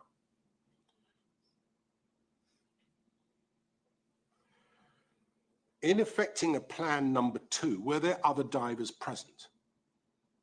They were, yeah. Did Mr. Conan Beddoe arrive? He did. Who is Conan Beddoe? He is a commercial diver that I work with as well. Commercial diver like you, or better qualified than Well, you? he is a saturation qualified diver, I don't know what saturation qualified diver means. What does that mean? where you live in a chamber and You're then permanently under pressure. yeah. Right, so that you can go from one job to the next without having to come back to the surface, or at surface pressure anyway. All right. So he, would you say, was as experienced as it gets? He was. Yes or no? Yeah, yes. Did you have confidence in him? I did. Did Mr. Kazim Ali have confidence in him? He did. Was he prepared when he arrived to help? He was. What did he say? What was the approach taken by him with you? Well, I explained to him what happened, and he then told me that he would go into the chamber to make his own assessment, along with Michael and Raleigh. Who's Raleigh? Ronald Ramuta. Ramuta. And who's he? He is another diver. Qualified diver? Qualified. Yeah. Like you? Yeah. Commercial diver? Commercial diver. Good diver? You know him? Yep. Have you dived with him? Many times before. As good as you? Better than you? Better than me. Right. Did you have confidence in him? I did. Did you formulate a plan between him and Mr. Beddoe? We did, yep. Built around your original plan or Yeah, changed? No, same plan, using scuba, except Conan would have been going into the pipeline. Right. So you're not now going to go into the pipeline. Dexter's no longer involved, is he? He was on the top side. Right. Yeah. But in terms of actually effecting a rescue, who was it going to involve this time? It would have been Conan, Michael, Ronald, Corey, and myself. 5 divers. 5. Who were going to be standbys? Conan would have been in the pipeline, Michael, Corey, and Ronald would have been standby. And what would you have been doing? I would have been on the top supervising. Right. So that was a plan that you formulated, and it still necessitated using scuba equipment. Is that right? Yep. You say he went and made an assessment of his own. That's Mr. Beddoe. Yeah. At that time, you'd obviously learnt what you could from Mr. Boudram. Had Michael Kurban been into the pipe? He was. Yeah. Sorry? He was in the pipeline. So did he come back and tell you anything that he had learnt from being in the pipeline? No, he just told me that he went down and he reached maybe about 10 feet past the elbow, and he retrieved one dive tank. What was he using when he went down? He was using the hooker connected to a scuba tank. A hooker. That's a long tube right. with the ordinary mouthpiece. Yeah. Yes? So free into the mouth, not part of a mask, free into the mouth. Is that right? Correct. And so he went down with a tube that was connected ultimately to a tank or some other air source. Correct. At the surface? Yeah. In the chamber. In the chamber. Yeah. And he went down, so he was able to tell you conditions inside the pipe? Yeah. And to tell Mr. Beddoe conditions inside the pipe? Correct. So you were asked a number of questions about what might or might not have been considered by you. By then, had you considered whether the accident was a Delta P or not? By this time, this second plan? Yeah. Yes? Did you discuss it at all with Mr. Beddoe? I did. And what was his view about it? Well, I explained to him that in order for the chamber to blow back down, that everything should have been equalized and that it should not occur again. What was his view? He said, all right. He was willing to enter the pipe. If you had, given that you now had considered Delta P as being the cause, did it enter your minds at all that there might be some potential latent Delta P still in existence? At that point in time, no. Because you thought it had equalized? Correct. Is that right? Yep. You were asked about oil. And that would affect both toxicity and visibility, wouldn't it?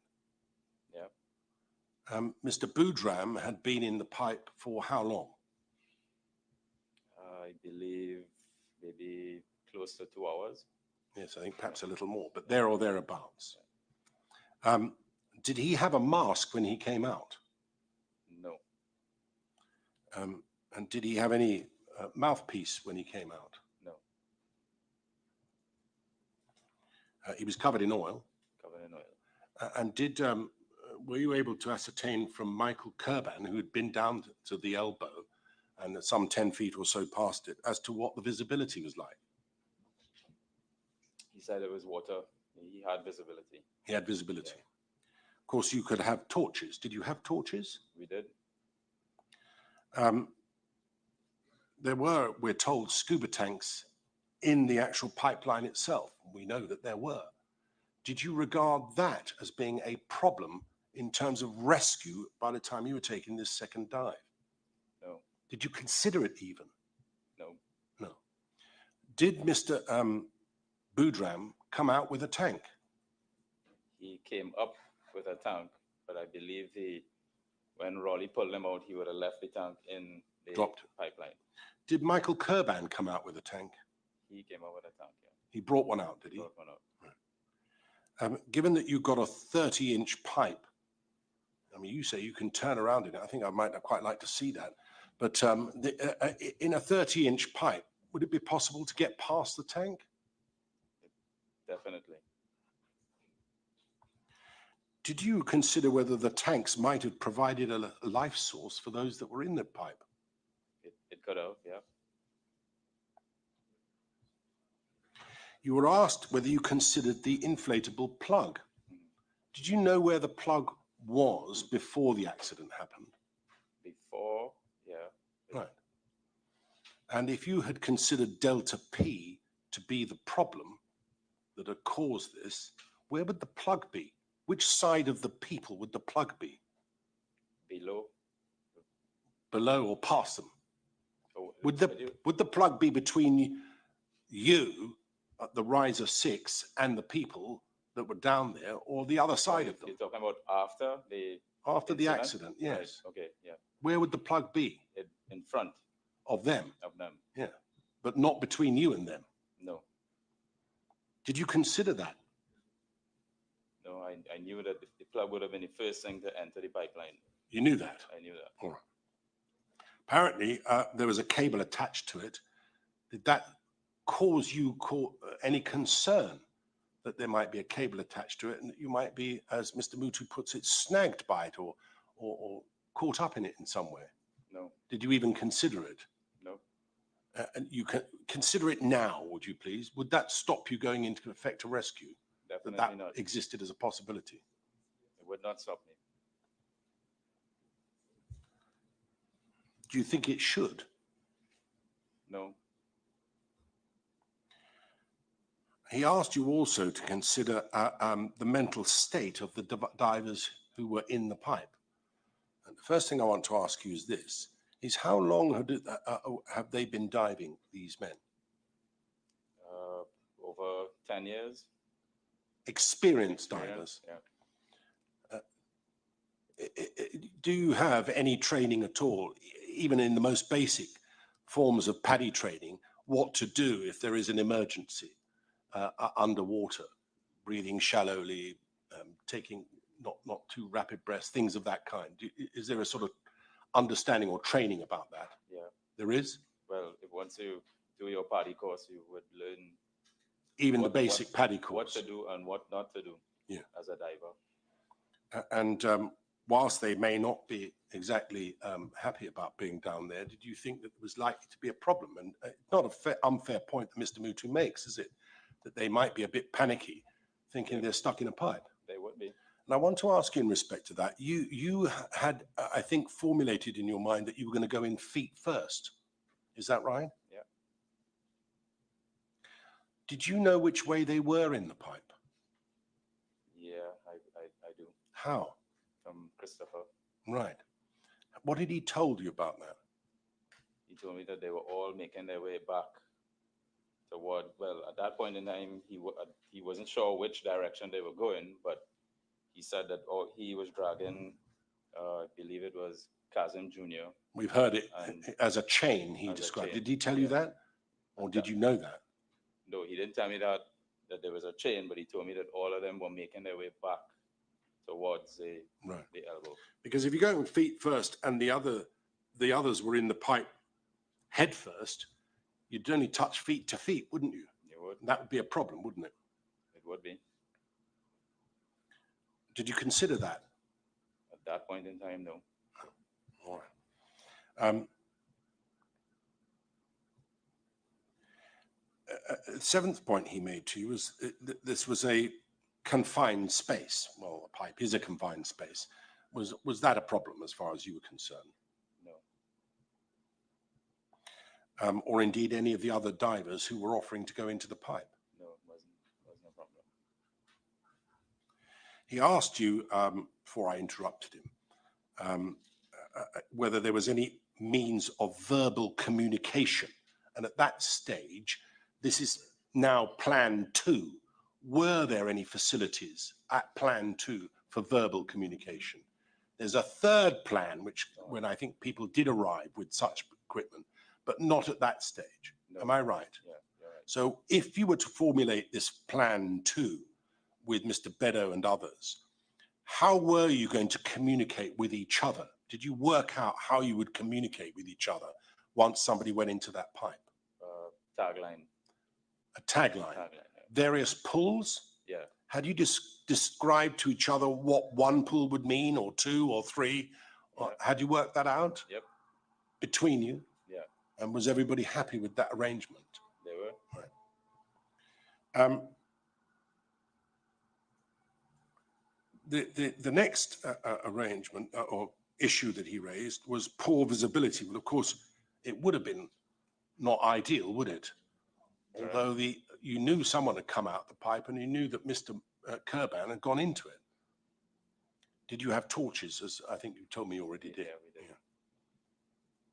Well, obviously oil can impair visibility, but you would have had masks, wouldn't you? Correct. He asked you something about fatigue management, but since I don't know what it is, I'm not going to ask you about it either. But I imagine it's becoming exhausted or something of that kind. I'll simply ask you about adrenaline. Is that something that might have kicked in? Definitely. Yeah, all right. We've taken a little time, and forgive me for doing so, because Mr. Mutu also took some time. And I want to say, not unreasonably, questioning the things that you should and properly ought to have considered, and no doubt which others were considering. What I want to know from you, please, is if you had had to put all of those matters in some sort of writing and address them in some sort of way by way of a risk assessment, how long would that take you to do? Very long. Did you regard the position that you were in when Mr. Boudram came out of that pipe as being something which you had to act with a degree of speed, if not haste? I do. Why? Well, we had divers trapped in a pipeline. They did not have they were a limited amount of air. So Did you have any idea how much air they had? No. Was time therefore of the essence? Definitely. After you had formulated this new plan with Mr. Beddoe, post Mr. Boudram coming out of the pipe, was that plan conveyed to anybody at Paria? I can't recall. You didn't anyway. We were already in the water. No, I appreciate it, but you didn't. No. All right. When you were in the water, as you say, about to effect this plan, was it just you in the water or were there others? No, I was on the boat. Right. They were in the water. They were in the water. Who's they? Conan, Michael, Mr. Beddoe, Michael Kerban, Raleigh. And Raleigh. Do you know his surname? Which one? Raleigh. Ramnahan. Ramota. Yeah. Right. So the three of them were already in the water, were they? They were. And what happened when they were in the water about to effect this plan? At that point in time, the Coast Guard came to me and requested that I get the divers out of the water. You need to speak a little closer to that microphone. The Coast Guard came to you. Can you remember who it was? No. Anyway, a Coast Guard, said to you what? That I need to get the divers out of the water. You needed to get them out of the water. Yeah. Why did he say that? Did you ask him why? At that point in time, he said that he received instructions from Paria to get all the divers out of the water. He told you that he had received instructions from Paria. You hadn't received any such instructions from Paria. Yeah, I did. At that time? Yeah, at that time. Who? But I disobeyed. From whom? Can't recall exactly. Well, there was a lady on the barge and a gentleman, wasn't there? Catherine was there, but I'm not sure if she was there at that point in time. I can't recall. So it wasn't her? I can't recall. All right. Well, anyway, somebody you say. But who was the first person to say to you, take the divers or get the divers out of the water? Paria personnel. Paria personnel. What did the Coast Guard say? At that point in time, yes. Nothing. They were. Well, you've got me a little confused now because I thought you said to me that that the three of the men were in the water, about to effect the plan. When you said the first time, I'm talking about this was from plan. This is plan number 2 we're on. Okay, right? plan number 2. Mr. Mutu was asking you all about plan number 1. I'm asking you about plan number 2. All right? And these 3 men, Beddoe, Raleigh, and Michael, were in the water, about to effect plan number 2 that you've described to us. All right? Okay. And I thought you said that the Coast Guard had asked you to ask them to get out of the water. For plan number 2, it was the Coast Guard. Right. So let's just stick with that. The Coast Guard asked you to get them out of the water, not Paria. Not Paria. Right. So, and did you ask them why? I did. What did he say? He said that he received instructions that they had to get us out of the water, and I asked him why. He said that he couldn't tell me exactly why. At that point in time, we had to come out of the water. Did you tell them that were in the water to come out? I did. Were they all above surface or They were were some? in the chamber. They were already in the chamber. How were you able to tell them? I sent Corey. Corey was at the surface of the water. So I instructed him to go and tell the divers that they Corey was at the surface, in the water, but on the surface. All right. And did they come out? They did. A little while later, a further or a number of other divers arrived. I want to have some sort of idea, please, of timing. So this plan number 2, when this was happening, these men were in the water about to effect it, and the Coast Guard's telling them to get out of the water, and they do. What sort of time was that? And do it by how long it was after Mr. Boudram came out. I think it might have been between 6 o'clock and 6:30. Right. So some hours anyway. Yeah. Right. Plan number 3, that was formulated according to your evidence when a man by the name of Conran, he arrived, did he? Who's he? He is another commercial diver, Experienced commercial diver? very experienced, Better than you? better than me. Did he arrive with additional equipment? He did. Did this equipment include the sort of equipment that Mr. Mutu was asking about, verbal communication equipment? It did. So that divers could now go in with commercial diving equipment into the pipe and be able to speak to those on the surface? Correct. Did you tell anybody from Paria that you now had this capability? Catherine. You told Catherine. Did you ask her, did you make an adjustment, therefore, to the plan number 2 that you'd had to accommodate this new equipment? We did. Did the new equipment also include facial masks? It did, yeah.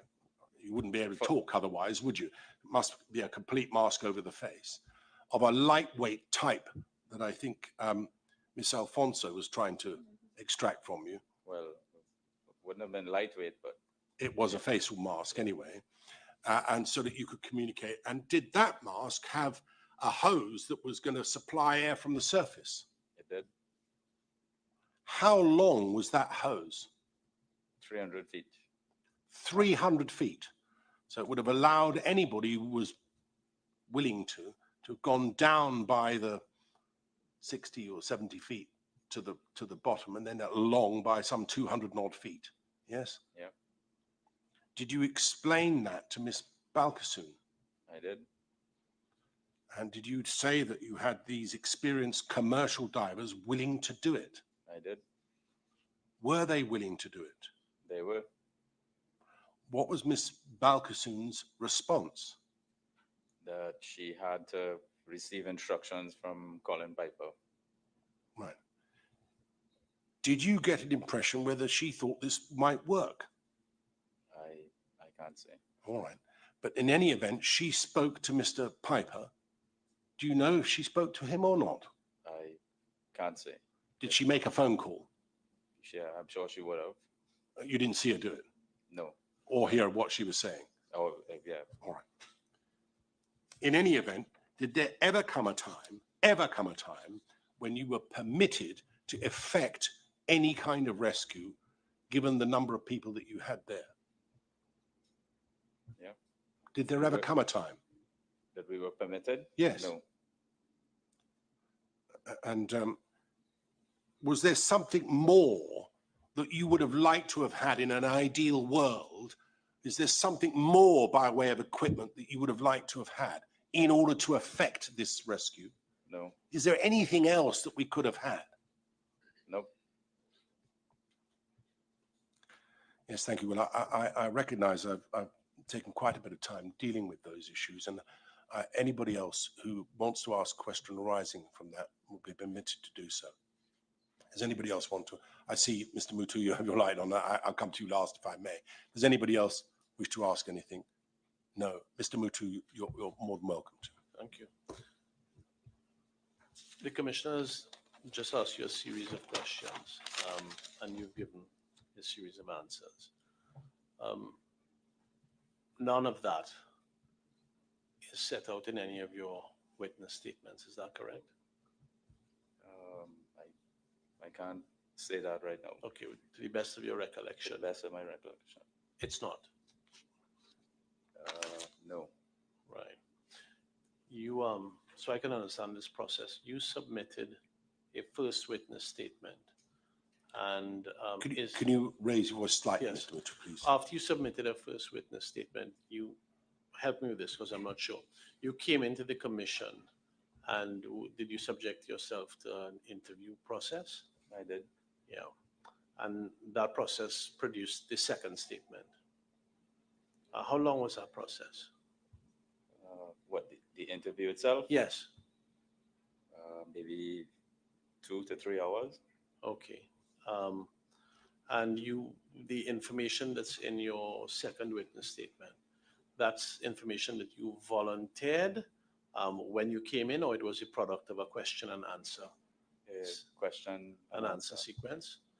And when you came in for that process, I imagine you were asked about the details of your various plans. Is that correct? I can't recall. But help me if you can. The witness statement which came following that interview process is a witness statement in which you spoke extensively about the rescue plans. Am I right? I believe so. Yeah, because in the first one you didn't. Right. And in fact, as I read it, would you agree with me that a substantial part, if not the vast majority, of your second statement deals with the rescue plan, the development of the plans, and so on? Is that a fair assessment? Yeah. Yeah. And the exchange that you just had with the commissioner, all of those details, if they were in your mind at the time, would have been highly relevant to that statement. Would you agree? I agree.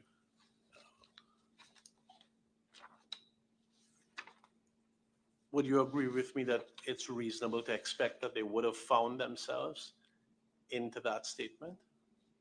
Pardon? Would you agree with me that it's not unreasonable to think that if those details were in your mind, you would have put them, you would have put them in the statement? I would have. But notwithstanding that, you didn't. I did. No further questions. Of course, just a moment. Let me see if there's I don't think anybody else. Miss Maharaj? No? All right. Yes, Mr. Maharaj. In respect of what Mr. Muto asked the witness, I just want to get one question. In respect of the statement. Of course. I want you to look at the statement you gave to the commission. And it's at 443 in volume 1.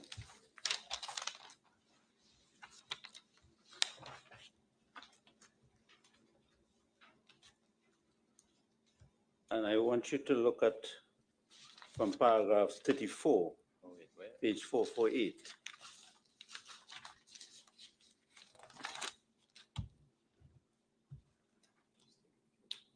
And you would see that at paragraph 34, you stated that you told Michael that his dad was behind him and that to go and rescue him. At paragraph 35, I want you to follow me and see whether I'm saying what you said. And then you said at this time, Michael, Rolly, Corey went back to the habitat. And you recall Paria Kenson person was saying not to dive. At that point in time, we knew that the guys were alive so that we had to attempt a rescue. I discussed with Michael the rescue plan. The plan was the same as I described above, except that Michael would enter the pipeline. And then you went through the plan in that paragraph, correct? Mm-hmm. Look at it. And then at paragraph 37, you said at this point, Conan arrived and I discussed the plan with Conan. Conan, Michael, Corey, and Rolly were going to execute the same rescue plan. We were on the boat. Paria and Kenson person were between the barge and the boat. You see that? Mm-hmm. And then you went on, the divers entered the water from the small boat and entered the chamber. The Coast Guard officers came to me and told me that we had to stand down. They said that no one was allowed to dive and get the divers out, etc. See that? Then you said, Corey was on the surface. I told him to go down and tell the divers to stand down, that everyone has come back to the surface. See that paragraph? And then at around 6:30 p.m., Conrad arrived with all the surface supply equipment, which we brought onto the barge. The rescue plan was modified so that we would now enter with the commercial equipment. I remember there was a lady from Paria named Catherine who I was communicating with. I was trying to convince Catherine and whoever else was there from Paria, as they were all there together. I was trying to convince them for us to make at least one attempt to rescue. She said she was not in charge and kept telling me that she would relay my request to her superiors. I gave her the details of the rescue plan. Then the next paragraph, I also tried to convince the Coast Guard. I don't remember the officers I spoke to. They just kept saying we couldn't dive and that we had to stand down until they received instructions. I kept going back to Catherine and kept saying that we don't have permission. Just stand down. She said they themselves had additional equipment coming down. She said that a camera was going to come in. It was back and forth with the Paria persons. Their position was to stand down. In addition to Conan's equipment, 2 other dive support vessels arrived, fully equipped with the same surface supply equipment which we had. They also had willing divers as well. I discussed the rescue plan with them. The main person to enter the pipeline would have been Conan.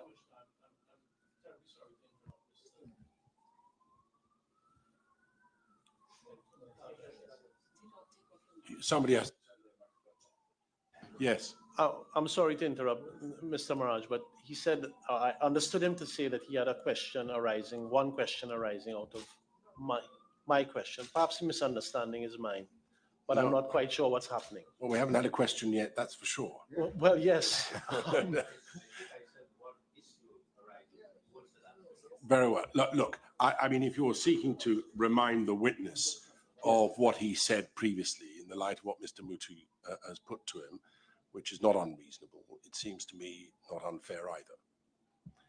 One of the processes of this exercise is that witnesses don't get an opportunity to give their evidence in chief, so that they're reminded of their evidence in chief. I would encourage them all to read their statements before they come into this room, so that they are aware of what they said previously. But how much further are you going to go, Mr.?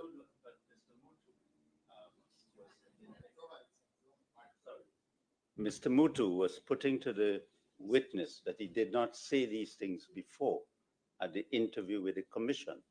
And I was pointing out to the witness that what he said here is what he said to the commission in his statement. Certainly in part, yes. Yes. All right, yeah. Well, so I wouldn't be just a few more.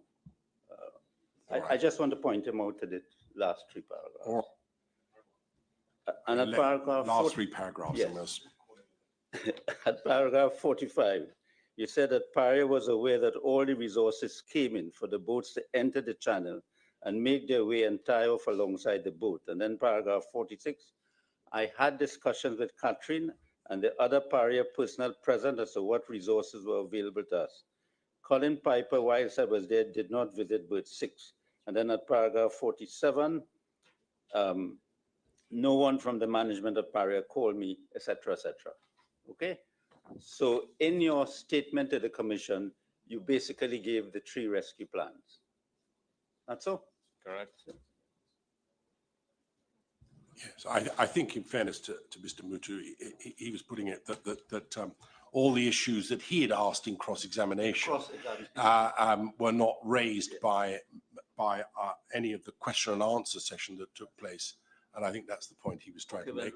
At that time, we didn't have the benefit of Mr. Mutu. You took the words out of my mouth. Of course, we didn't have the benefit of how perspicacious Mr. Mutu is in seeing this forward. But anyway, thank you very much.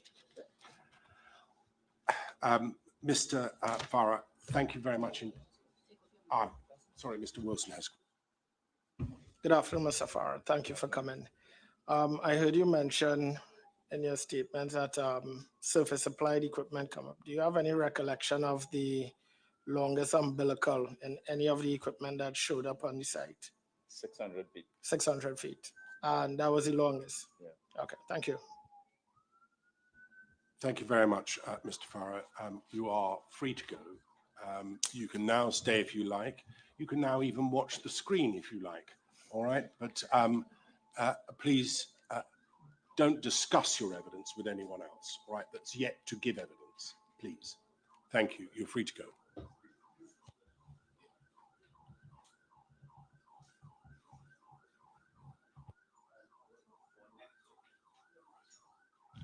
Our next witness is Mr. Michael Kurban.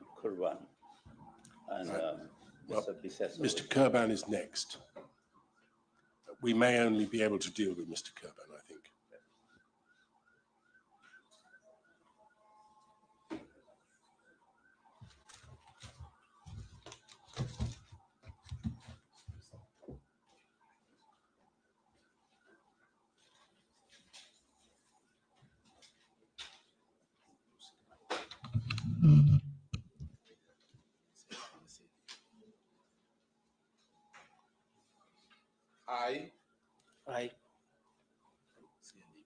Michael Coburn, solemnly swear solemnly swear that the evidence that the evidence I shall give to the Commission I shall give to the Commission in this case in this case shall be the truth, shall be the truth, the whole truth, the whole truth, and nothing but the truth. and nothing but the truth.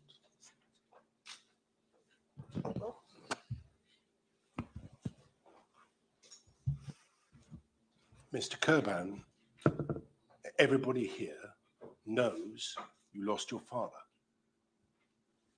And you will be treated with courtesy and respect. I'll make sure of that, all right? I understand that this is not going to be easy for you. And I'm sure it's something you've lived with ever since that day. What we're going to do is it Mr. Bissessar? Yes, Mr. Bissessar is going to summarize the evidence that you've given to us so far, all right? That I hope will make it a little easier. Listen to him carefully. And if you agree with his summary of your evidence, that will serve as your evidence, all right? And then everybody else here will restrain themselves in asking you such questions as are vital for the purposes of our inquiry and no more, all right? If you have any difficulty or you want to take a break or anything of that kind, you've only to raise your hand, ask me, and you will get it, all right? Do you understand? So please take your time. You've got some water in front of you. I know it's not going to be easy, but thank you for coming, all right? Okay. Thank you, Chair. Michael Coburn is a Marine captain and is certified commercial diver with his own diving company, and he also works with different companies. His father was Faisal Coburn, one of the deceased divers. Michael Coburn, following an interview with the legal team, gave a witness statement dated 31st October 2022. This is at WB 1601. He was represented by counsel during the interview. In his witness statement, Michael Coburn said that the facts in his witness statement were true and correct. Michael Coburn says that on 25th February 2022, around 3:30 p.m., his brother Nicholas Coburn called him and told him that there was an incident on Berth 6. He spoke to Andrew Farah, who believed that the divers were in the pipeline. Michael Coburn arrived at Berth 6 with Corey Crawford and Ronald Ramuta, and Corey and Ronald went into the habitat and brought Christopher out of the pipeline. Christopher told him, that is Michael Coburn, that his father Faisal Coburn was right behind him, and Kazim and Yusuf were waiting for help. Christopher said to him to go and rescue them. Michael Coburn complains that Paria told him not to dive in the pipeline, but he responded that the men's lives were at risk and Paria could not stop them from going to rescue the divers. He recalls that the Paria person told him that he was just telling him what management was saying. The Paria person said that he knew the situation and Mr. Coburn should do what he wants to do. Michael Coburn says that the Paria guys were in the office and were not seeing what was going on at the site. He said that he, Corey, Ronald, and Dexter Guerra formulated a new dive plan to go into the pipeline, and they assembled the dive equipment, and he then went into the habitat, and Corey and Ronald assisted him, holding on to the rope while he went into the pipeline feet first. He met one dive tank in the riser, which he pushed aside, and continued going down the riser, made the bend, and entered the horizontal for about 10 to 15 feet. Michael Coburn says it was completely dark in the pipeline, but he had his dive light with him, and with the exception of the tank he pushed away and another floating to the top of the riser, he did not see any other objects there. He heard pounding in the pipeline. He said no one was pounding from the outside because he, Corey, and Ronald made it clear going in that no one should pound. Michael Coburn explains that the entire length of the pipeline which he entered was full of water. He says that when he arrived at the airtime limit, he was approximately 10 to 15 feet in the horizontal, and he then came back. Michael Coburn's evidence is that he reported to Corey and Ronald what he saw when he came back, and everything was set up to go back into the water. He had commercial helmets connected to an umbilical, and Conan was willing to go into the pipeline with him, with Andrew and Conrad monitoring from the top. Michael Coburn says that Catherine Balkisum told them that they were not allowed to go in the pipeline again because management was having a meeting and that Paria will make a decision and let them know. He remembers that the Coast Guard officers told him that the Coast Guard were there to make sure that they, meaning Michael Kurban and the divers, do not go back into the pipeline. Around 11 p.m. on Friday, Catherine Balkisoon told Michael Kurban and the divers that Paria had appointed Subsea Global to use their divers to bolt the riser back at berth 6 to equalize the water displacement in the pipe and to take off the cap on top of the riser at berth 5, as they wanted to bring a crawler camera to send into the pipeline. Michael Kurban says that the job to connect the riser was done at 12:30 a.m. on Saturday morning, and the crawler arrived at 3 a.m. and left at 5 a.m., but he was not allowed to see the footage. Michael Kurban recalls that Andrew Farah and Dexter Guerra told him that Paria wanted LMCS to have a permit for anything they wanted to do. Michael Kurban left Paria at about midday on Saturday, and he said nothing was happening. He tried to come back on Saturday, but Paria did not want him to come back on site, so he went to berth 6 with a friend's boat and stayed at berth 6 until nighttime. Michael Kurban says that on Sunday morning, while LMCS was trying to remove the habitat with a crane, the emergency brake on the crane failed and the habitat fell into the sea, after which Paria stopped all operations. On Sunday at about 7:46 a.m., Michael Kurban made an international broadcast on Channel 16 VHF radio from Sunnydale, which was a marine channel. He says he made the broadcast to explain what was taking place at Paria. Paria then told him not to broadcast information on Channel 16. He says that in the meantime, all of Paria's shipping operations were continuing as normal with berthing ships. He left Paria on Sunday morning. Michael Kurban says that his extended family, including his mother, waited at Paria's main entrance car park, and he was interviewed by Philip Alexander. He says that his family was not informed before the media conference on Sunday that Paria had moved from rescue to recovery, and no one from Paria visited his family before the bodies were recovered. He says that a rescue was possible and that Paria waited out the time, and that Paria's officials should have been on site to respond and not in an office. Michael Kurban believes that a rescue could have occurred.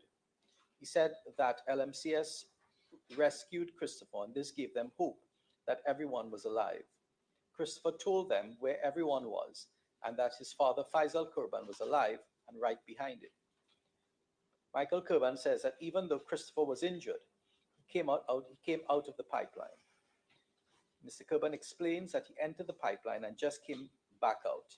He didn't see any reason for Paria to stop them from doing the rescue. He says that Paria waited out the time. Mr. Kurban questions why Paria was having a meeting if they knew that people's lives were at risk.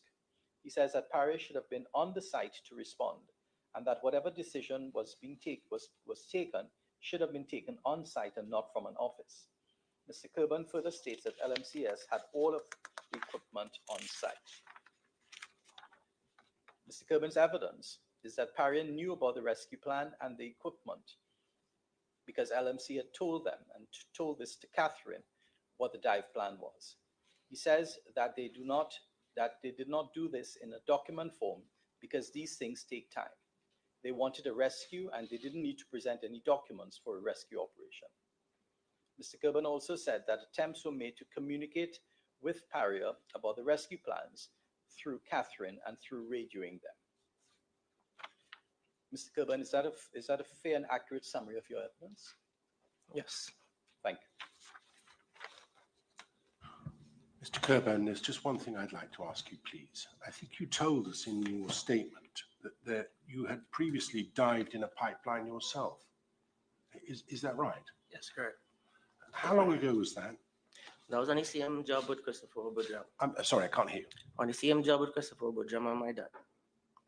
You see, you speak very fast.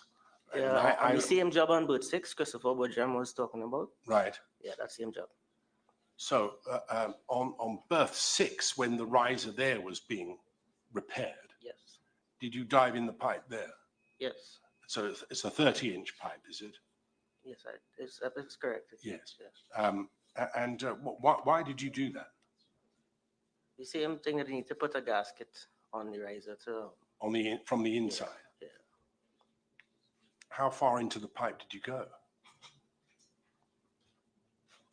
Couldn't estimate that at that time. Not far. Not probably about 20 feet. Right. Is it, and was that the only time you've been, apart from this occasion, the only time you've been in a pipe? Yes, correct. Yes, thank you very much. I have no other questions. Does anyone else wish to ask Mr. Kurban any questions? Yes, Ms. Alfonso. I'll be very brief, Mr. Chairman. Good afternoon, Mr. Kurban. My name is Nairi Alfonso, and I represent the interests of the SWWTU.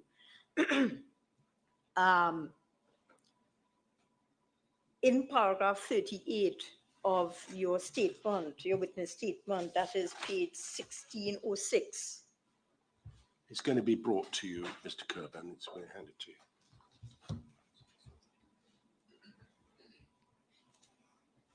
You see that paragraph, Mr. Kurban? Yeah. Could you explain who the we is you're referring to? We repeatedly tried to convince Paria. Who is we? Means that me, Ronald, Andrew, Farah, Dexter. Okay. And when you say Paria, could you assist me in who in Paria you were referring to? The Paria personnel that was on site. Okay. You know any names at all? No. No. That, no. Okay. Was there a lady by any chance? Well, at that time, Catherine didn't arrive. Okay. So you know Catherine Balkiswood? Well, I know her that night. You know, from that night, yes. But you didn't know the other persons, the other Paria personnel? No, I wasn't on that job, so I don't know the Paria personnel. Okay, fair enough, fair enough. And could you also assist me later on in that same paragraph? Paria's plan was to equalize the air, It was not a rescue plan. Paria did not attempt to rescue. So let me just go to that first sentence.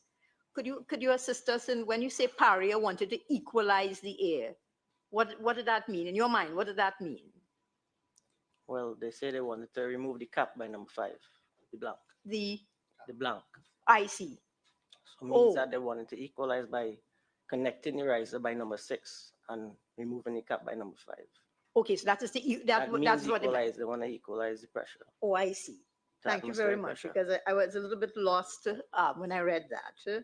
I thought it was something to pump or something like that. And I just want to be clear, Mr. Kurban, you were able to swim past 2 tanks as far as you could go down into the pipe with the umbilical. The first tank was on the surface in the pipe. I see. Second tank is where you see in the camera. Okay, and you were able to swim past that? Yes. Well, twice. Once. Once. Yeah. In, out. Well, okay. Oh, so you didn't go past it? Yes, I passed it out. Okay. And on the way out? Well, yes, I pushed the tank down further and I continue ascending up. Okay, so you passed it? Yes. Twice? Yeah. Okay, thank you. That is all for you, Mr. Kurban. Thank you very much.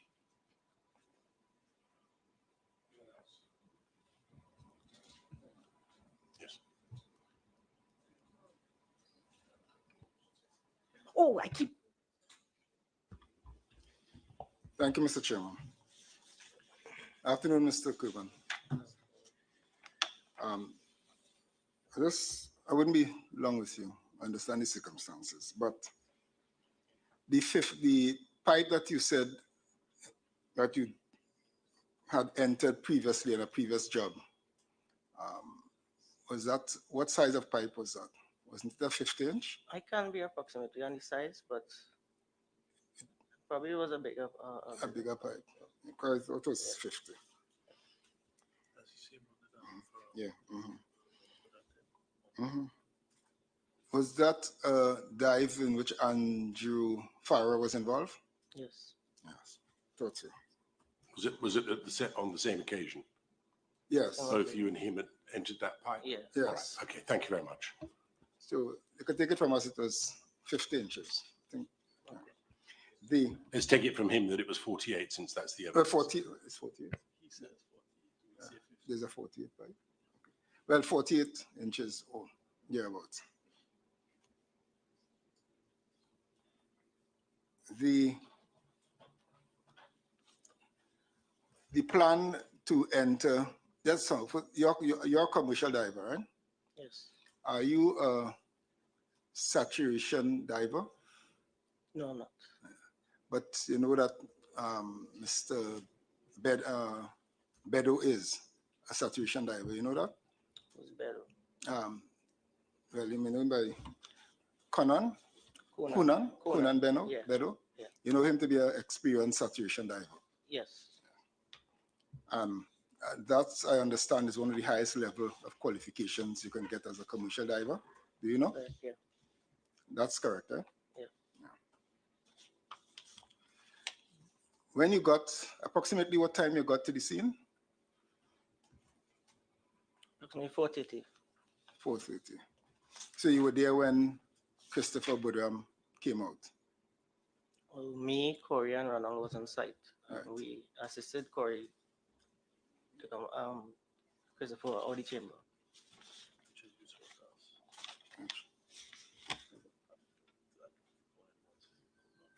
Yeah. That's at that time, right? Yeah.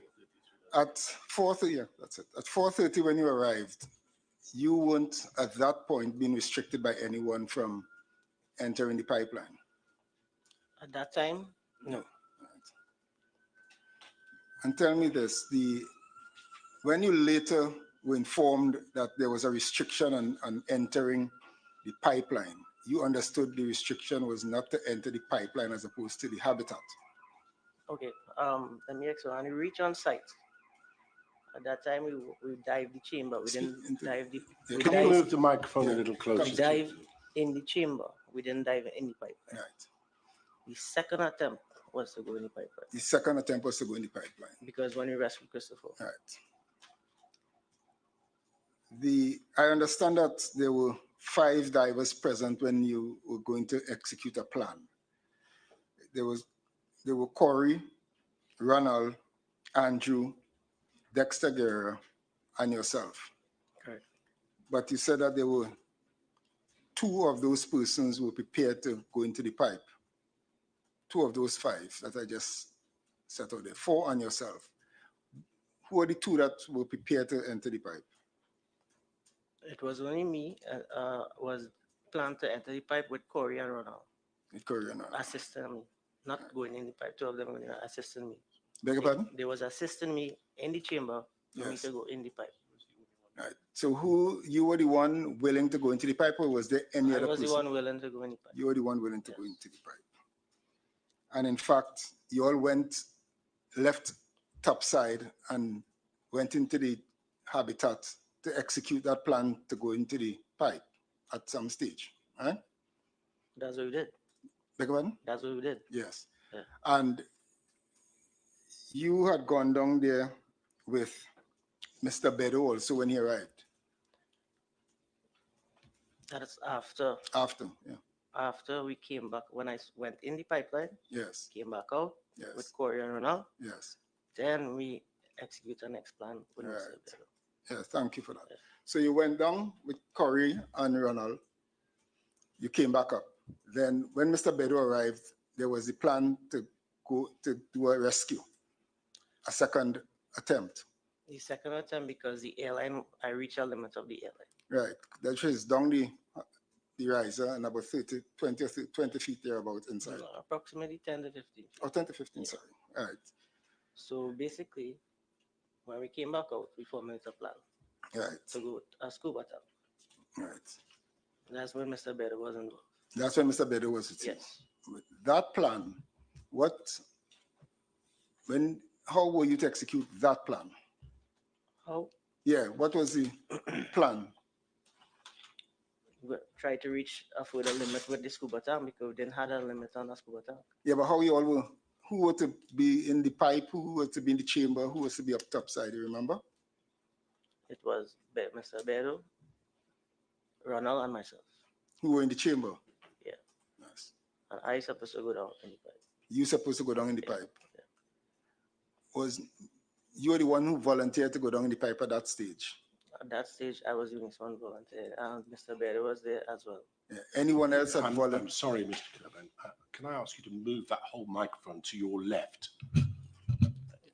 That's it, yes. Apart from you, understandably wanted to go into the pipe, was there anyone else at that stage with respect to that plan prepared to enter the pipe?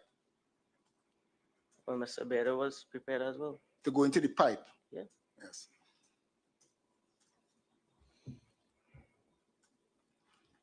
That plan, when you all got into the chamber, you all were sitting on the rim of the pipe at that stage? The rim? Yes. It was in the chamber. In the chamber? Yeah. Around the rim. Around the rim, yeah. Not on top of the rim. Not on top of the rim. But that plan was aborted. Yes. By Mr. Who made that call to abort it? Mr. Bedo? I made that call. You made that call? Because when we checked the PSI on the tank that we had, and we estimated the depth and the time to take inside a pipeline, it wasn't enough air. It wasn't enough air in the tank that we had. It wasn't enough air in the tank that you had, and that's why you all aborted and came back up. Came back up to ready commercial equipment this time. Mr. Bedo says it a bit differently. And I want to be accurate as to what he said.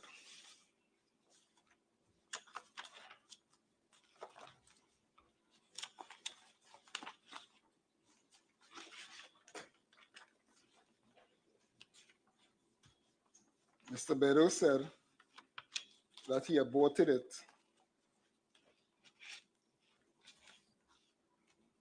because he did not like, he didn't think you were in a sound mind to properly tend him.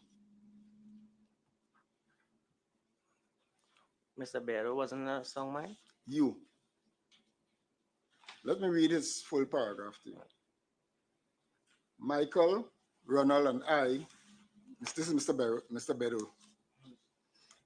Michael, Ronald, and I then entered the habitat. That's correct, right? When we entered the habitat, I sat on the rim of the pipeline to enter.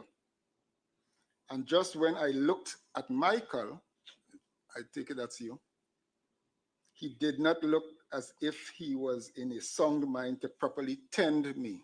I guess that's a diving expression. What is that? What does that mean? Tend means assist him. The assist him. So I made a decision.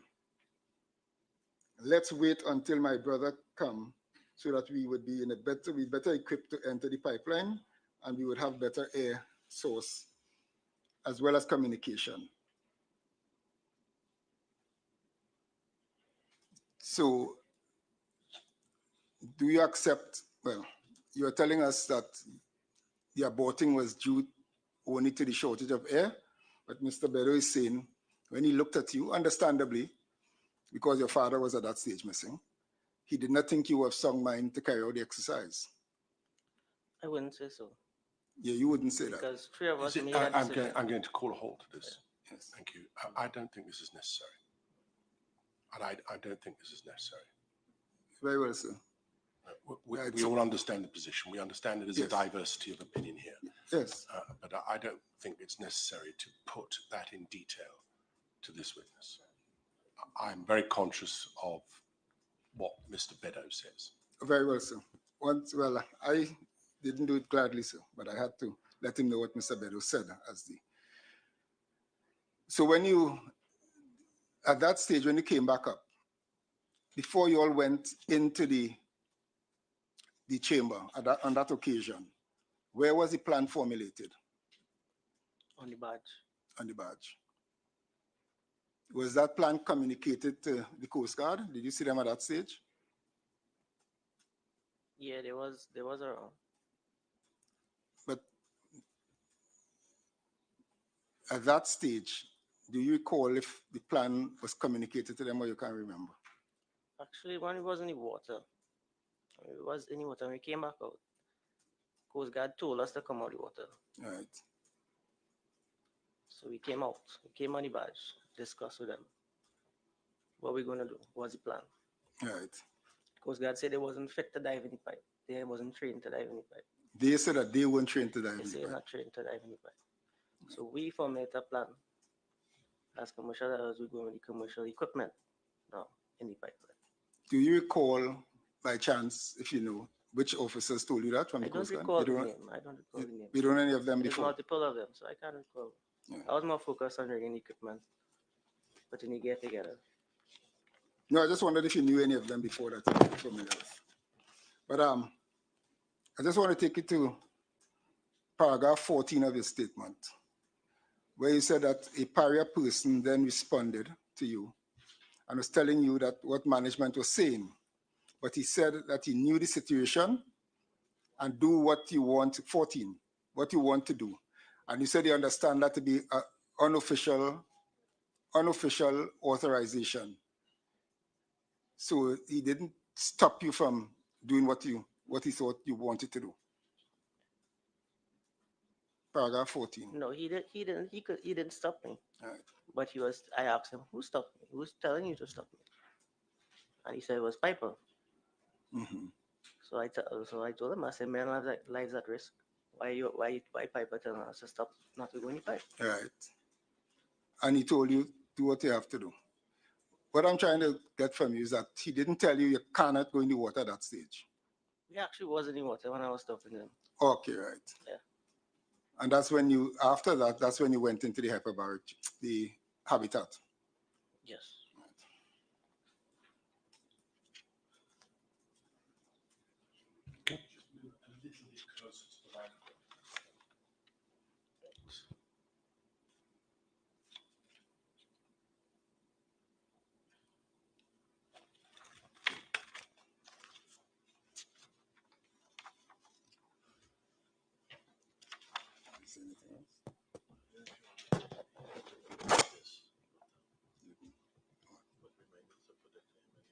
What is that? I can't read that.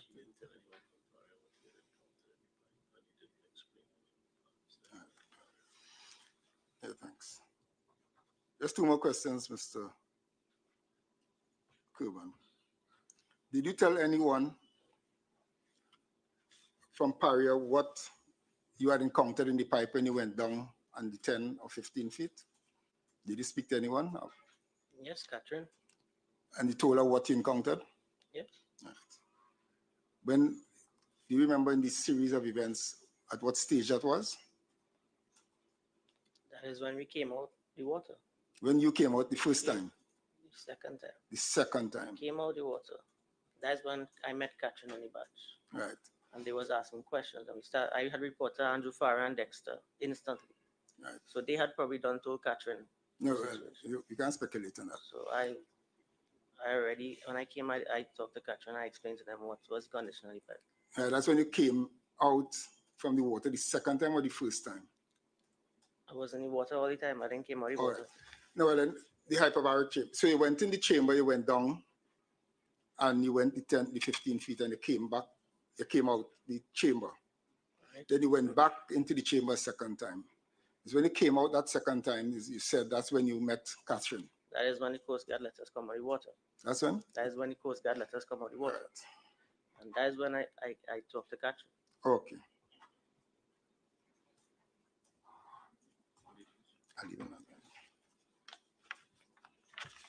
Let me see if there's something else.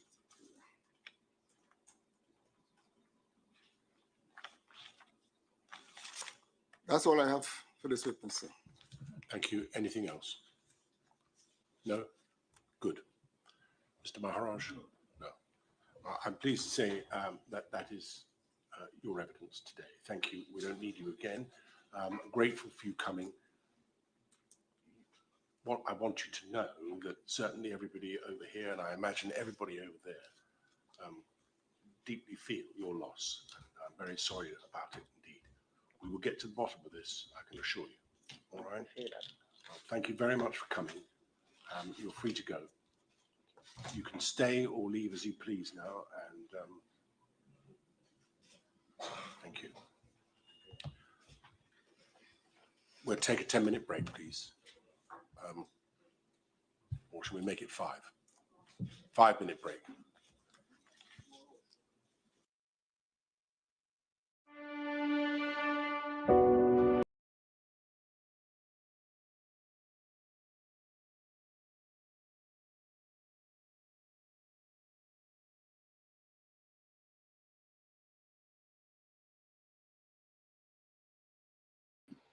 All right.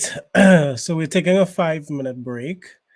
So I suspect that, yeah, in 5 minutes time, we are going to be returning. I will just speak to some of you guys at the moment. Let's look at the comments.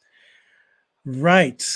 Well, the chair put an immediate stop to the line of questioning from the Paria lawyers. He thought that, I guess, it came across too harsh and inhumane, not compassionate enough. I don't know why, Mrs. Peterson thought that it was important to kind of tell, excuse me, Michael Kerban that, his colleague said that he was not of sound mind, and kept repeating that. That was kind of uncouth, in my opinion. I don't know why he thought the need to do it. That was pretty bad. And I saw that, as soon as he started doing that, the comments just lit up, because that's just crazy. What was the point? It's quite clear that he didn't really have much to say as well, right? So let's look at the comments. Okay, so some people, right, lots of comments anyway. All right, let's look. Comment from YouTube says, in Petrotrin Times projects, a standard assigned a supervisor who go out and stayed all day until work is suspended for the day every day. Okay. Right, let's look at some more comments.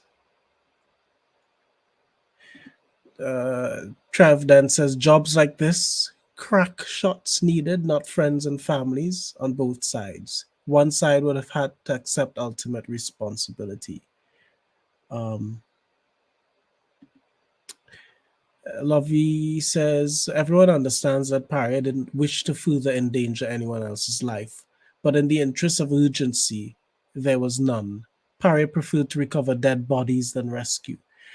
That's an interesting position. I think that's why the chair of the commission was drilling down on the Paria attorneys, asking them to sort of figure out what their position was. Is it that Paria is saying that they're okay to establish a rescue plan for bottles instead of human lives? And then, of course, I think it's at that stage that the Paria lawyers realized that they got themselves stuck in a position, and so he said they would have to take instruction, but essentially admitted that was the case, and to me that was kind of crazy. Karen Sampa says, every plan and equipment Paria asked LMC to provide, they did, and yet Paria still blocked them from attempting a rescue. Nolly Andel says, this is really sad. Just hearing all of this and picturing it in my head, what these divers went through is sad. Tears flowing down my face. Sorry to hear that. Naima Mohammed says, all this time the divers' lives were being actually taken away by dumb decisions.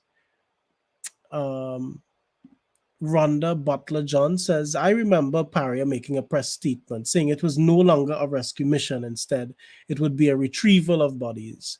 The men didn't even die yet when they did that. Thanks to audio and video, doesn't lie. The men were still very much alive. Listra says, my God, these experienced divers could have saved those men in the pipeline if they were not prevented from going in. Luncan says, to me, Paria is trying to label the incident as caused by LMCS, where LMCS was the only company that made efforts to save the men. Kizzy says, all they wanted to do was save their colleagues who have time to think about all these things, blah, blah, blah. people are kind of commending. You see, the chair gets mixed reviews. Some people think that he is biased in that he lets Paria lawyers too much scope, whereas he kind of comes down very hard on Prakash Ramada, but gives the Paria lawyers scope to almost, in some people's opinion, badger the witness, yet tells Prakash Ramada that he's badgering the witnesses that come on stage. Yet we've also just seen here that the chair reprimanded Paria's lawyers on several occasions to kind of reel and come back in, right? Let's see. Septimus Harry, a comment from YouTube says, while it may be harsh, you are telling me to tell me to go easy on him, but he could say anything to discriminate Paria. Okay, fair enough. Darwin Ramrup says, I worked in the oil field for a long time, and we are taught to think fast and act quickly to save life. The fact that they wanted things on paperwork is crazy. In some respects, there are issues of indemnity and liability. So either way, paperwork is required at that level. As to how much paperwork is expected in an emergency situation, that is debatable. Anubius Phoenix Nile says, Peterson Oi, as much as you're securing your clients behind, you are uncouth and callous, devoid of emotion, compassion, or sympathy. Sadly, men like you are looked up to, respected, and revered. Your hem is showing. There is such a thing called a duty of care. And for a rescue, I can tell you this was madness. Call it what it is. As I said, your hem is showing. To be fair to Peterson, Peterson is a lawyer representing his client, and in some respects would like to put things in a way that doesn't put their clients unnecessarily in a bad light, given of course the different interests, of course trauma involved, and but there's certain statements that people could make, I guess flippantly, that he, in his view, would need to be defended or whatever. But I do agree with you. It is the how it is done is needs to be considered, especially when people have lost someone so dear to them.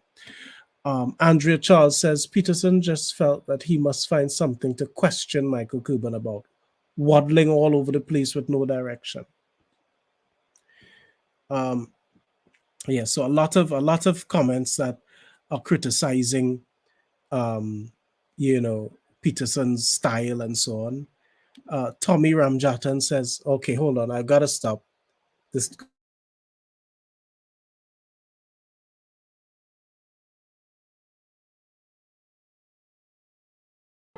It's on the end of the row here, is going to read a summary of your statement, all right? Listen to him carefully. If it accurately reflects that which you have told us, then we need to take it no further. Otherwise, please tell us otherwise, so that we know what you're saying. Then there'll be a number of questions from those who are interested. Hopefully we will get you done today. All right? Thank you, Chair. Mr. Conan Bedo was interviewed by the legal team and submitted a witness statement dated 27th October 2022. This is at WSB 1241. He said that the facts stated in his witness statement are true and correct to the best of his knowledge, information, and belief. Mr. Bedo was represented by counsel at the interview. Mr. Bedo says that he has been a certified saturation diver since 2017, which is the highest level of diving.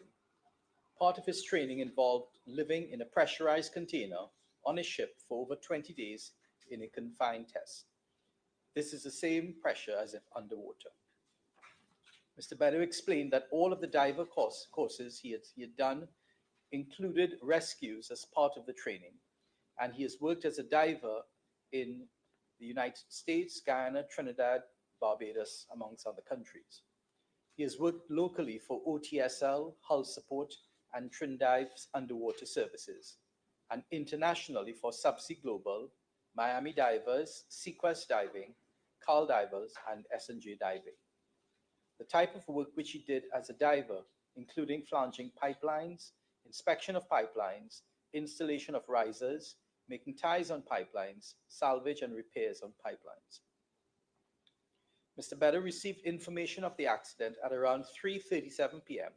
on Friday, 25th February 2022, from his brother Conrad Beddoe, who is also a commercial air diver, and he arrived at Pointe-à-Pierre at around 5 p.m.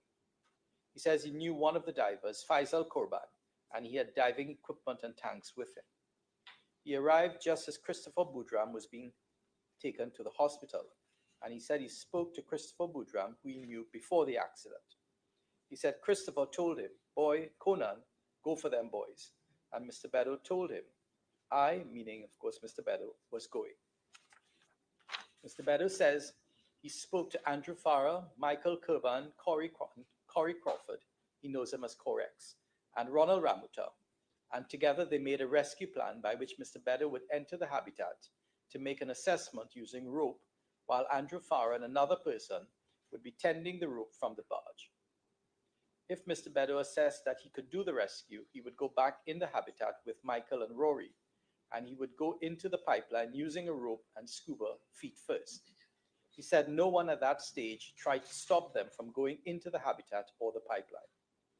Mr. Beddoe entered the habitat and assessed the pipeline, and then gave a thumbs up to the others before he, Michael Korban, and Ronald Ramuta entered the habitat. He looked at Michael and felt that Michael was not in a sound mind to properly assist him, so he decided to wait until his brother Conrad Beddoe came to enter the pipeline with better equipment, air source, and communications, so they returned to the surface. Andrew Farah then told him that the Coast Guard said they had to wait, and after about 15 minutes, he was told by his brother Conrad that he was at the front gate waiting, and Conrad was also waiting on another vessel with surface supply equipment, umbilicals, and helmets. When Conrad came, they set up the equipment, and it was agreed that Conan would go in feet first and someone would tend the hose. He said he had a 300-foot umbilical. Mr. Beddoe explained to his brother Conrad how it looked in the pipeline.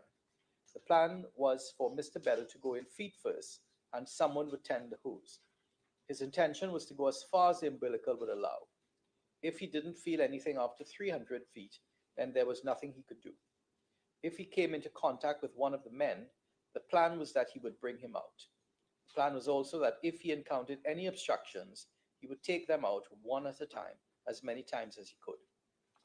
Mr. Beddoe at this time found out that they were not permitted to go into the water because Paria was waiting on the Coast Guard. He said he was not involved in any talks with Paria about the rescue plan at this time, and Andrew dealt with Paria. After 8 p.m., an officer arrived from Coast Guard and spoke to Conrad and Andrew. Andrew told him that they informed the Coast Guard of the rescue plan. Mr. Beddoe also observed that other vessels arrived at the site while he was on the barge. The vessel known as Gulfstream Marine was owned by OTSL, and the vessel known as Waterworld was owned by Subsea Global, used to be called Miami Divers. They arrived to give assistance. They had their full dive spread, which included an unlimited source of air and also other divers. Mr. Beddoe says that the Coast Guard did not render any assistance. They simply arrived and did nothing. He explains that he has done diving in a confined space in the past. He did this at PowerGen when he cleaned their salt water intakes, which sucks water from the sea. At 8:30 p.m., Mr. Beddoe went into the habitat with Ronald Ramuta and bolted on the riser extension to prevent any suction happening again. Adam Hollier from the Waterworld and Subsea Global was in the water holding the light for them. Mr. Beddoe stayed on the barge until 8 a.m. Saturday morning, hoping that they would get the go-ahead for the rescue. He then went home and waited all day for a call to rescue the men. He was on standby. His brother Conrad also left at this time. On Sunday morning, Mr. Beddoe accompanied Kazim Ali Sr., Imtiaz Ali, and Andrew Farah to a meeting with Colin Piper, Mushtaq Mohammed, and a Paria team to discuss LMCS's rescue plan. The rescue plan was more or less the same as before. The difference now was that Paria could not say that there would be another suction event again because the riser was now extended out of the water. Mr. Beddoe's dad, Russell Beddoe, who is also an ADCI diver, was at this meeting. Mr. Beddoe says that in the morning meeting, Colin Piper and others were present on behalf of Paria, which said that it wanted LMCS to submit the rescue plan and that it wanted a risk assessment, a job hazard analysis, and basically a full dive plan that will be required in normal circumstances. Mr. Beddoe says he went back to the office with the LMCS persons who prepared the documents which they showed to him. Kazim Ali Sr., Imtiaz Ali, Andrew Farah, and Mr. Beddoe returned on Sunday at about 4 p.m. with his father Russell and Mr. Hasib Ali and met with the Paria team, where they were eventually advised that Paria was moving from rescue to recovery and would flush the divers out. Mr. Beddoe says that more persons were present at this meeting than the other one. When they got to the meeting, everyone announced themselves. Some persons attended via voice conference. He says that there was a person from the Coast Guard also on voice conference. Kazim Ali Sr. then presented the plan. He says that Krishna Fuentes was one of the divers that Paria had on the video. Mr. Fuentes is also a saturation diver, and he's also an IMCA certified supervisor. Mr. Fuentes was asking how LMCS was going about doing the plan and who would be going in, as it would be a voluntary mission, as this is not normal diving. Mr. Beddoe then stepped in and he identified himself to Krishna Fuentes, who knew him personally. Mr. Fuentes told him that he agreed with the plan and had no doubt that Mr. Beddoe could execute the plan, but his only concern was the radiation buildup of hydrocarbons inside the pipeline and what side effects this would have on Mr. Beddoe. This was now a concern to Mr. Beddoe because he never took this into account. Colin Piper said that he did not think that radiation would be an issue. Mr. Fuentes asked whether Paria was willing to guarantee that if any side effects happened to him, that is Mr. Beddoe, within 20 years, whether Paria would be accountable. At this point, everyone went silent. No one from LMCS responded. Mr. Beddoe explains that he was still willing to go into pipeline once Paria had agreed that they would be accountable to him medically if anything were to go wrong 20 years into the future from any radiation. Paria rejected the plan and LMC left. With the exception of Mr. Fuentes, no one said that they had any safety concerns with respect to the plan. However, Mr. Beddoe recalls someone on the video call, as well as the Coast Guard person, saying, "What if the line cut?" However, according to Mr. Beddoe, there was nothing to cut the line. The Coast Guard person asked how LMCS was going to move along the pipeline and recover anything. Kazim Ali Sr. answered these questions, and the JHA dealt with those issues.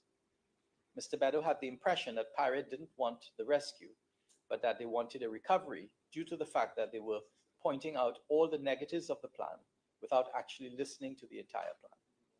Mr. Beddoe says he had no hesitation in the plan, and he was fully confident in it. His father, Russell, would have been the standby diver to go in if anything were to happen to him. He had no concerns about going into the pipe. Mr. Beddoe says that there was enough room to go in. Mr. Beddoe concludes that diving is his profession, and he would like to know that should anything happen to him, that there would be other people who would be willing to come and get him back the same way he was willing. Mr. Beddoe, is this a fair and accurate summary of your witness statement? That is correct. Thank you. Mr. Beddoe, just a couple of things, please, before I hand you over to others. First of all, at paragraph 26 of your statement, it's going to be handed to you now. Just wait one moment, please.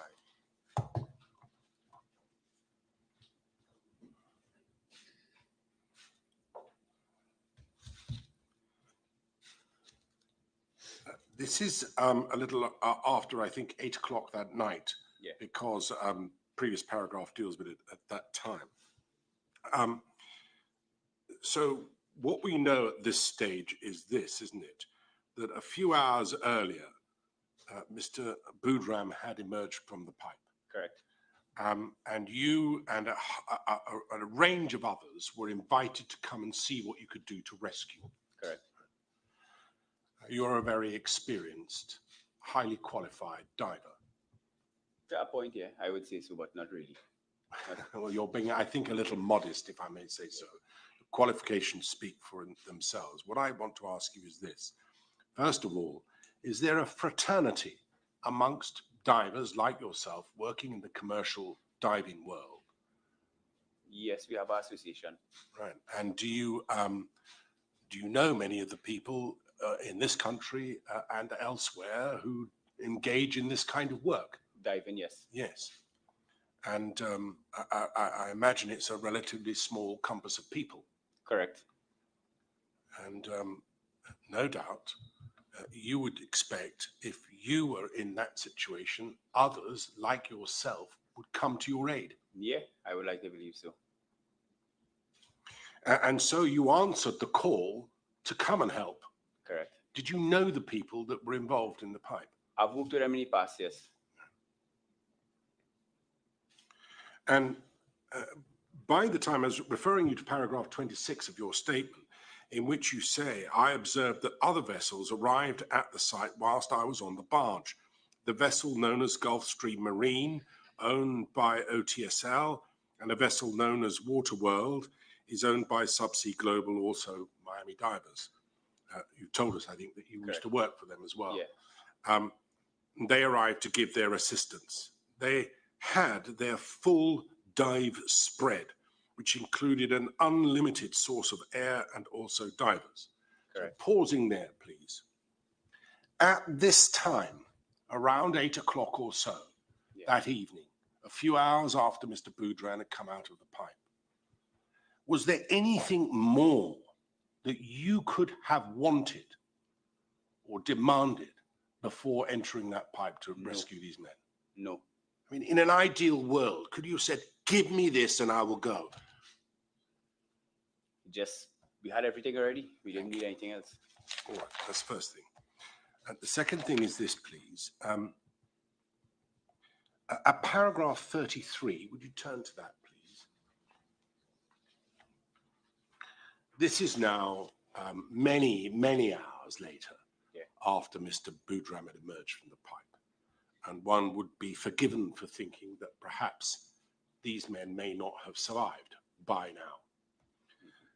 In any event, this is now Sunday, the 27th of February, all right? Yeah. And it is in the morning.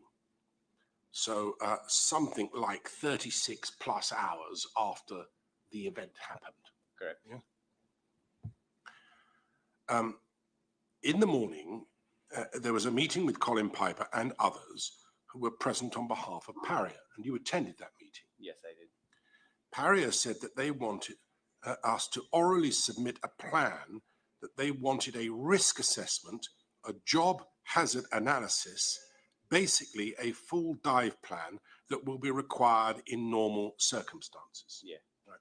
Now, were these normal circumstances? No, it's not. Did you regard that demand as reasonable? Not exactly. Well, you better explain what you mean by not exactly. Because... Could you turn to that microphone or bring the microphone to you, whichever, yes. Basically, diving is not physically safe on most instances because we're not designed to be below there. We're not fish. No. Right. So in this instance, it's in a pipeline. This is way above normal. Right. And we already had everything set to go. We already. So there is an inherent risk, whatever you do. Regardless what is risk. Right. So it's not in the normal practice to enter a pipeline.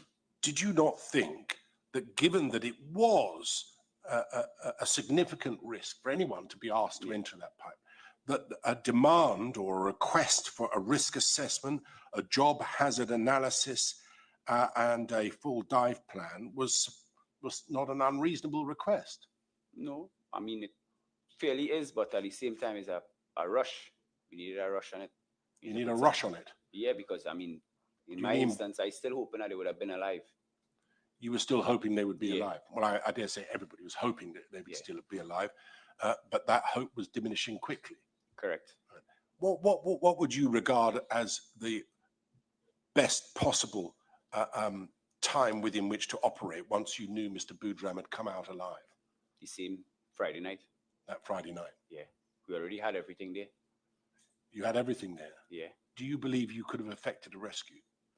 I would like to believe so, yes. On the final day, there was some mention of radiation. Are you aware of this radio? Had you been up until that time? No.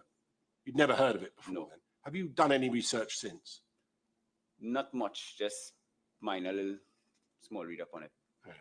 It's a highly controversial. Do you know whether that's the case or not? Well, without specific facts I can't really dig up in it. I don't know. All right, thank you very much. There'll be, I suspect, some questions from others. I'm going to ask from the back of the courtroom first, please. Anybody wishes to ask any questions? Ms. Mutu? Mr. Mutu? Then I think it's up to you. Mr. Peterson's going to ask. Yes, thank you. All right. Thank you, Mr. Chairman. Mr. Bedo, good afternoon. Good afternoon, sir. You're a saturation diver. First time I Yes. heard of the term, but that is the highest qualification of a diver. Yes, it Oh, is. very high. And at the meeting on the Sunday, there was another saturation diver, Mr. Fuentes. Correct. Yes. You knew him before? If That I Sunday? knew him before, yes. Yeah, in the industry. Yes. You have any reason to doubt his competence in the area of diving? No. He is the person who raised the issue of the radiation. Correct. Did you were hearing about radiation in in that context for the first time? Correct. And did you ask him to elaborate on? Well, he did. He did elaborate on it. Because he was saying that that was a risk that you all did not factor in. Correct. After he elaborated, were you still convinced that he was just being overly cautious, so he didn't know what he was talking about? No, well, I know him on a personal level, and I don't think he will put my life at risk by just trying to hinder me. Yes. For no apparent reason. For no apparent reason. The Coast Guard was also part of that meeting. Correct. And there was some issue about a hazmat diving suit. I don't know what that is. Well, Fuentes mentioned he hazmat suit. And he said that they were not in the country. Yeah. And it would be too long to bring one in. But I say it might have take too long to bring. Oh, you said it would take too long. But did you know if there was any in the country at the time?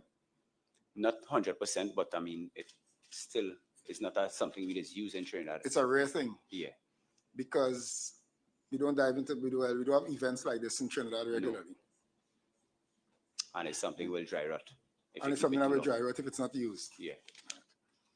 The Coast Guard being part of that discussion, did they volunteer to participate in the rescue?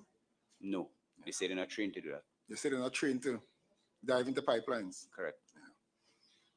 From your experience as a saturation diver, which I was impressed when I saw the mode by which you were trained, you know of any other persons in Trinidad qualified to dive into pipelines like that in that kind of space? Confined space? Yes. A few. A few. But are those persons also saturation divers? Some yes, some no. So it's a rare skill. Yeah. When you arrived at Paria site that Friday evening, I think you got there around 5 o'clock. Yeah. You spoke with Christopher Budram, who you saw has just been boarded onto an ambulance. Correct. Yes. And he told you that you should go for those guys. Correct. Did he tell you anything about the condition within the pipe? No, we didn't have much conversation because they were checking him out, the medic. Did he tell you that? I'm struggling to hear you, Mr. Bedo. Oh, sorry. Just make sure you use that microphone, please. Yeah. Yes. You didn't have much conversation, but no. You realized that he was covered in what appears to be black, thick oil. Correct. Yeah. And did that inform an opinion you may at that stage as to what the condition in the pipe might have been? At the time, I wasn't focused on how he was looking. I was just happy to see that he alive, and he just told me, hey, the rest of them there, go for them. Did he tell you anything about air pockets at that stage? No. Right. How did you get from there out to the boat? The Coast Guard vessel. The Coast Guard vessel took you? Yeah. There was a small craft there. Yes. And you got out there, and when did you formulate a plan to dive? When I got out there, probably like about 10 minutes within being there, I spoke with Andrew, I spoke with a couple other guys there, and I got dressed and entered the water just to make an assessment for myself. And at that stage, the Coast Guard didn't try to stop you? No. Neither did any Paria security try to stop you? Correct. Yes. And you went into the water and went into the habitat? Correct. Yes. You did your assessment? Yes. And you came back out? Correct. And you reformulated a plan, or you used the same plan? Well, we reformulated a plan, which is the same rope to tend the divers down inside. And then you revisited the Yeah. chamber to execute the plan. Correct. And you aborted the plan when At that stage, yes. At that stage. And in the details that were set out, you got the reason why you did not Correct. think that Michael could have assisted you. That is correct. You have done rescues before? In school, yes, because we don't get to use this as often. That we don't get to do rescues in a real life situation on a normal. It's before every job you get to practice a dive. Or you gotta, Yeah.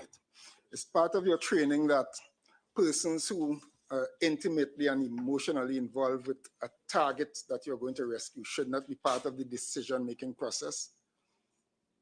I would like to say it depends on the situation. Yes, what do you mean by that? Because if it is your family in there, you will be a little more hasty, yes, which is what you're saying. But in my case, they are not physically my family. I just know them. Yes. But not on a personal level. Not I on a just know personal them. level. I just So know you them on a didn't work have that- level. Yes. But I still had the drive to go for them regardless. Yes, yeah, no, that's commendable. I'm not attacking that at all. That's understandable. But you have been through drills for rescues. Yes.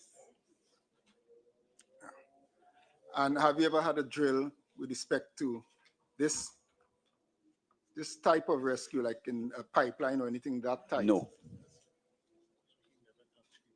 Mhm. Yeah. So you said you went in, you assessed, and you came up and you formulated a plan. Having formulated that plan, did you communicate it to the Coast Guard? No. Did you communicate it to anyone apart from Andrew. your team? Andrew. Yeah. Andrew Farah, Farah. part of your team. Yes. The first time you were speaking to Paria persons would have been when? The Saturday, the Sunday? When? Sunday. When you went to that meeting in the morning Correct. with Mr. Kazim Ali Sr. Yes.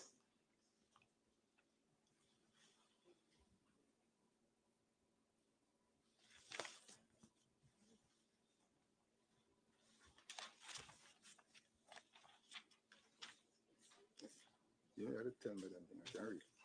Yeah, well, tell me. I'm asking a minute. Let me make sure I cover all I want to cover. You know your handwriting is not the best.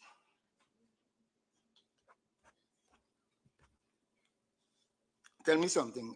A rescue in something like that 30-inch pipeline, part of a risk assessment would be what size bottles you will use or what source of air you would use. Yes. And I saw in your statement you referred to small bottles. What Pony bottle, not actually a pony, it's like a cubic feet smaller. It have the 80 and it have the 50. That's some of them come as 30. We were going with the 50. All right. That would have been part of your risk assessment. Yes. I think it told the commission that the request by Paria to have a risk assessment before a dive like that is not unreasonable. No. In fact, it's a standard requirement for a dive, especially in a confined space like that. Yes.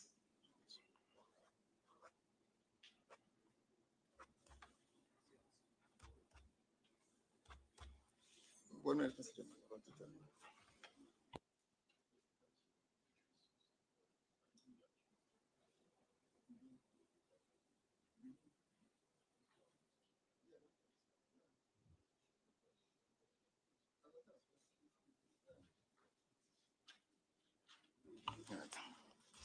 Right, so I was at the stage where you said the plan was formulated and you had your team and they were ready to go. Having seen earlier the oil on Mr. Bodiam's skin, did you realize that you were diving into a pipe that may have had hydrocarbons? At the same Friday night, no. Right. I wasn't thinking about all that at the time. Were you aware as to what may have caused the men to enter the pipe? Well, that will be differential pressure. Right. Also, you're familiar with what we Yes. call delta P. Yes. Right. And were you aware that the delta P occurred where an inflatable plug had disappeared into the line? At the same Friday night, the same set time, no.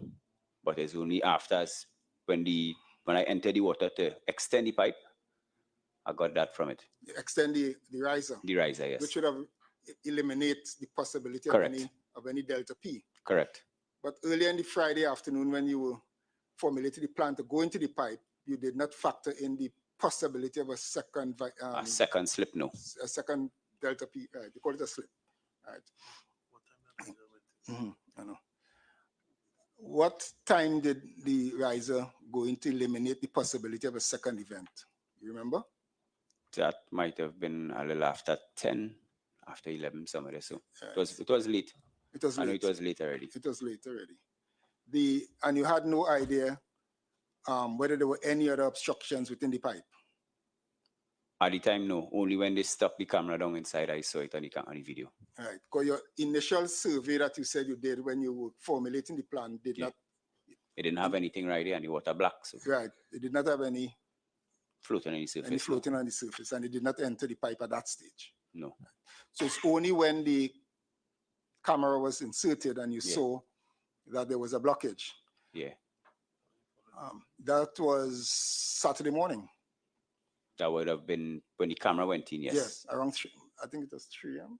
It was 3 a.m. It was around 3 a.m. Saturday morning.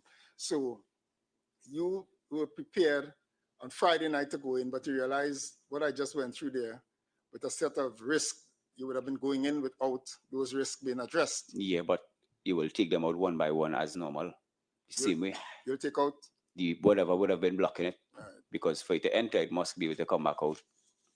Yes, I know, I take that. That is the execution of the plan. But what I'm saying is that when you formulated the plan, all those factors I just pointed out to you, the hydrocarbons, the possibility of the plug being in the line, the possibility of a second event, the blockage, all those factors, those are risk factors you would accept?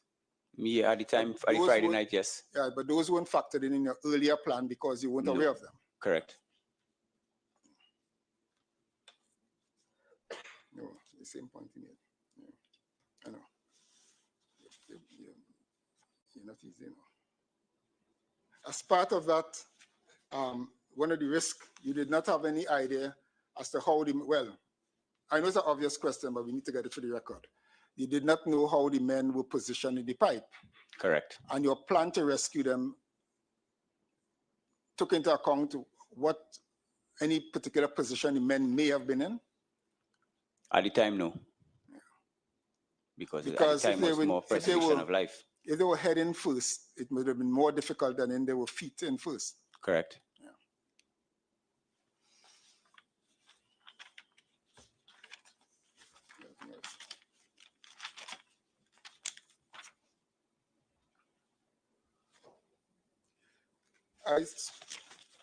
I saw something curious from Mr. Prentice's comment at the meeting on the Sunday. He was asking how we are going to do the plan and who would be going in, and he said it would be a voluntary mission. What do you mean by that? Because at the time you have to volunteer to go inside a pipeline. There is not something that no company has ever hired anyone to enter a pipeline.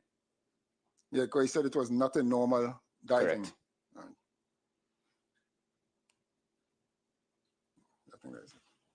I want to thank you very much, Mr. Bedo, for your time. Okay. Thank you, Mr. Chairman. I have one question for Mr. Bedo. Thank you. Mr. Bedo, was there any significance of the fact that Mr. Boudram was alive in operation of your mind when you had planned on going in for the rescue? On the Friday night? On the Friday night. On the Friday night, I didn't actually think much about the dangers of it. I was just more seeing it as an ex-diver inside there in assistance. All right. I needed assistance. But what I'm asking you, the fact that Mr. Boudram, you said you saw. Yes, I saw him. You saw Mr. Boudram. And the fact that he was alive. And you saw him, did that operate in your mind to any significance? Yeah, that would mean that the other guy is still alive, because if he came out, the others would be there. And then he said, go for them. So in other words, he would like to believe that they're right there too.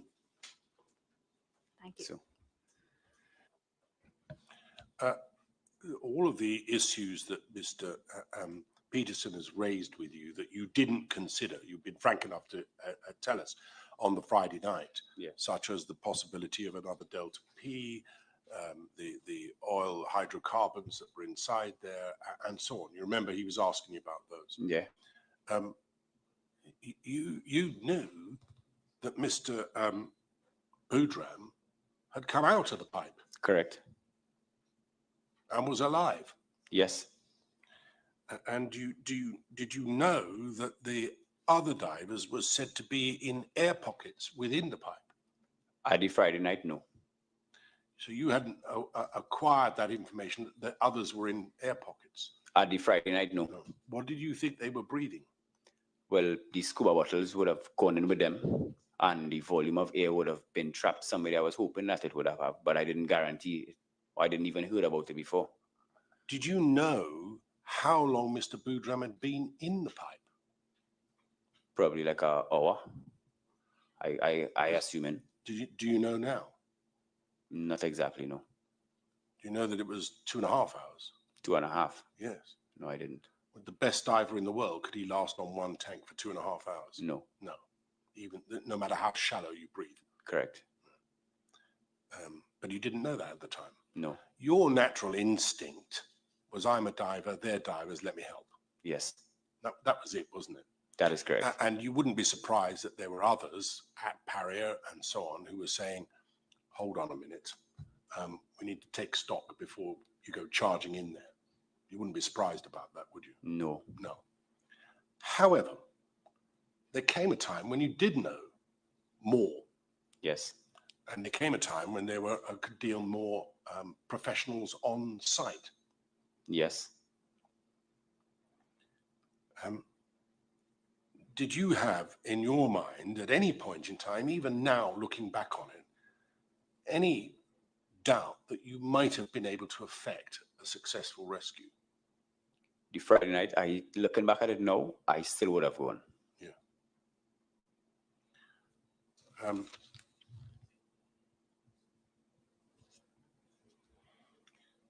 There's one other thing I want to ask you. Yes, this. You may have been persuaded because of some argument about potential radiation not to enter the pipe. I don't think you necessarily are saying that, but even if you were persuaded not to enter the pipe, were there other divers who were prepared to enter the pipe? I didn't speak to anyone else about if they were willing to go in the Sunday after. No. When we heard about before that, up until that time, I mean, were you the only volunteer? I don't know. I didn't ask much about that. I didn't ask much people. You just volunteered yourself? Yeah. Yes, thank you very much. Anything else? No, thank you very much. You're free to go. Thank you for coming.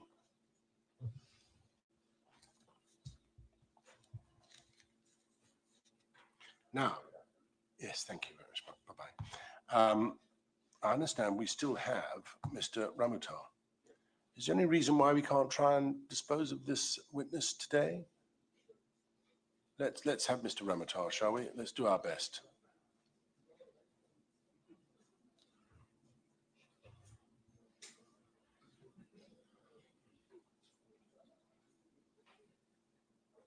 Do you think you're likely to be lengthy with him?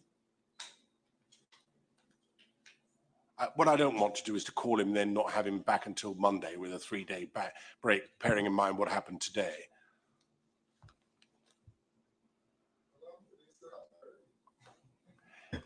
Yes. Yes, you could probably try to get it. Yes, let's have him. Oh, good. Because he doesn't add anything. Thank you for that, Mr. It's a repetition of areas we have covered before.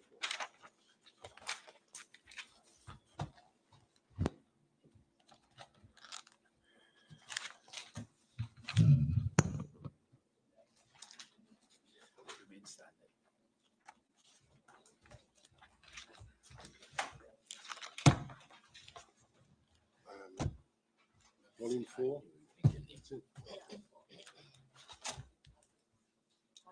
I, Ronald Ramuta, solemnly swear solemnly swear solemnly swear that the evidence that the evidence I shall give to the Commission the Commission in this case shall be the truth, be the truth, the whole truth, and nothing but the truth. nothing but the truth. Yes, do take a seat. Now, it's very important that when you do speak, you lower that microphone down so it's level with your mouth and bring it a little closer to yourself. That's perfect, right. Now, what's going to happen now is Miss Maharaj, who sits there, is going to be summarizing your evidence that you've given, right, in your statement. That will serve as your evidence in chief. Will hopefully save us a little time. Please listen carefully to her summary, all right? And if you disagree with it, tell us at the end. She's going to read that to you now. We're expecting to dispose of your evidence today so that you'll be able to go and won't have to return unless you want to, when you're allowed to sit at the back of the court, all right? But for now, pay attention to what she has to say. Am I right in understanding you're known as Rolly? Yes. Right, okay, thank you. Right, Ms. Maharaj. Thank you. Mr. Ramatar attended an interview with the Commission and a witness statement was prepared for him. He reviewed and signed his witness statement on the 31st of October. His witness statement is at the Witness Statement Bundle, page 1610, volume 4. Mr. Ramatar is a certified commercial diver. He was the brother-in-law of Faisal Kurban. At about 5:20 p.m. on the 25th February, Mr. Ramatar arrived at Paria's compound and headed to Berth 6 with Michael Kurban and Corey Crawford to assist in rescue efforts of the missing divers. When they arrived at Berth 6, they were told multiple times by Paria personnel that they did not have permission to enter the water. At this point, Mr. Ramatar stated that he still wasn't sure if the divers were in the pipeline or in the water.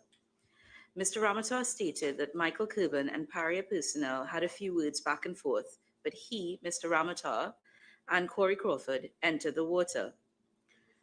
Corey Crawford and Michael Kurban proceeded with caution to the hyperbaric.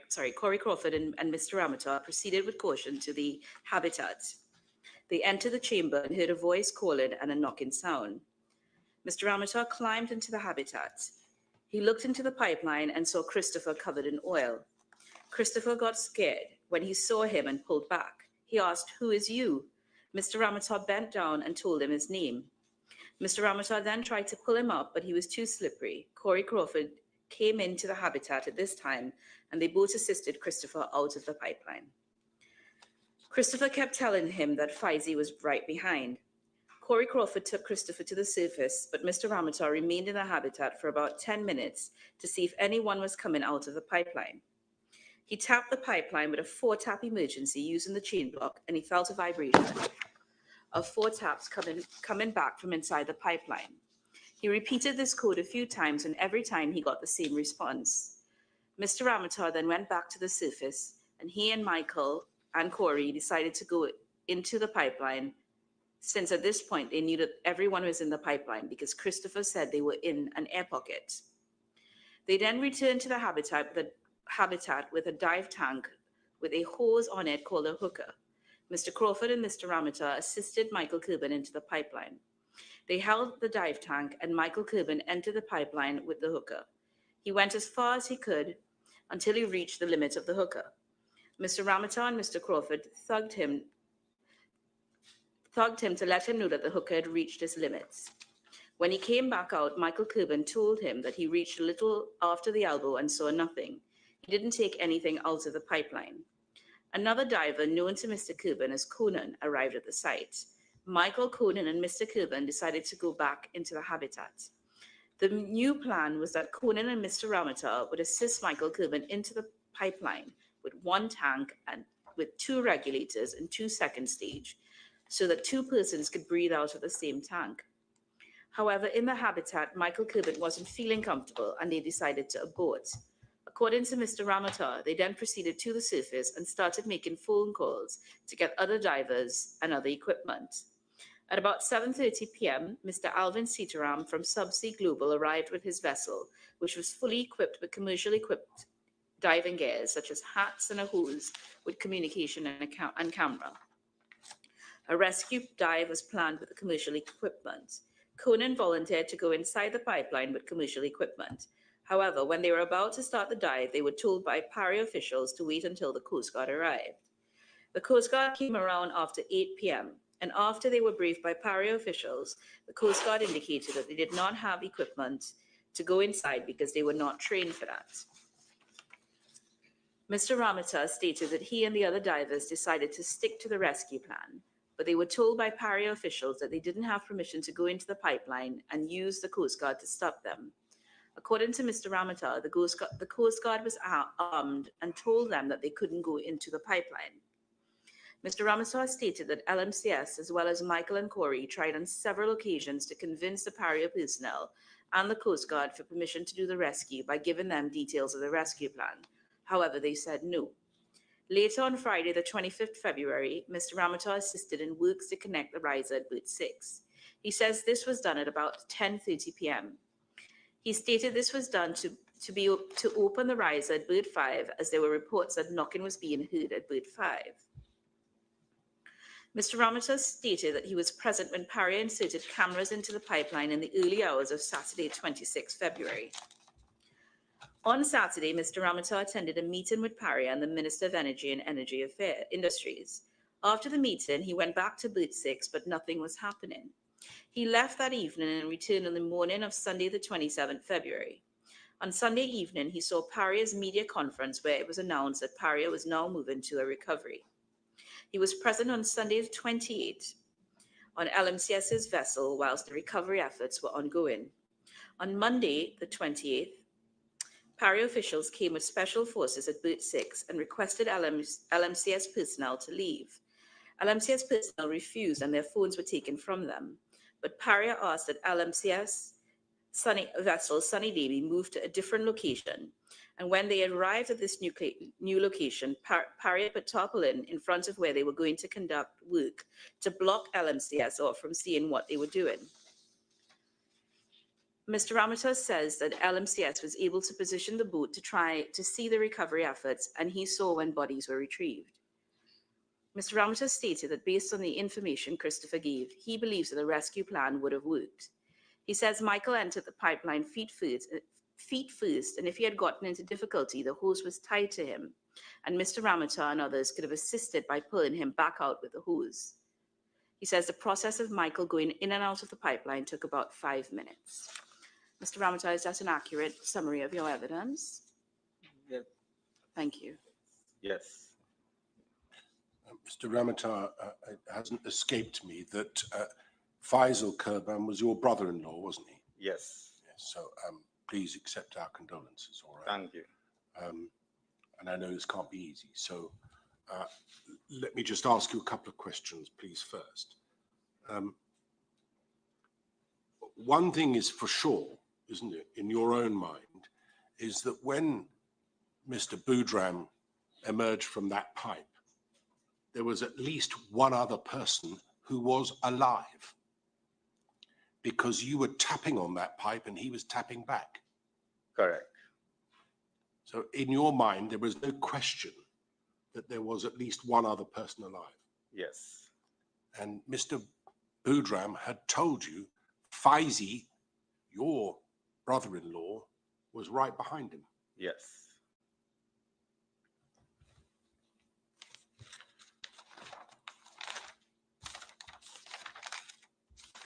Yes, I don't think there's anything else I need to ask. Does anybody, I'm going to ask at the back of the court first. Does anybody need to ask Mr. Ramutar any questions? No. All right, thank you. Well, Mr. Peterson. Just a few questions. Afternoon, Mr. Ramata. Good afternoon, sir. You saw when your colleague, Mr. Bedo, arrived at the location? Was first name is what? Bedo, Mr. Bedo. Conan. Well, I didn't actually see when he arrived, but the first time I saw him, he was in the water.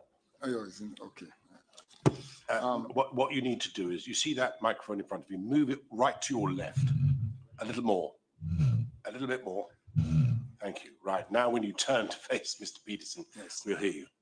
At that time, was it dark or it was just dusk? Dusk. Yeah. The Coast Guard was already there. Yes, Coast Guard vessel was there when I arrived also. Which is what, 5:20, thereabouts? Yeah, well, no, well, I arrived on the boat or closer to 6 minutes to 6. And the vessel was already there? Yes. The Coast Guard vessel was already there. Did they prevent you from going into the water at that point? No. Did any security from Paria prevent you from going into the water at that point? There was only words. They were just telling us we don't have permission. But you all, well, you ignore that anyhow, and you all were diving. Yes.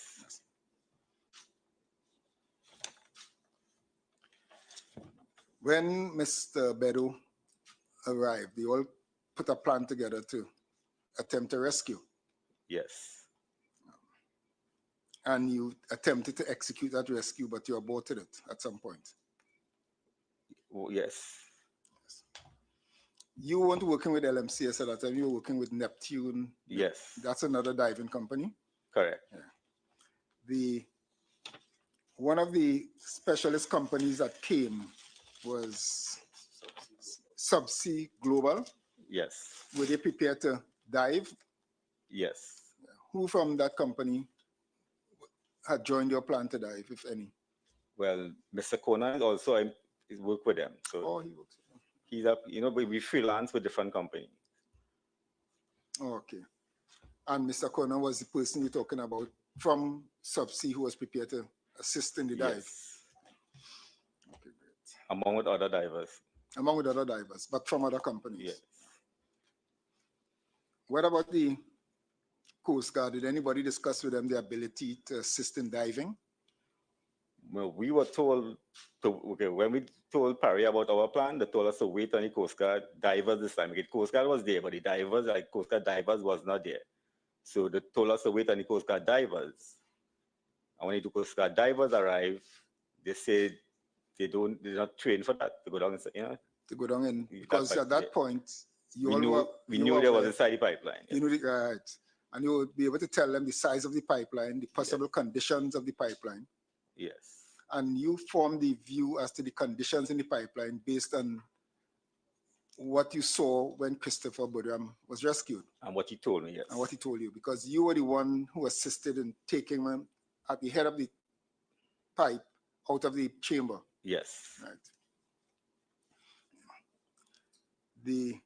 And having seen Mr. Budram, you saw him covered in what appeared to be oil. Yes. So you know that at least one of the hazards in that pipe would have been the oil, presence of oil. Yes. Right. Also, you knew about delta P factor. Yes. And you understood at that stage, did you understand that could have been a possible reason how your colleagues ended up in the pipe? Yes. Right. So you know that, did you also know that there was possibility that the equipment would also be in the pipe? Yes. And did you know the possibility from that delta P event that it could have also been a plug, an inflatable plug in the pipe? Yes. Because you have done this kind of work before? Yes. Right. And you also knew, apart from the inflatable plug, apart from the equipment, that you did not know how many persons might have been particularly in the pipe, or you thought all the men were in the pipe? Christopher told us all the men were in the pipe. Christopher told you all the men were in the pipe. Have you ever done any rescue close to that or anything like that? Where we train for rescue in confined places. When we're doing the course, part of our course is training for confined space rescue and stuff. Right. So you will describe that pipeline as a confined space. Yes. But in this case, with added hazards like the presence of oil, the equipment in the line. You had to say yes, because. Yes.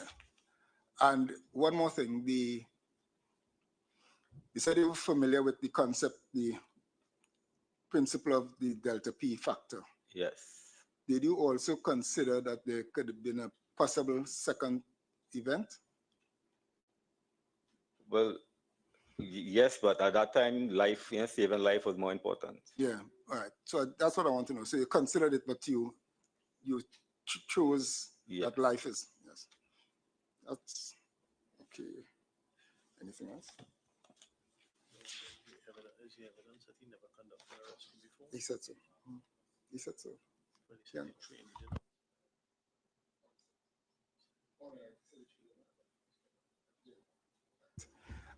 Sorry, I thought you had answered it. I asked you about whether you had conducted such a rescue before. You said you were trained to conduct confined space, but I asked if you ever participated in an actual rescue of that kind. Not inside a pipeline. Not inside a pipeline, but confined space rescue. Yes. Right. Where could you tell us what circumstances, not the exact particulars? Well, inside vessel. I mostly deal with salvage and vessels, ships, sunken ships, something, and yes, guys got stuck inside and we went to rescue them. All right. Is there anything else? Thank you very much, Mr. Chairman. Thank you. I think Mr. Wilson has a question. Hi, good afternoon, Mr. Ramata. I'm hearing about your training in terms of confined space, but are you aware of the difference in diving in a pipeline, if any at all, if you're aware of it? No. I offer you that diving in a pipeline is called penetration diving or penetration diving. So it might be slightly different than confined space. Have you ever trained for diving and or rescue in penetration diving? Well, no. No. Not inside pipeline. Not inside pipelines. All right. Your commercial diving ticket, it's to a known standard or from an accreditation body, right? Repeat that? Your commercial diving ticket, it's from a known diving body, a trade association with accreditation. And that trade association, there are stipulations into the methodologies of diving throughout and how you execute diving safe work scopes. Yes. Right. In your training in the accredited training site, did you ever come across, I kind of repeated myself about getting to something. Did you ever come across penetration diving? But you know the pipeline, Yes. Well, no. Well, no. In your experience as a commercial diver then, removing the standards, have you ever made penetration dives? I made one, yes. I made penetration diving inside pipeline, the same way in vessel. The pipeline, we went into the pipeline to see what is inside the ending. At that time, were you diving to a known standard or a standard was absent? Well, probably standard was absent. Standard was absent. Thank you. That's all. Yes. Thank you very much. Mr. Maharaj, anything? No? Well, I think we made the right decision. Thank you very much indeed for coming, Mr. Ramata. As I say, you have our condolences. All right. Thank you. Thank you for coming. All right. We'll call it a day. You may do it. Well, that's the conclusion of this week. I did indicate previously that we would entertain any question that there might be from the media. If there is any query, given the hour, I suggest you come and ask me later. Mr. Chairman, I have two housekeeping matters. Of course. We have the pathologists, the experts, the pathologists' reports. We would like to formally, well, we did inquire as to whether we could have gotten images, notes, photographs, or any video recording of their examinations. But that request will have to come from the commission to those pathologists to provide it, because they're the... What is it exactly you want? Have you written and asked us for this? Yes, we did. Yes. Just a minute.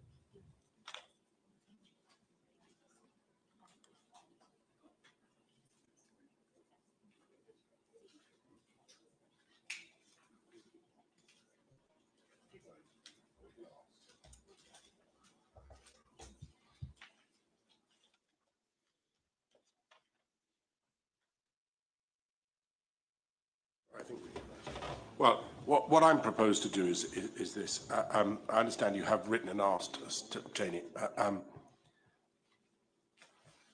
I will effect a further request. Do you want them from both pathologists for all four bodies?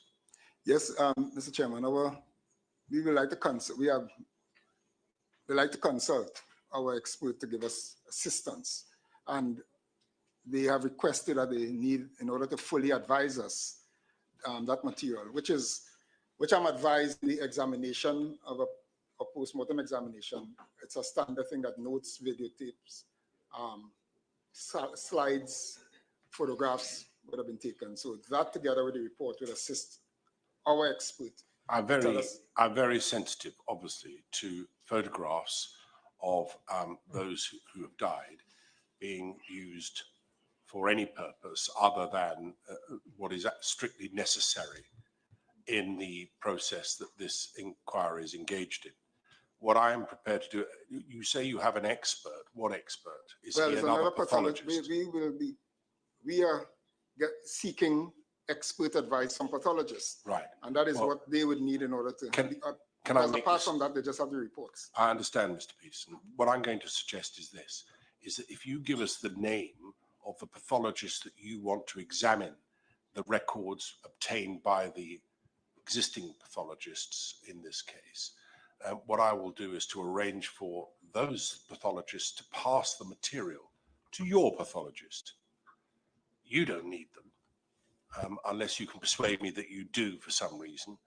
It seems to me, if it's a matter of experts, why is it necessary for you to have pictures? Well, because, sir, we have to get advice. We have to consult with our expert, and we will need to cross-examine or examine our experts with respect to the reports and the expert. So the point is that if those are given to us as counsel in the matter, we will give an undertaking that they will be used between the experts. No, I'm sure that that's right, Mr. Peterson. I'm not suggesting that anything other than that, but you'll appreciate that the families of those who have died will be a little sensitive to the company who they may hold in some way responsible for their death is now poring over pictures of the bodies, and I want to be sensitive to that.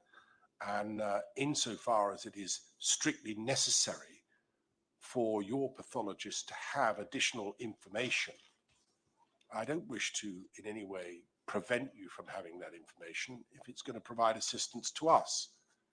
But I am anxious to understand precisely why it is necessary to have video footage or photographs and or the notes of pathologists in your hands if your pathologist is going to give you an opinion. Presumably you have the questions that you already have in your mind for him to give you an opinion on. I have those too, sir, but when I'm consulting with our expert, we will be in a conference and he would be pointing out it and we will be interrogating his conclusion if it's different from the experts. Right. But without that, so I'm sorry about, yeah. Mr. Peterson's all right. But you have a undertaking that it will be kept solely for the purpose. Well, I think I want a slightly more restrictive undertaking.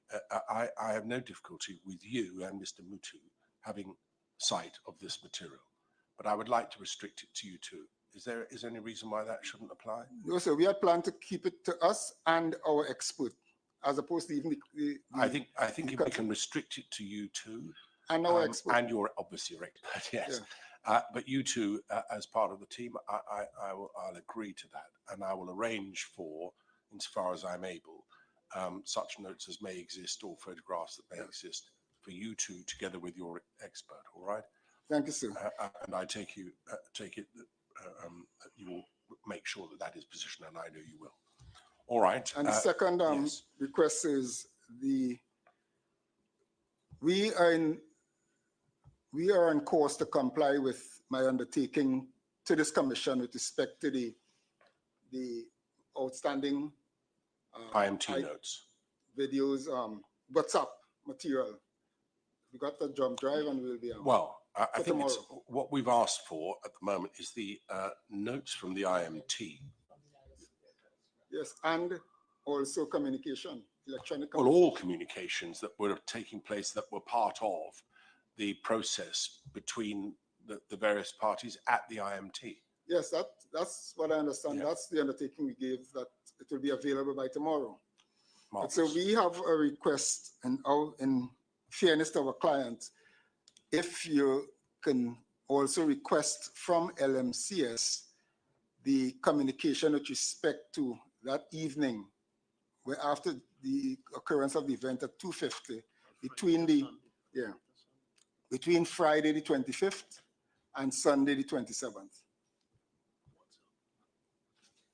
WhatsApp communication, emails communication, and or notes, so because we can't do it ourselves. So you're asking me to obtain from LMCS their WhatsApp communication. Do you know that there was any?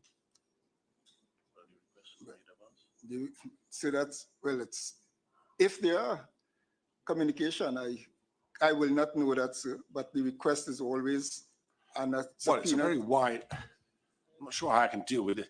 If you're saying there's a fundamental difference, isn't there, between an IMT, which is a requirement that it automatically engages in a tragedy such as this, where there are communications between the members of that IMT, and minutes to be kept at meetings, notes to be kept, and if you choose to use a telephone to do it by way of WhatsApp messages, well, that's a matter for you, or for the IMT.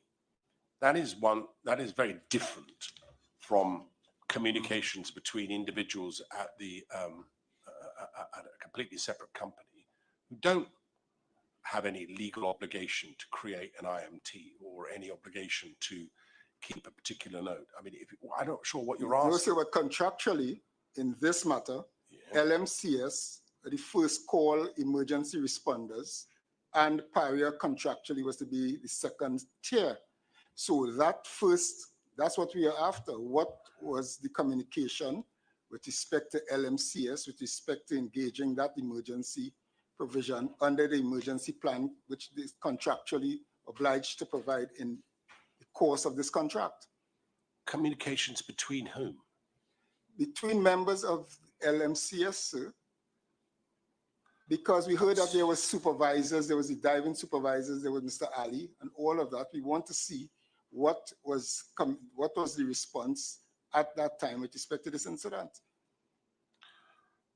I have to say I'm extremely reluctant to make some sort of order that's going to disclose potentially personal types of information, concerns that exist between family members. I don't know what the bounds of what you're asking me are. Can I put it in this way? Look, given the hour. Mr. Chairman, I had that concern too, that I don't want to know who loves who, but there's the redacting process to that. And also when we are disclosing emails, we are scrubbing them to see if they're purely irrelevant material. Yes, well, I don't want anything that's irrelevant, obviously. Yes. But I am concerned about drafting any kind of order that would meet what you're asking me for. So what I'm going to do is this, Mr. Peterson. I suggest that since this is the first you've raised of it, and here we are in the end of the second week of these hearings, that you put into writing the nature of the order that you would wish me to make. Sure. You draft it, send it to me via Ms. Sinanen, and then we will consider it. There's no reason why we can't correspond as we have done by email. And if I feel it's fair, then I will just make that request. But at the moment, I'm not prepared to make any kind of order until I see exactly what it is that you're after. Sure, sir. All right. But the request, I guarantee you, will be a fair one. Sure. All right. Well, you've heard what Mr. Peterson has been saying, Ms. Prasad Maharaj, and we'll see what comes my way. All right, and then I'll obviously engage with you on that. Are there any other housekeeping matters that I need to attend to before we break off for Monday? No? Marvelous. Well, look, thank you all very much for your cooperation this week. Much has been learned, I hope, and I hope that the public generally have been both interested, intrigued, and informed by what we've heard this week. So thank you all, and I will see you all on Monday. Apparently we're not finished.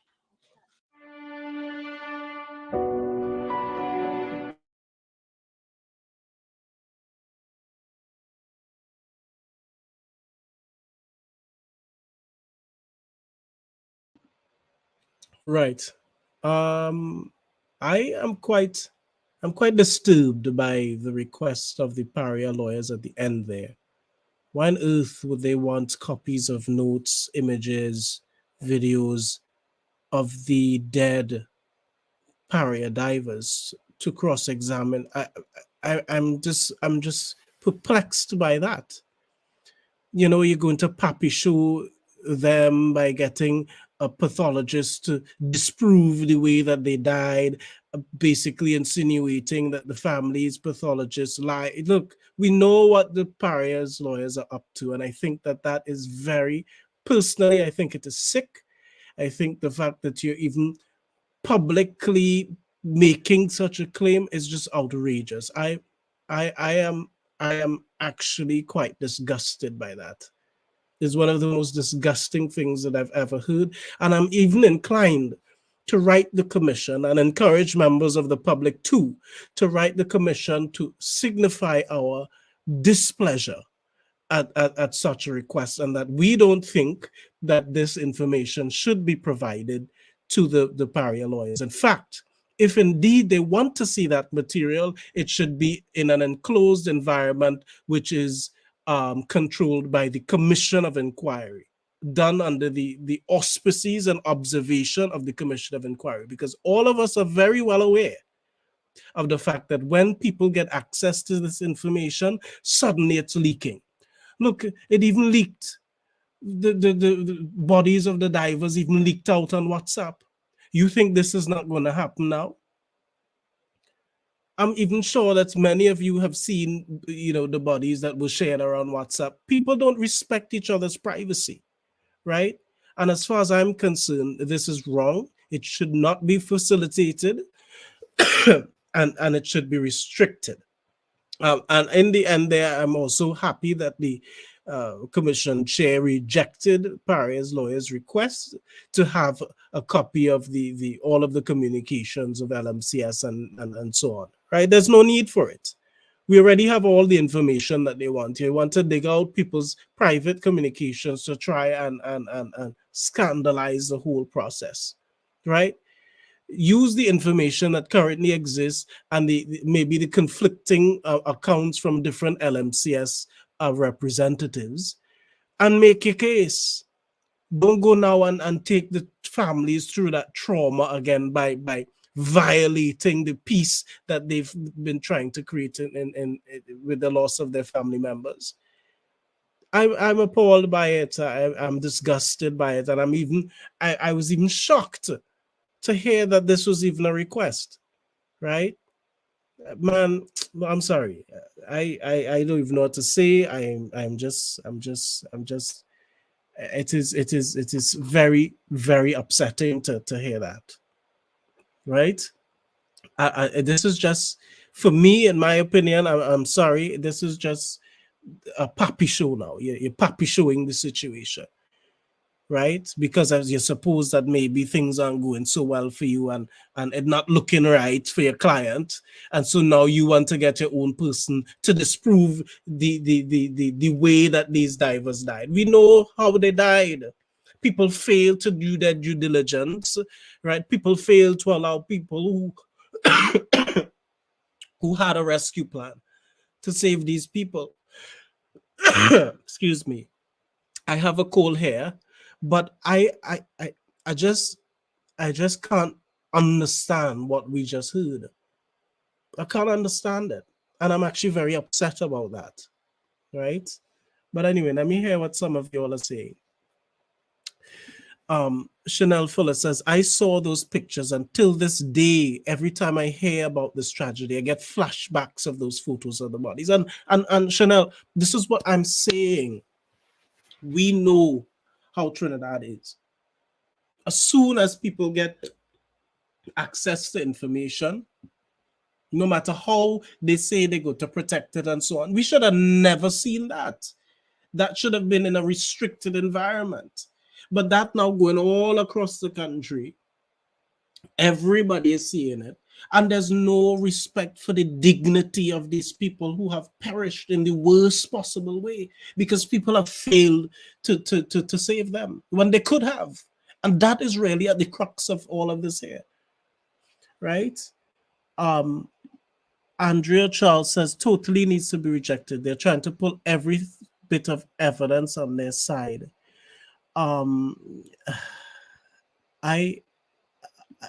Marina says she's disgusted as well. There's no sympathy at all. Dell says this is the lowest of the low. You know, people are quite. Namala says my aunt insisted on sharing the video to me with the bodies being retrieved, and the only thing I didn't do was cuss her. Thankfully, block is an option, and I never saw that video. You know, and here's the thing. Here's the next thing too. Here's what I suspect is going to happen if the commission takes God out of their thoughts to allow Paria people at large to get that. Granted, the commissioner said if he's granting that, he's going to restrict it to Peterson and Mutu and their pathologists. Here's what's going to happen. I believe strongly that is going to happen. The pathologist is going to make a determination based on the photos and the information that was seen, and suddenly this version of events is going to end up on WhatsApp to kind of influence the court of public opinion. That's what's going to happen. We know that's what's going to happen, right? Because there's a lot at stake here, and the various parties involved are trying to protect their own image and perspective in this particular matter. Rhonda says the testimony just now mashed them up, so they're grasping now. Comments are coming in very quickly. I'm trying to keep up, right? Rawley Rambaran says the divers died when that pipe was closed while they were tapping for help. End of text. Lawrence Richards says they're realizing things are going their way, so they're making trouble. Ishmael Joseph says, so what their pathologist going to say? They died instantly and they were justified in moving from rescue to recovery. Disgusting. KD Mendes is giving me some advice on honey, lemon, and ginger. I'll be good in a couple of days. Actually, I will probably go and organize some of that just now because, you know, this cold is kind of, you know, inhibiting me, but I'm trying. The Vika Balkaran says, but God will see that the diver's family victory. Very sad to see that video. So yeah, look, folks, you know, really and truly, I'm sorry. I'm sorry that it ended. Oh, hold on. Rhonda's suggesting something. Someone suggested in the comments you create a petition on Facebook. Trust me, people will support it. Okay, actually, I will. I wonder if I don't even know what to write in there. Give me some ideas on what to write in a petition, because right now I'm so frustrated about what I just heard that I'm not thinking correctly. But yes, I think I will take that thing. Andulal says that info from the pathologist of the victims cannot make any difference to a new pathologist. Any difference would have had to be at the time of the procedure. Okay. Okay, people are agreeing with the petition. Okay, so I will make a petition, since a lot of you are asking for the petition, because I don't think this is right. Personally, that it shouldn't be allowed to occur. I don't really know how much time we have, but we really need to kind of, at least the public needs to show their displeasure at what we heard today, because that's not right. Right? It's not right. Okay. Namala says, I will send you a petition that was forwarded by Vanessa Subrati on behalf of the divers. I think the petition specifically, Namala, however, needs to be specific to preventing Paria lawyers or the commission from making the stuff available to Paria lawyers, including Peterson and Mutu, right? I think it needs to be specific to that because they don't need it. And if they want their person to see it, it should be in a controlled environment. In my personal view, it should not be sent to anybody, right? Because we know what happens then, right?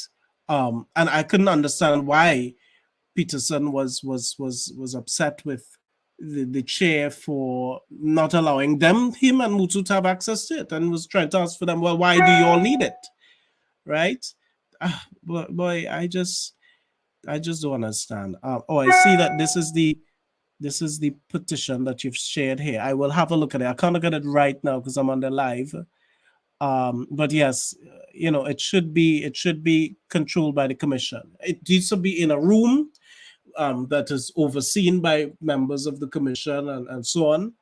And if their pathologist or person wants to comment and they want to comment in some kind of conference thing and cross-examine the pathologist based on some whatever that the questions that they have, let them do that in that controlled space. But do not give people just unwarranted, unabated access to the notes, images, videos of the dead divers' bodies. This is absurd, people.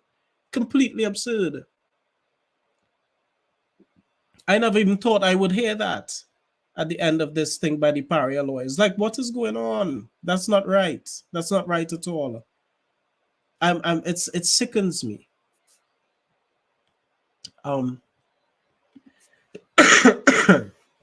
Andrea says, Pest, don't include that it should be controlled by the commission in the petition, please. It will reach the hands of the public. He's saying don't include that. Aisha's suggesting that it should be pathologist to pathologist, because Lord knows those lawyers, they know they ask from the elbow. The thing is, you're right. Maybe it should just be the pathologist to make his determination, see the material, make his determination, come up with his thoughts and whatever, and then let the Paria lawyers cross-examine his findings after the fact.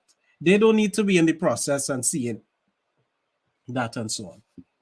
Because if they trust their own pathologist, is it that they don't trust him? Is that he's going to be lying or something like that? I just don't understand it. And as Anissa Kurban says, you need to be mindful of the families that are involved. You need to be mindful of the families that are involved, right? And lots of comments. Let me hear. Namala says that can others looking on at the inquiry sign the petition as well, please? They need 13,000 more. Please, this is in support of getting the Paria people out of Paria. They should not be working and collecting a salary. Okay. There can be no benefit to the Commission of Inquiry's findings is in LMCS's staff WhatsApp messages. This is bordering on a witch hunt to evade those people's privacy and distress. The pathologist report should be between pathologists, not lawyers, because the lawyers has no expertise on pathology. Completely and utterly agree with you. I completely agree with you, Ann Jones. You're absolutely right. So, all right, folks. Well, excuse me. Trying to get rid of this cold, but we've naturally come to the end of this this inquiry. I do know that we occasionally have had some of the members of families and so on involved looking on at these proceedings on Facebook, and so we do have to be mindful of that. I see comments coming on from YouTube by TK saying that that's, of course, is a mad request by Paria lawyers. Anyway, folks, we've come to the natural end of this inquiry. It restarts on Monday. And yeah, so it's been nearly 8 hours we've been on here streaming direct If anyone has any recommendations for me on how I can quickly get rid of this coal that is developing, I'll be more than happy for you to share. Maybe what I will do is I'll put up a status after the stream on Facebook, and then you can give me all your recommendations on that thing on how to get rid of this coal. But Kazim Mohammed says, look at getting caught up in people's comments again, but if Paria was so concerned, why they appointed their pathologist to do an autopsy together? Yeah, okay. Someone says puncheon, honey, lime. Okay, possible. All right, folks, have a good rest of your day. We've been on here for a while, talking and looking at this stuff together, and thank you for the recommendations that you're giving how to get rid of this stuff. I wish you all the best. We will come back on Monday. Granted, I think Catherine Balki soon speaks on Tuesday 13th. Yeah, Tuesday 13th. Catherine Balki soon. She's going to be giving her perspective and whatnot. I may have to, I don't know how I'm going to do the Catherine Balki soon stream because I might be teaching. So I don't know how that will go, but I'm definitely not missing the Colin Piper one. So we will see. We will see how it goes, okay? But thank you for joining us. Keep the stuff alive. Do share the stream while you're at it, and come back right here on Monday, and we will continue the streaming of the Commission of Inquiry into the tragedy that took place at Paria Fuel Trading Company, where, of course, multiple divers lost their lives at the hands of ineptitude and incompetence. And we can all ultimately agree, having seen a lot of the contributions at the Commission of Inquiry, that a lot of people dropped the ball. They didn't do their due diligence, and a lot of blame goes around equally for failing to rescue these guys. So all the best. God bless. See you on Monday. Thank you for watching. And let's stop these Paria lawyers from getting access to those pictures, videos, and stuff of the divers' bodies, because that is wrong. Good night.